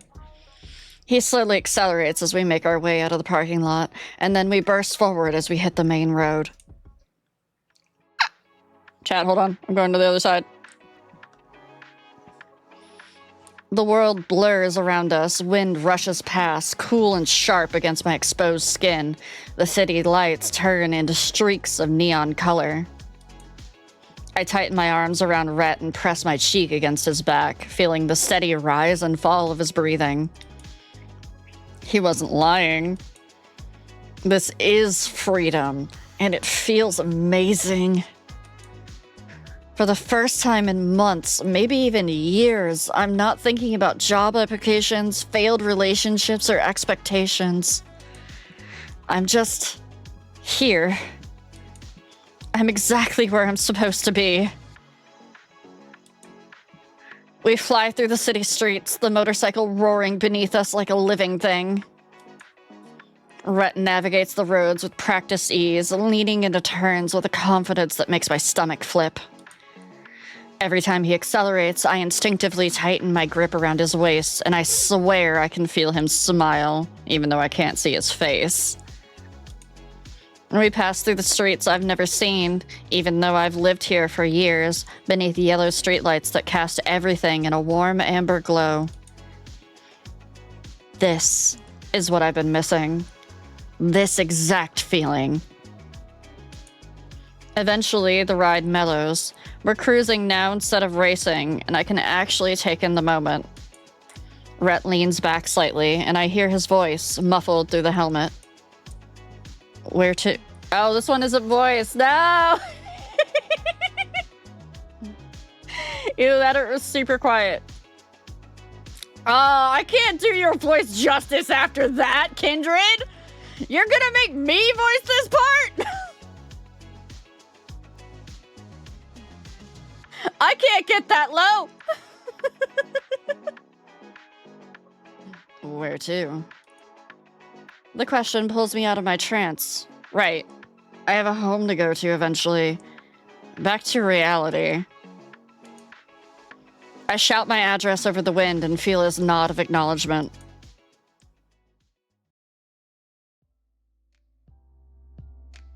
Soon enough, we're turning onto familiar streets, the buildings I pass every day. Rhett pulls up in front of my apartment building and cuts the engine. The sudden silence is almost jarring after the constant rumble of the motorcycle. First thought, room clean. My ears are still ringing. My hands are still shaking. I'm not even sure I can feel my legs. I climb off the bike, my knees unsteady. I can't tell whether it's from the ride or the adrenaline crash. Rhett swings off after me and takes my helmet, his fingers brushing mine as I hand it over. So, was it worth it? I realize I'm grinning like an idiot. That was incredible. I've never felt anything like it. Those words do wonders for a man's ego. He's looking at me with that same intensity from the bar, like I'm the only thing worth paying attention to in the entire world. Oop. Oop what? What, chat? What are we ooping about?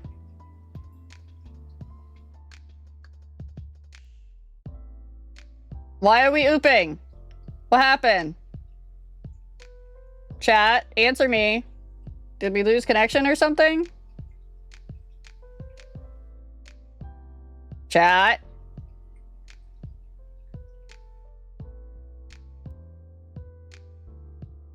Oop to the spice? Okay. Y'all scared me! Well, you're gonna have to wait on the spice, because we have ads coming up. Don't snooze those mods. Make them... We're gonna fucking edge chat right now. We're gonna make them wait. Fluffers, you're gonna be so good for me right now.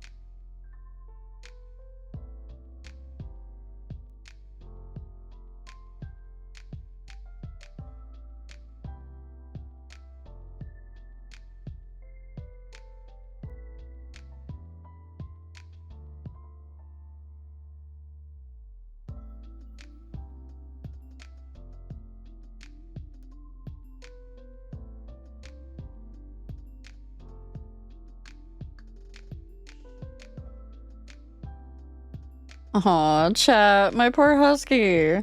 Because of the fireworks, he was hiding in the bathroom. He was all tucked up in the tiny ball and looking scared.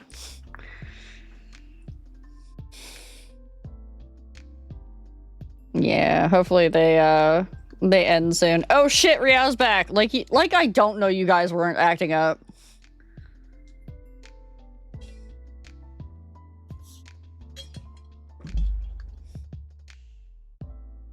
Yeah, I wish they didn't do fireworks, but it is what it is.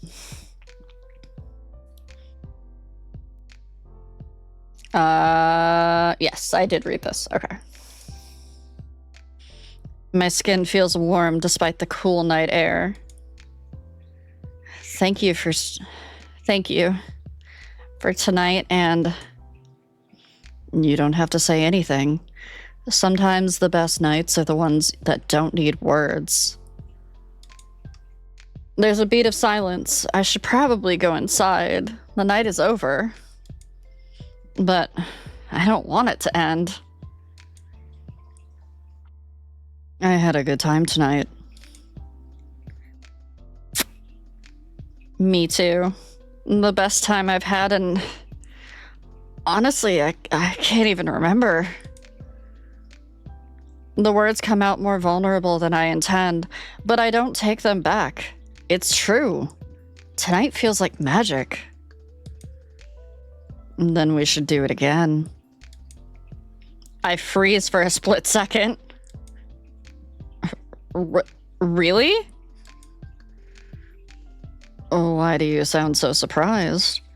You think I'd do this for just anyone? I don't know, do you? I'm half joking, but there's a real question underneath. How many other women has he swept off their feet just like this? Hi, Mundy. But Rhett just shakes his head, that practiced smile playing at his lips. Nah, you're different. You barely know me. I know enough to want to know more. It's not a grand declaration, it's not a promise, but somehow that makes it feel more honest than anything else he said tonight. Right, Areku? Most people walk into that bar and try to blend in. Order whatever everyone else is having. Sit where they're told. You sat in the corner booth in that outfit and ordered a cocktail with a straight face. Either you're fearless or you've got no idea what you're doing. Fictional men are always perfect! Can it be both? Usually is. Plus, you didn't say no when I offered you a ride on my bike. Most people would've. Most people are probably smarter than me. Most people don't know how to live. He's close enough now that I have to tilt my head back to look at him. Size difference? Size difference.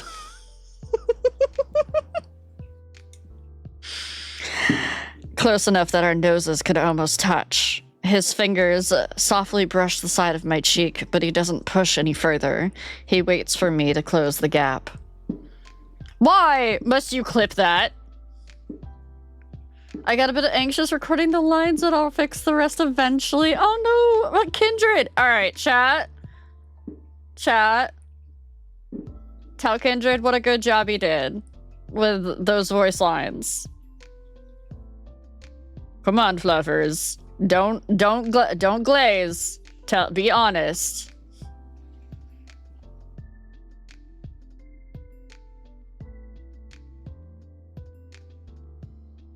I'm waiting for Areku to just write like a giant dissertation. And it's all just bark, bark, woof, woof.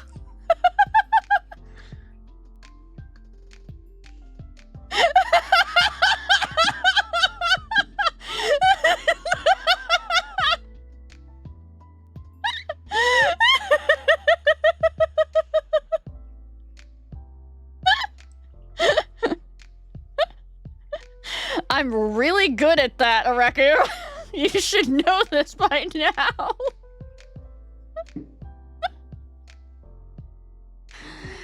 And I think you realize what my reaction was. I did not act any of those squeaks. So that should tell you something.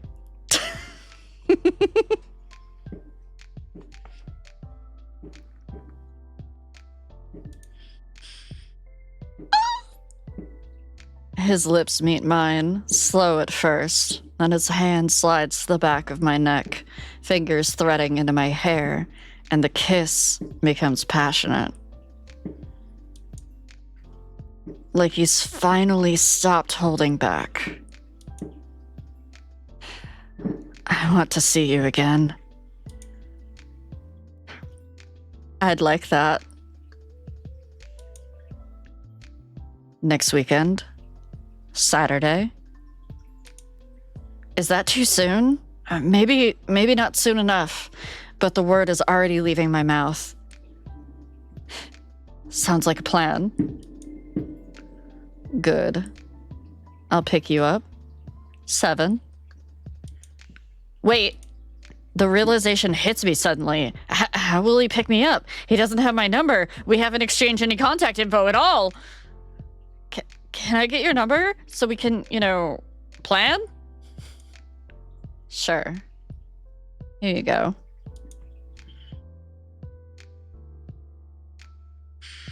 He pulls out his phone and hands it to me. I type my number and hand it back. He glances at it, then immediately calls me. My phone buzzes in my clutch. Oh, he's got a test to make sure I didn't give him a fake number. After what you did, you think I'm gonna give you a fake number?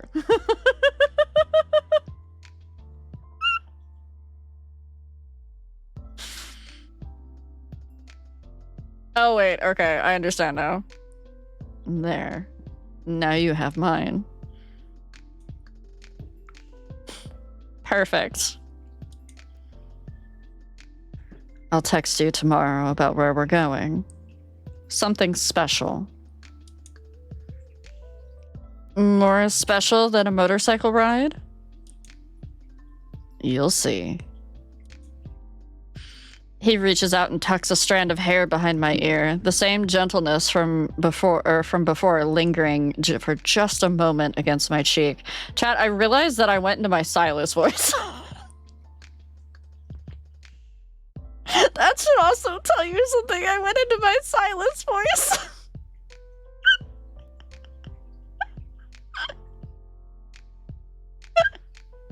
I just realized it as I was doing it. That's why I tripped up over the next reading, because I was like, wait a minute, was I actually doing that?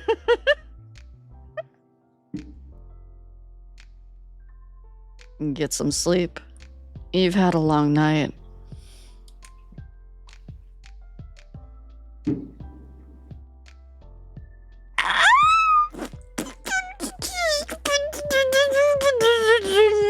Lab!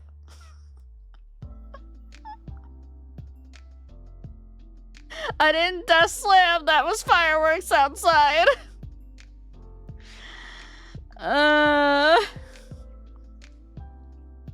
Man, I'm gonna be so exhausted after this because I'm getting so flustered constantly. Talk to you soon. He pulls back and I immediately miss the contact. He swings his leg back over the motorcycle and pulls on his helmet. Good night, Riao. Good night, Rhett.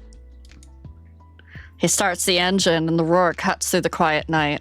With one last look, those intense eyes visible even through the helmet's visor, he pulls away from the curb. I stand there, watch him go, and the sound of his motorcycle fading into the distance until it's swallowed by the ambient noise of the city.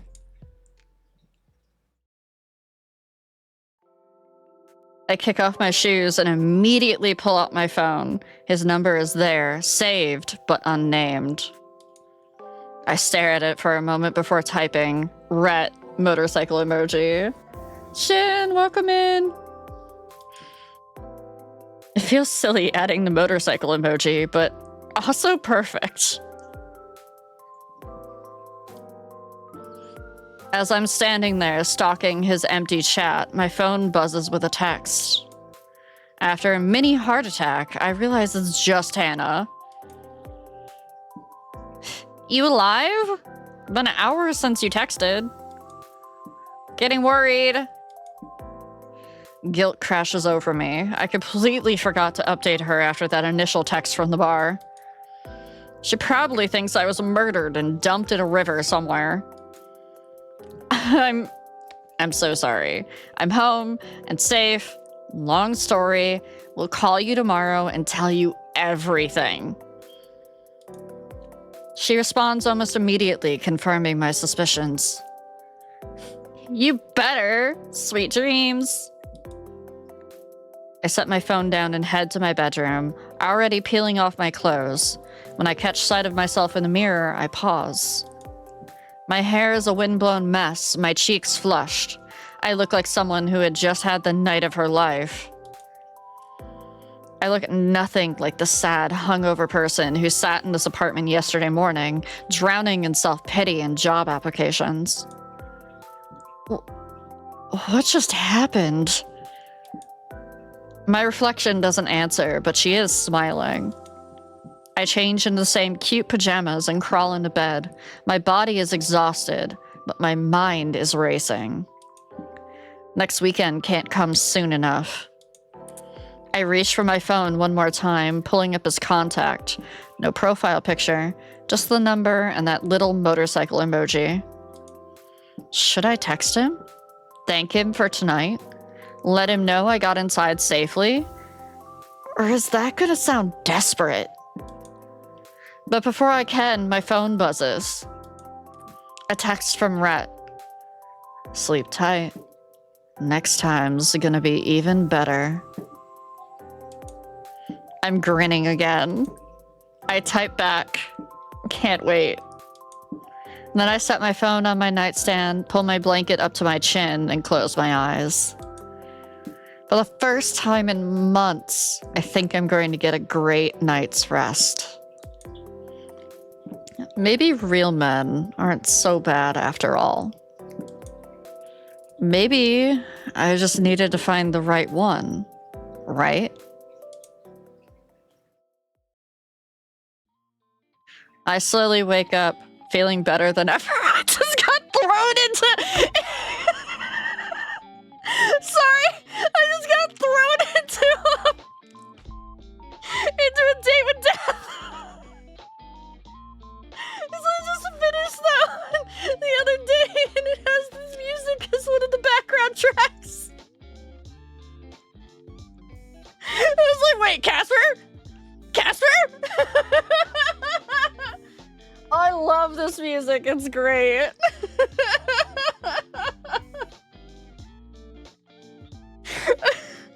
It was just like, wait a minute.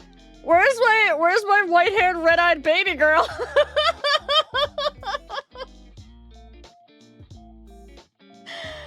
Oh.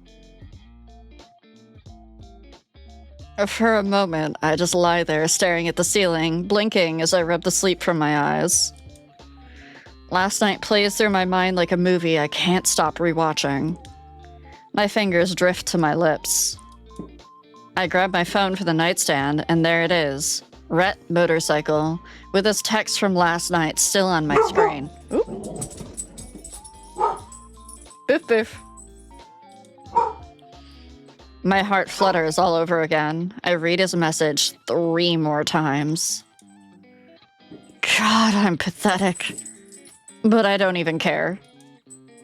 I get out of bed with more energy than I've had in months. I go to the bathroom, and as I brush my teeth, I catch my reflection grinning back at me like an idiot. The woman in the mirror looks happy, the kind of person who lives in the moment. You even rode on a hot stranger's motorcycle last night. Who are you? After a quick shower, I throw on comfortable clothes and head to the kitchen. I'm actually hungry for the first time in days. Usually, I skip breakfast entirely. I make myself a real meal. Scrambled eggs, toast, fresh coffee. As I sit down with my plate, I realize I need to call Hannah. She's probably been worried sick. And honestly, I'm dying to give her the tea about last night. I pull up her contact and hit call, sitting down at the table and taking a bite of eggs while it rings. Oh, thank God! I've been checking my phone every 5 minutes. Are you okay? What happened? You said you'd tell me everything! Hannah, breathe. I'm fine. Better than fine, actually. Better than fine? What does that mean? Did the guy actually show up? No, he didn't. I got completely stood up. What? That asshole! I knew I should have- Wait, why do you sound happy about that? I can't help but grin as I take another bite of toast. Because while I was sitting there feeling sorry for myself, someone else showed up. No! No way! Tell me everything right now! Yeah, I yapped for an hour and a half, and then there were ad breaks, and then there was pausing to discuss things, and stalling, and... Don't you dare leave out a single detail! And so I do. All the way to the kissing and leaving me at my door.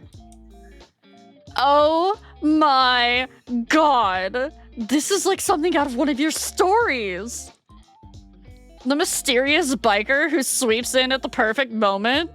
Real, this is insane! I know, I keep waiting to wake up and realize it was all some elaborate daydream. So, when are you seeing him again? Please tell me you got his number and didn't just ride off into the sunset like some kind of modern Cinderella. We're planning on another date. Next week, probably Saturday. There's a pause on the other end of the line. Saturday? As in this Saturday? Like in 6 days? Yeah. Why? Rio, sweetie, Saturday is Jordan's birthday. The words hit me like a splash of cold water. Jordan's birthday. His birthday party that he'd mentioned in our group chat. The one I'd completely forgotten about in the chaos of riding through the city like I was in a music video. Oh no. Oh no. I completely forgot. We've been planning this for weeks. We're all meeting at that bowling alley he likes, the retro one with the arcade games.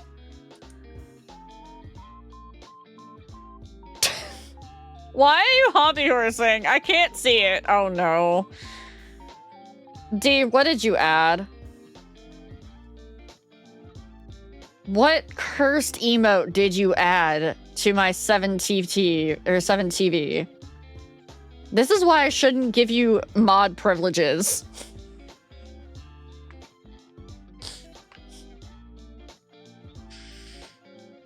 I press my palm against my forehead. How could I forget?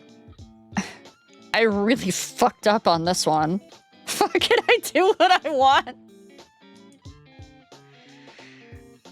But Rhett, the thought of canceling on him just makes my chest ache in a way that feels too intense for someone I just met. I could reschedule with Rhett. It's fine. Jordan's birthday is more important. I mean, yeah, but Rio, I'm a little worried. About what? About last night. I mean, don't get me wrong, I'm really happy you had fun. You deserve a good night after everything you went through, but you got on a motorcycle with a complete stranger and rode off into the night. I don't see a problem here, Hannah. I had a good time. I'm alive. That's actually really dangerous. I feel a wave of defensiveness rise in my chest. I know Hannah means well, but the way she's saying it makes me feel like a child being scolded. I wasn't being reckless. He gave me a helmet, and he knew what he was doing. He owns a bike shop, Hannah. He's a professional. Come on, they're your homies. My homies are cock-blocking me.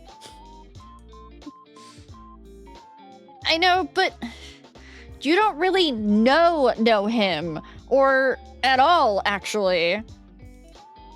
He could have taken you literally anywhere. What if... But he didn't. He took me home safe, exactly like he said he would. Okay, but what if he hadn't? What if he had been some creep who... He wasn't. I have good instincts about people, Hannah. I know it sounds crazy, but I felt safe with him. More alive than I've felt in a long time, actually. There's another pause. I can practically hear Hannah choosing her words carefully on the other end. I trust your instincts, I worry about you, especially after everything you've been going through lately. You've been really isolated, and now there's this perfect guy who shows up at exactly the right moment. It feels, I don't know, like a movie, and real life isn't usually a movie. Her words settle uncomfortably in my stomach. I know she's right to be concerned. I know it sounds too good to be true, but maybe some good things can just happen sometimes. Maybe I'm allowed to have something exciting for once in my life.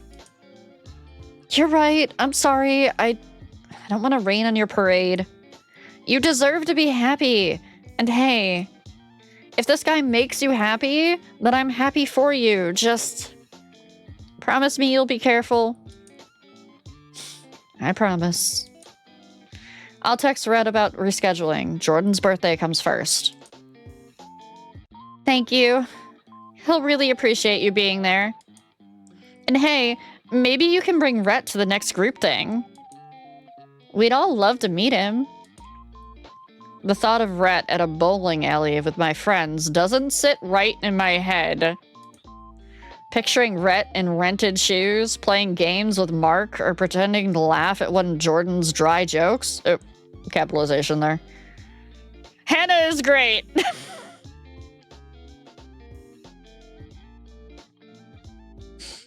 The image won't even start to form. Maybe.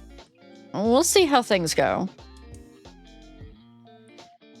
Fair enough. I have to run. Mark is attempting to make pancakes, and I don't trust him alone with the stove. Text me later? Will do. Thanks for always checking in on me. Always. Love you. Love you too. I end the call and stare at my phone for a long moment, the leftovers of my breakfast having gone cold. Hannah's concern echoes in my head, mixing uncomfortably with the euphoria I'd been feeling all morning.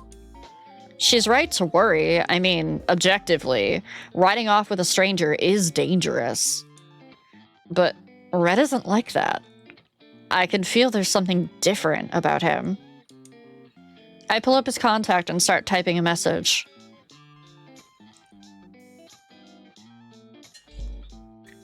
Chat, 1 or 2?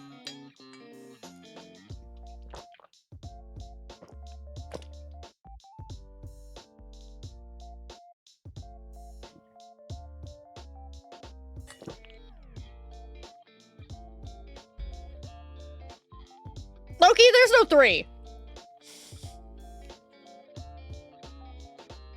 That's a lot of 1s. Kindred. It's a raccoon.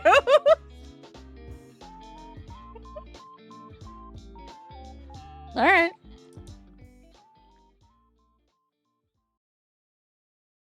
Oh, and that's where the demo comes to a close. All right. I see you. Let's get a, I thought I still had applause on here. I guess I don't.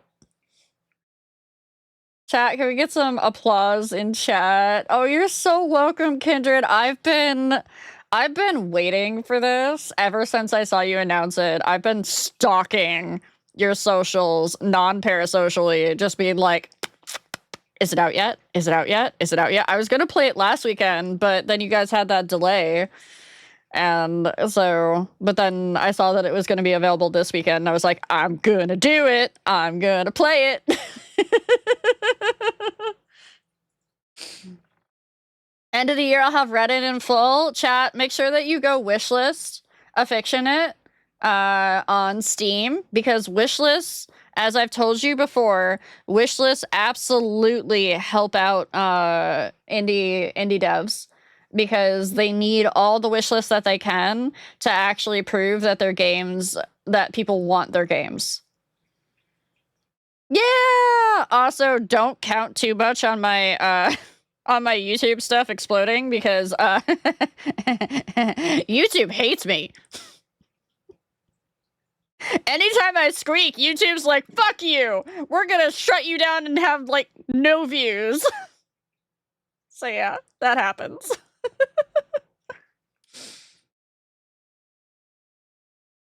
If you like this, you'll die with Rhett shirtless on top of MC in the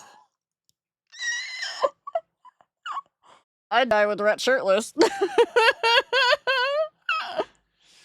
Thank you for playing all the way to the end. It honestly means the world to me that you're here. Chat, go play this yourself too if you enjoyed it. I'll share once the YouTube highlights come. Yeah, I'll post them as shorts usually, so you'll see them pop up on my YouTube or on my... honestly, you'll probably see them on my Twitter first, because I cross-post everything.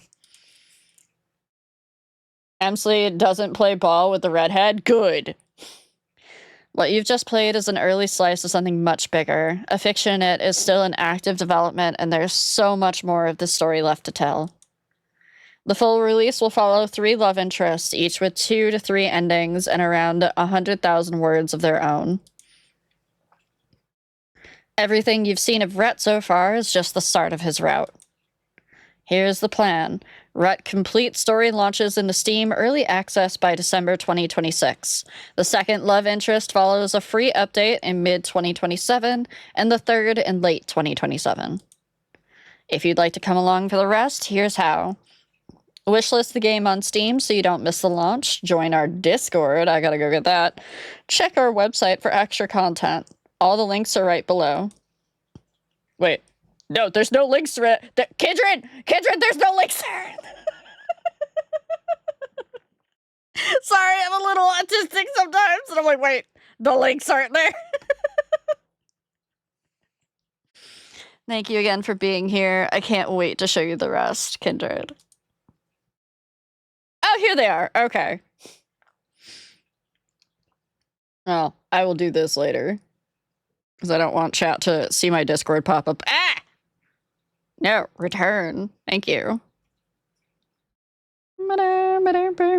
Chat, did you have fun? Did you enjoy that game?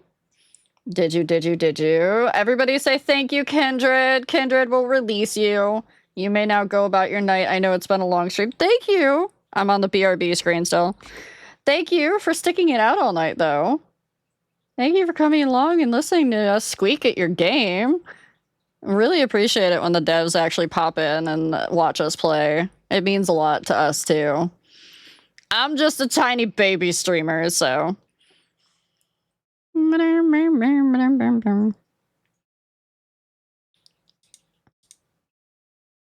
me make sure it's not just gonna replay Tameless Territory 70 billion times.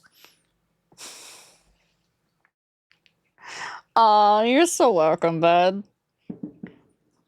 If you need anybody to beta test behind the scenes for anything too, feel free to reach out to me. I have done, that's a little loud. I'm okay with NDAs and stuff like that. I'm in several beta tests I can't talk about. But yeah, if you need any feedback or anything, you can always reach out. I like to play them off stream too. Almost got her, chat. Almost. You did not. You weren't even close. I know what I'm allowed to talk about and what I'm not.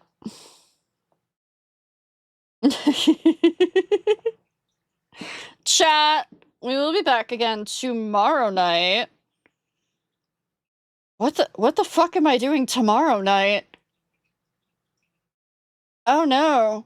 I don't know what the fuck I'm doing tomorrow night. I'd had just this. I'd only... Oh no, I don't have any plan. Will you do hobby horse? No, I will not do hobby horse. Well, I'll figure out something before tomorrow. Before tomorrow's stream. Stream will be at the usual time, 6 p.m. EST. So I will see you guys there.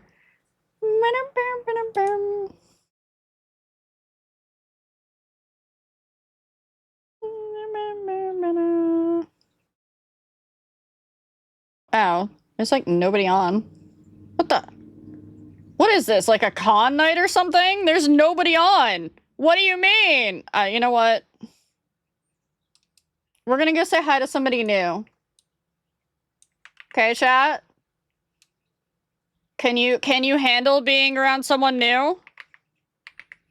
Can you be good? Hmm?